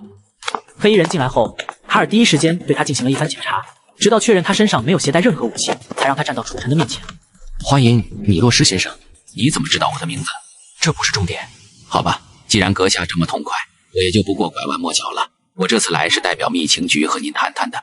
怎么谈？这里人多，我们去别的地方谈。姐。米洛士走过去的时候，故意拉近了与楚尘的距离，将一个微型定位器放到了他的口袋里。他的手速很快，但还是被楚尘给发现了。不过他并没有点破黑衣人的所作所为，也没有当众戳穿他，仿佛什么都没有发生一样。有什么话请直接说吧。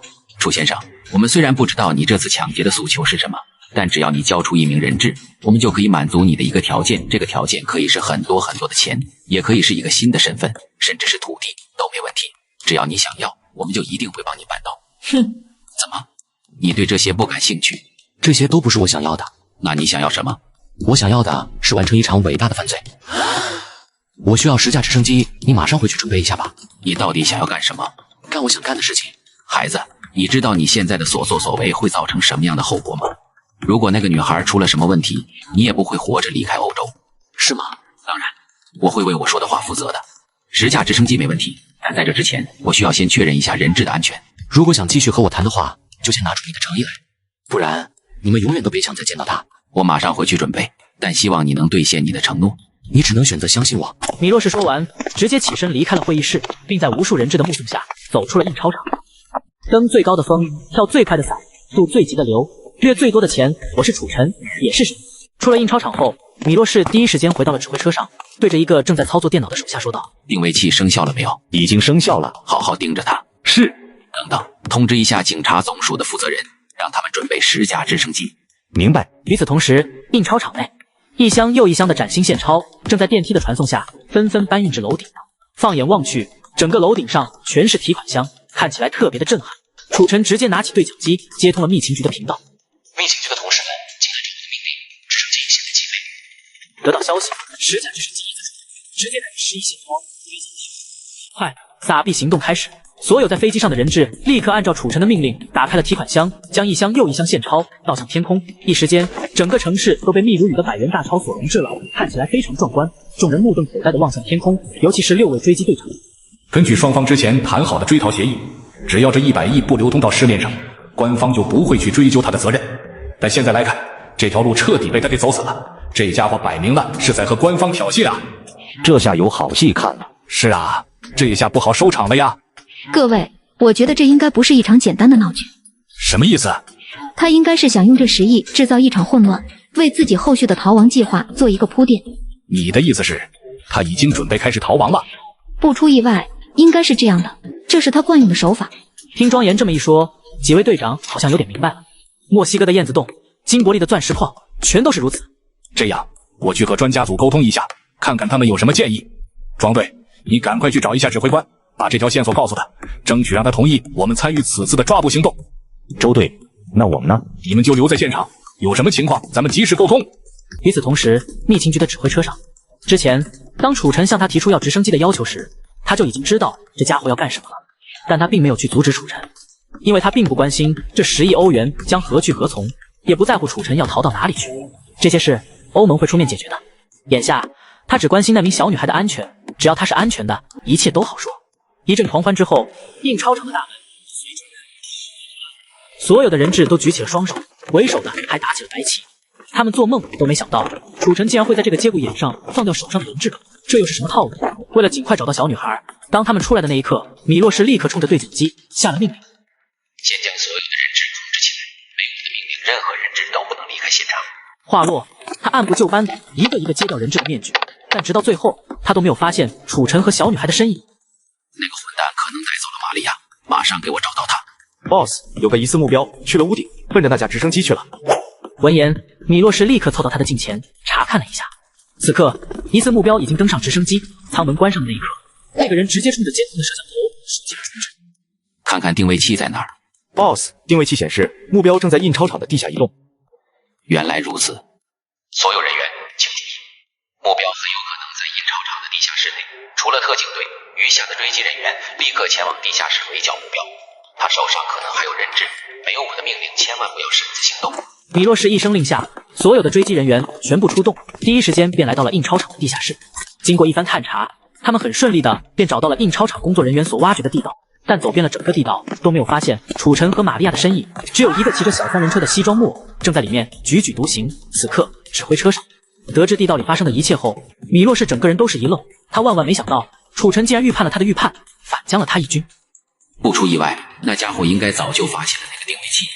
目标不在地道里，他应该在直升机上，一定要想办法截停他。得到命令，反恐部队的直升机立刻出动，很快便追上了楚尘所在的直升机。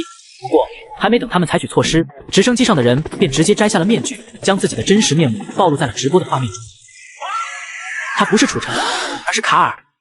2个大活人就这么凭空消失了。哼，在这个世界上，还没有人能从我的眼皮子底下溜走。你们都给我听好了，目标手上还有一个人质，这个人质的身份很特殊，无论如何都要给我找到他。接到米洛士的命令，所有的追击人员第一时间就将印钞厂翻了个底朝天，但最后的结果却还是一样。Boss， 目标可能不在印钞厂里。让所有的人质做好接受审讯的准备。下一秒，米洛士径直走向了人质的正中间。大家好，身为本案的负责人，我要先跟大家说句抱歉，因为从某种角度上来讲，你们也是受害者，只是出于无奈才做了劫匪的帮凶。现在我给你们每个人一个改过自新的机会，只要你们说出劫匪的下落，我可以对你们的所作所为既往不咎，并奖励提供线索者10万欧元。这10万欧元可不是什么赃款，你们可以合理合法的进行支配，但机会只有一次，如果有人考虑好了，就上前一步，把你知道的说出来。米洛士这句话说完，所有的人质都没有上前。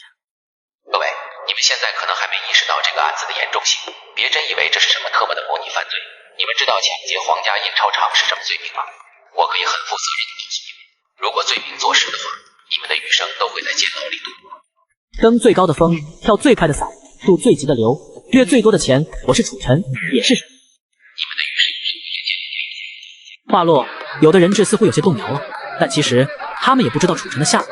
长官，不是我们不说，而是我们真的不知道他到底去了哪。没错，我们真的什么都不知道。他只是让我们放下武器走出去，然后就消失不见了。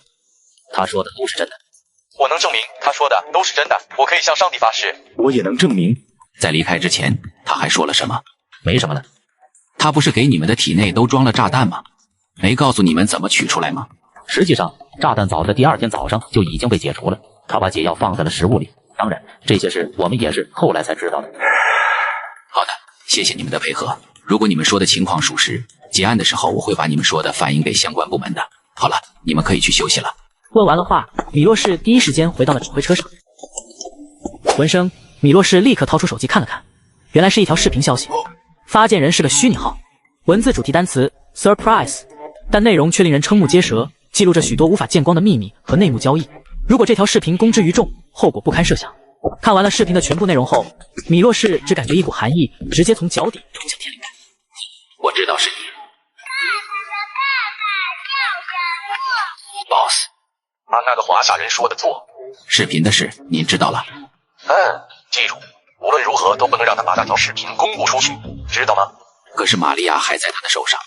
先不要去管他了，想办法找那个华夏人，跟他好好谈谈吧。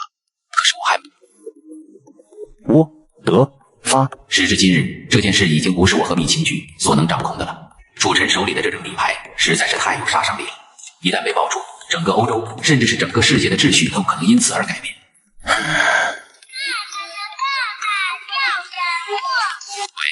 米洛士先生，我送给你的礼物已经收到了吧？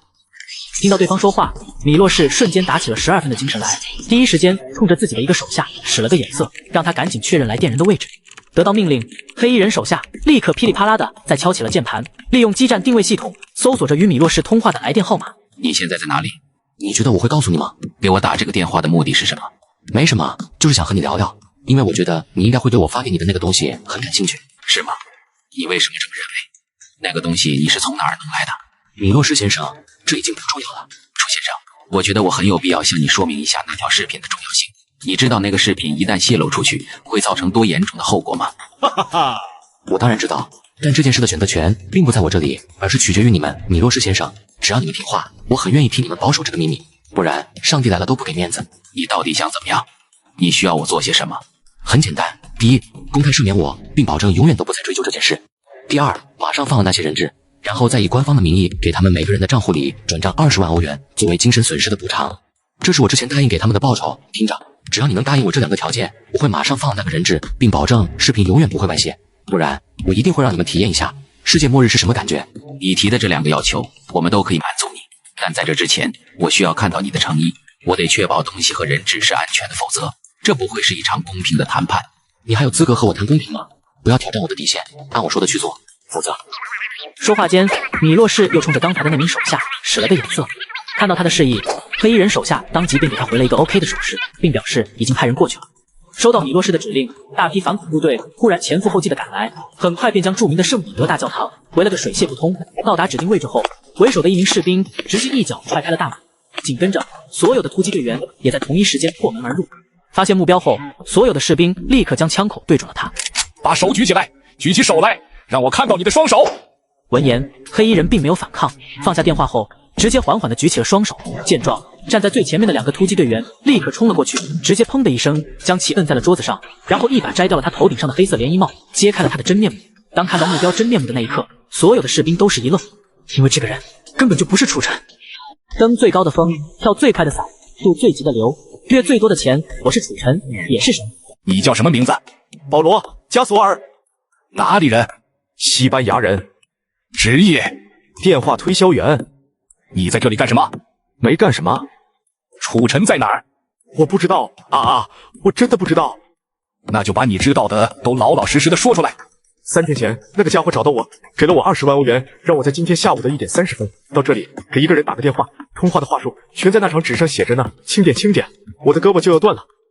闻言，审问的士兵直接一把拿起他面前的 A4 纸，看了看，戈登确实没说谎，这些话术设计的非常专业，每一句话都有对应的回答方式。很抱歉的通知你，戈登，你被捕了。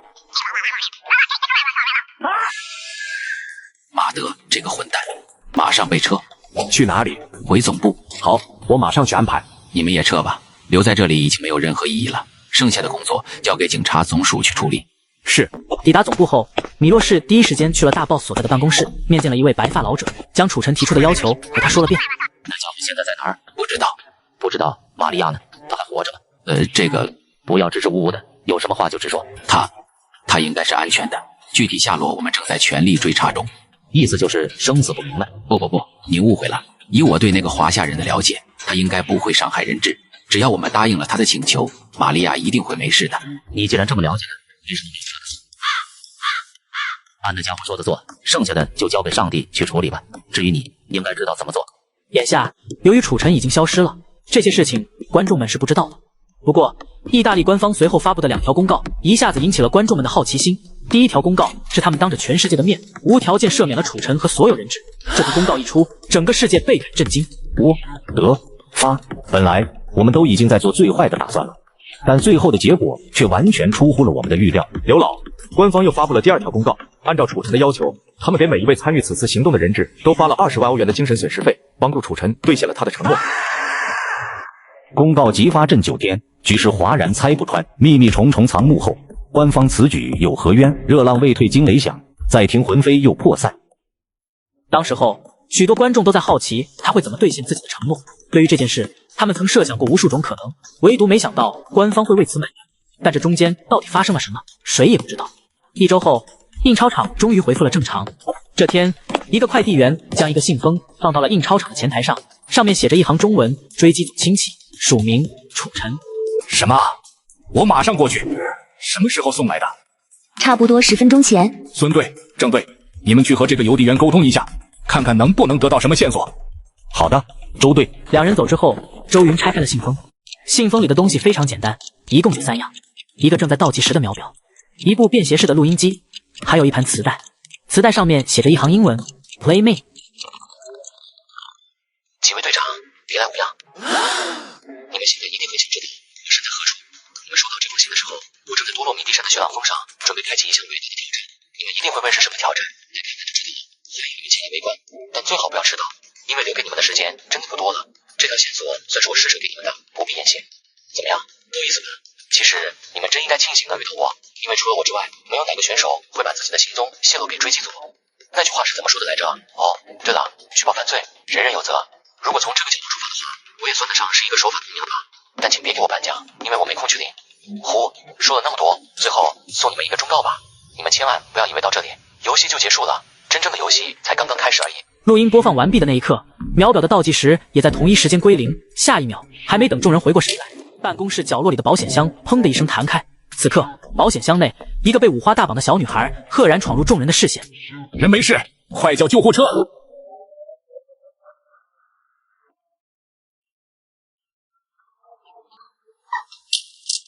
伴随清晰可闻的碎裂声，一个男人缓缓地从中站起身，不停冲着镜头喘着粗气。楚神隐匿地底间，外界风雷不动山，兵戈铁马头顶过，泰然自若小人间。最险之地藏黯然，世人惊叹此妙算。登最高的峰，跳最快的伞，渡最急的流，掠最多的钱。我是楚尘，也是神。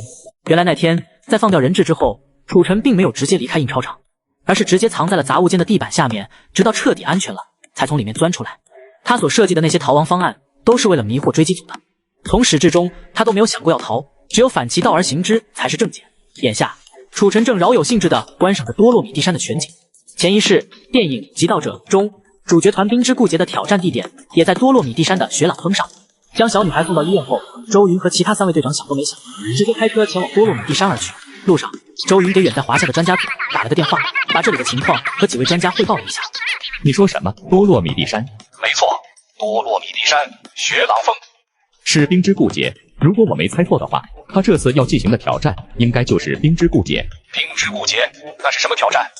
看字面意思，应该是一项致敬冰雪或是与冰雪相关的极限运动。既然这小子敢向我们发起挑衅，并暴露自己的行踪，就证明他已经给自己选好了退路。这样，你们先过去看看什么情况吧。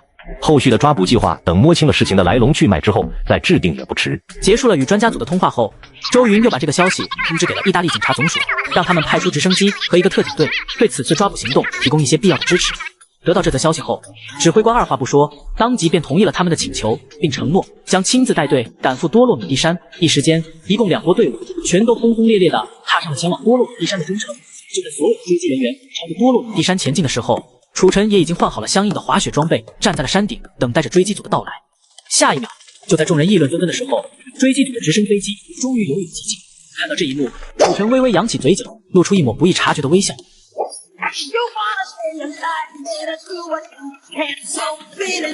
而后果断戴上头盔，接着双手雪杖很自然的一撑，便从山顶滑了下去。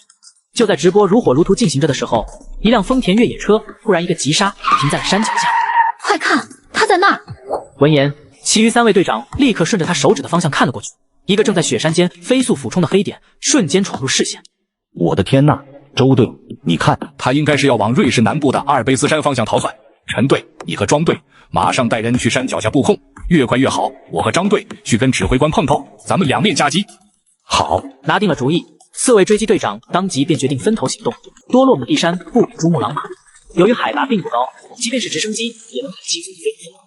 我的天啊，我看到他了，他在干什么？我的天呐，他在干什么？指挥官这句话脱口而出的时候，楚晨正踩着滑雪板飞越过一道巨大的深渊，由于跨度太大，雪板在降落时炸开的雪雾瞬间吞噬掉了楚晨的身影，直到数秒钟后才再次现身。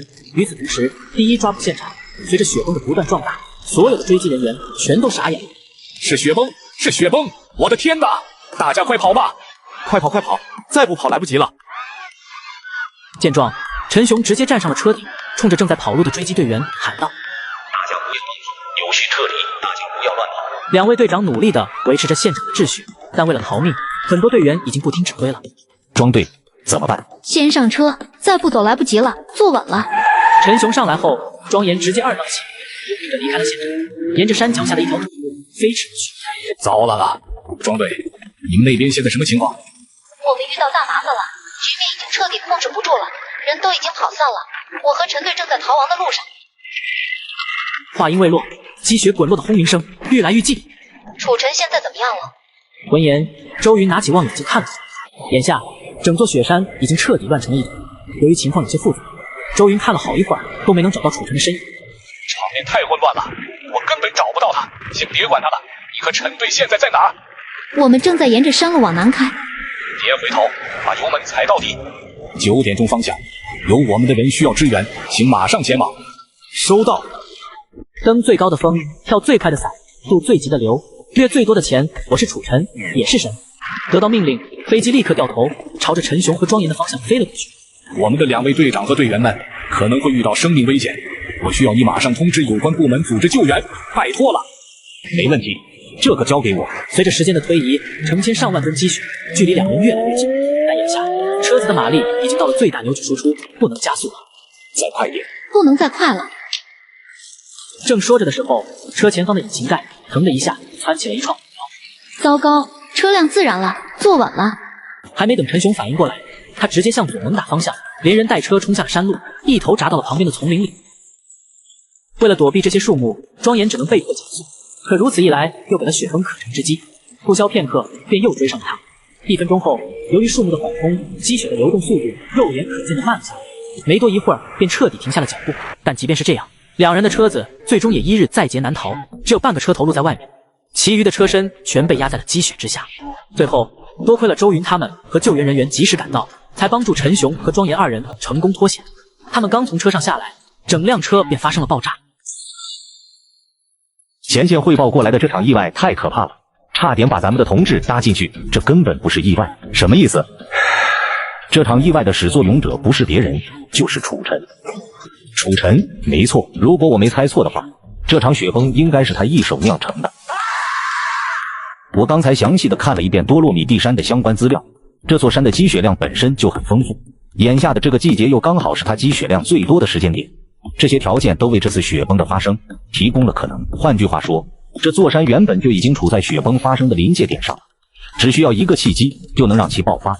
对于这一点，我相信楚晨肯定早有预料，他之所以敢把挑战地点大张旗鼓地告诉追击组，就是想借助这次雪崩为自己铺垫出一条绝佳的逃亡之路。可问题是，雪崩这种自然现象根本没办法控制啊。你错了，这是可以控制的。这个问题的关键就在他脚下踩着的那个滑板上面，滑板在雪地上滑动时发出的声音与滑板自身的曲线，每时每刻都在改变着积雪的状态，最终量变引起质变。从雪崩里逃出升天后，楚尘直接一路向北，深入到了瑞士境内。任务奖励1头针，请注意查收：神级冲浪技能、神级黑客技能、神级开锁技能、神级跑酷技能。根据这些技能介绍，不出意外，下一项挑战来了。新的任务已开启，请注意查收：任务名称：风之涌动，任务时限15天，任务类型：主线任务，任务内容：1. 在任务时限内将德国奈翠藏在瑞士国家银行地下金库内的1000吨黄金。2. 在任务时限内于瑞士瓦伦施塔特峡谷完成风之涌动的挑战。3. 向全世界公布你的犯罪计划。登最高的峰，跳最快的伞，渡最急的流，掠最多的钱。我是楚尘，也是神。二战期间，纳粹方面掠夺了大量的财富，这些财富有很大一部分都在战争结束后被明军收缴了，并归还给了之前的拥有者，但依然有很多下落不明。纳粹黄金就是其中之一。如果不是这次任务，谁能想到上千吨的黄金居然就藏在瑞士国家银行的地下金库里？与此同时，意大利的一间病房内，你们现在感觉怎么样？只是擦破了点皮，不碍事。不过刚才真是太惊险了，就只差一点，多亏了装备，不然这回哥们10有8九是嘎了。我没事，队员们怎么样？有人伤亡吗？截至目前，轻伤的有几百个，重伤的有20多个，暂时还没发现死亡。伤了这么多？不止，相关的搜救工作仍在进行中，具体的伤亡数据估计得等搜救工作结束之后才能统计出来。听到这个消息的时候，陈雄和庄严的神情瞬间就暗淡了下来。这家伙的运气是真的好，如果没有这场雪崩，这次他肯定跑不了。怪就怪我们的运气太不好了。说出来你们可能不信，这次雪崩其实并不是意外。什么？不是意外？我刚刚和专家组通过电话，他们一致认为这场雪崩不是意外，而是楚尘一手制造的，目的就是为了向我们挑衅，进而躲避追捕。一手制造的？这怎么可能？多洛米蒂山不是一般的雪山，由于常年无人涉足，再加上积雪量非常大，很容易发生雪崩。尤其现在这个季节，哪怕一个细微的改变都有可能改变雪层的内聚力。他脚下的滑雪板就是引发雪崩的罪魁祸首，是他的介入让本就松动的雪层形成了某种共振，所以才促成了这次雪崩的爆发。他难道就没考虑过这件事会造成什么样的后果吗？后果？我们抓他这么长时间了，你觉得他做事会去考虑后果吗？追击组的伤亡情况暂且不论，这件事等我抓到他了，我会跟他算账的。但周队，你别忘了，那座山的下面就是居民区，距离雪崩的事发地只有不到1公里。一旦发生意外，后果不堪设想。为了逃亡，不惜引发一场可能会伤及无辜的灾难。这家伙真是要多离谱就有多离谱，他甚至差点害死我和庄队。如果不是我们及时下撤，我们现在就不是在病房里了，而是在停尸房里了。你要干什么？去把那个混蛋抓回来。今天上午，我刚刚获周队长通过电话，目前搜捕工作统计出来了，重伤987人，轻伤1382人。万幸的是，没有死亡案例。楚尘呢？有他的消息了吗？还没有。搜捕团队只在现场发现了他的滑雪装备，除此之外一无所获。那其他痕迹呢？只发现了一些脚印。他们用搜救犬追踪了一段，最终只跟到了一个山崖边，就无法再继续了。根据这条线索，追击组认为他有很大的概率已经潜入到了法国境内。刚刚我们已经和法国的相关部门取得了联系，并获得了调查权限。小林，这个任务就交给你了。法国会是他的最终目的地吗？我觉得应该不是，这很可能是他给我们留下的陷阱。陷阱？为什么这么说？首先，这个国家没有合适的挑战地。其次，我觉得楚尘应该不会犯这种低级错误，以他的反侦查能力，是肯定不会留下这些痕迹的。从节目开始到现在，我们能找到的所有线索，都是他想让我们找到的。所以你觉得这很可能是个陷阱？这肯定是他放的烟雾弹。那他会去哪儿呢？以我对他的了解，他接下来肯定会反其道而行之。我觉得他应该会就此返回意大利，潜伏下来，然后再伺机而动。返回意大利？没错，逆向思维，最危险的地方就是最安全的地方。可万一他真的去了法国呢？怎么说呢？确实有这种可能。所以我们得两手准备，最好把阿尔卑斯山周边的这几个国家都好好查查，肯定能有所发现。现在时间已经过去3天了，我估计用不了多久，这家伙就会再次犯罪。按照楚尘之前的节奏，他的下一次犯罪确实不会太远了。留给他的时间确实不多了。眼下整个比赛的赛程就只剩下10天了，但他还有4次挑战没有完成。为了加快进度，他肯定会加快节奏。对于这一点，我们已经在他之前的几次犯罪中印证过了。如果10天之内还抓不到楚尘的话，这场游戏就会以他们的失败而宣告结束。与此同时，瑞士国家银行著名的班霍夫大街，天空之中突然出现了一个异象，一个巨大的黑色飞艇缓缓出现在了高楼大厦之间。飞艇的正中间印着一个巨大的面具图案。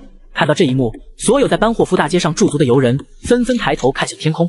嘿，你们快看，那是什么？天哪，我的上帝，这个面具看着好熟悉啊！这不是抢劫罗马皇家印钞厂那个家伙戴的面具吗？楚尘，没错，是他。眼下，他虽然还没有正式现身，但当这个形象出现的时候，人们就知道那个男人回来了。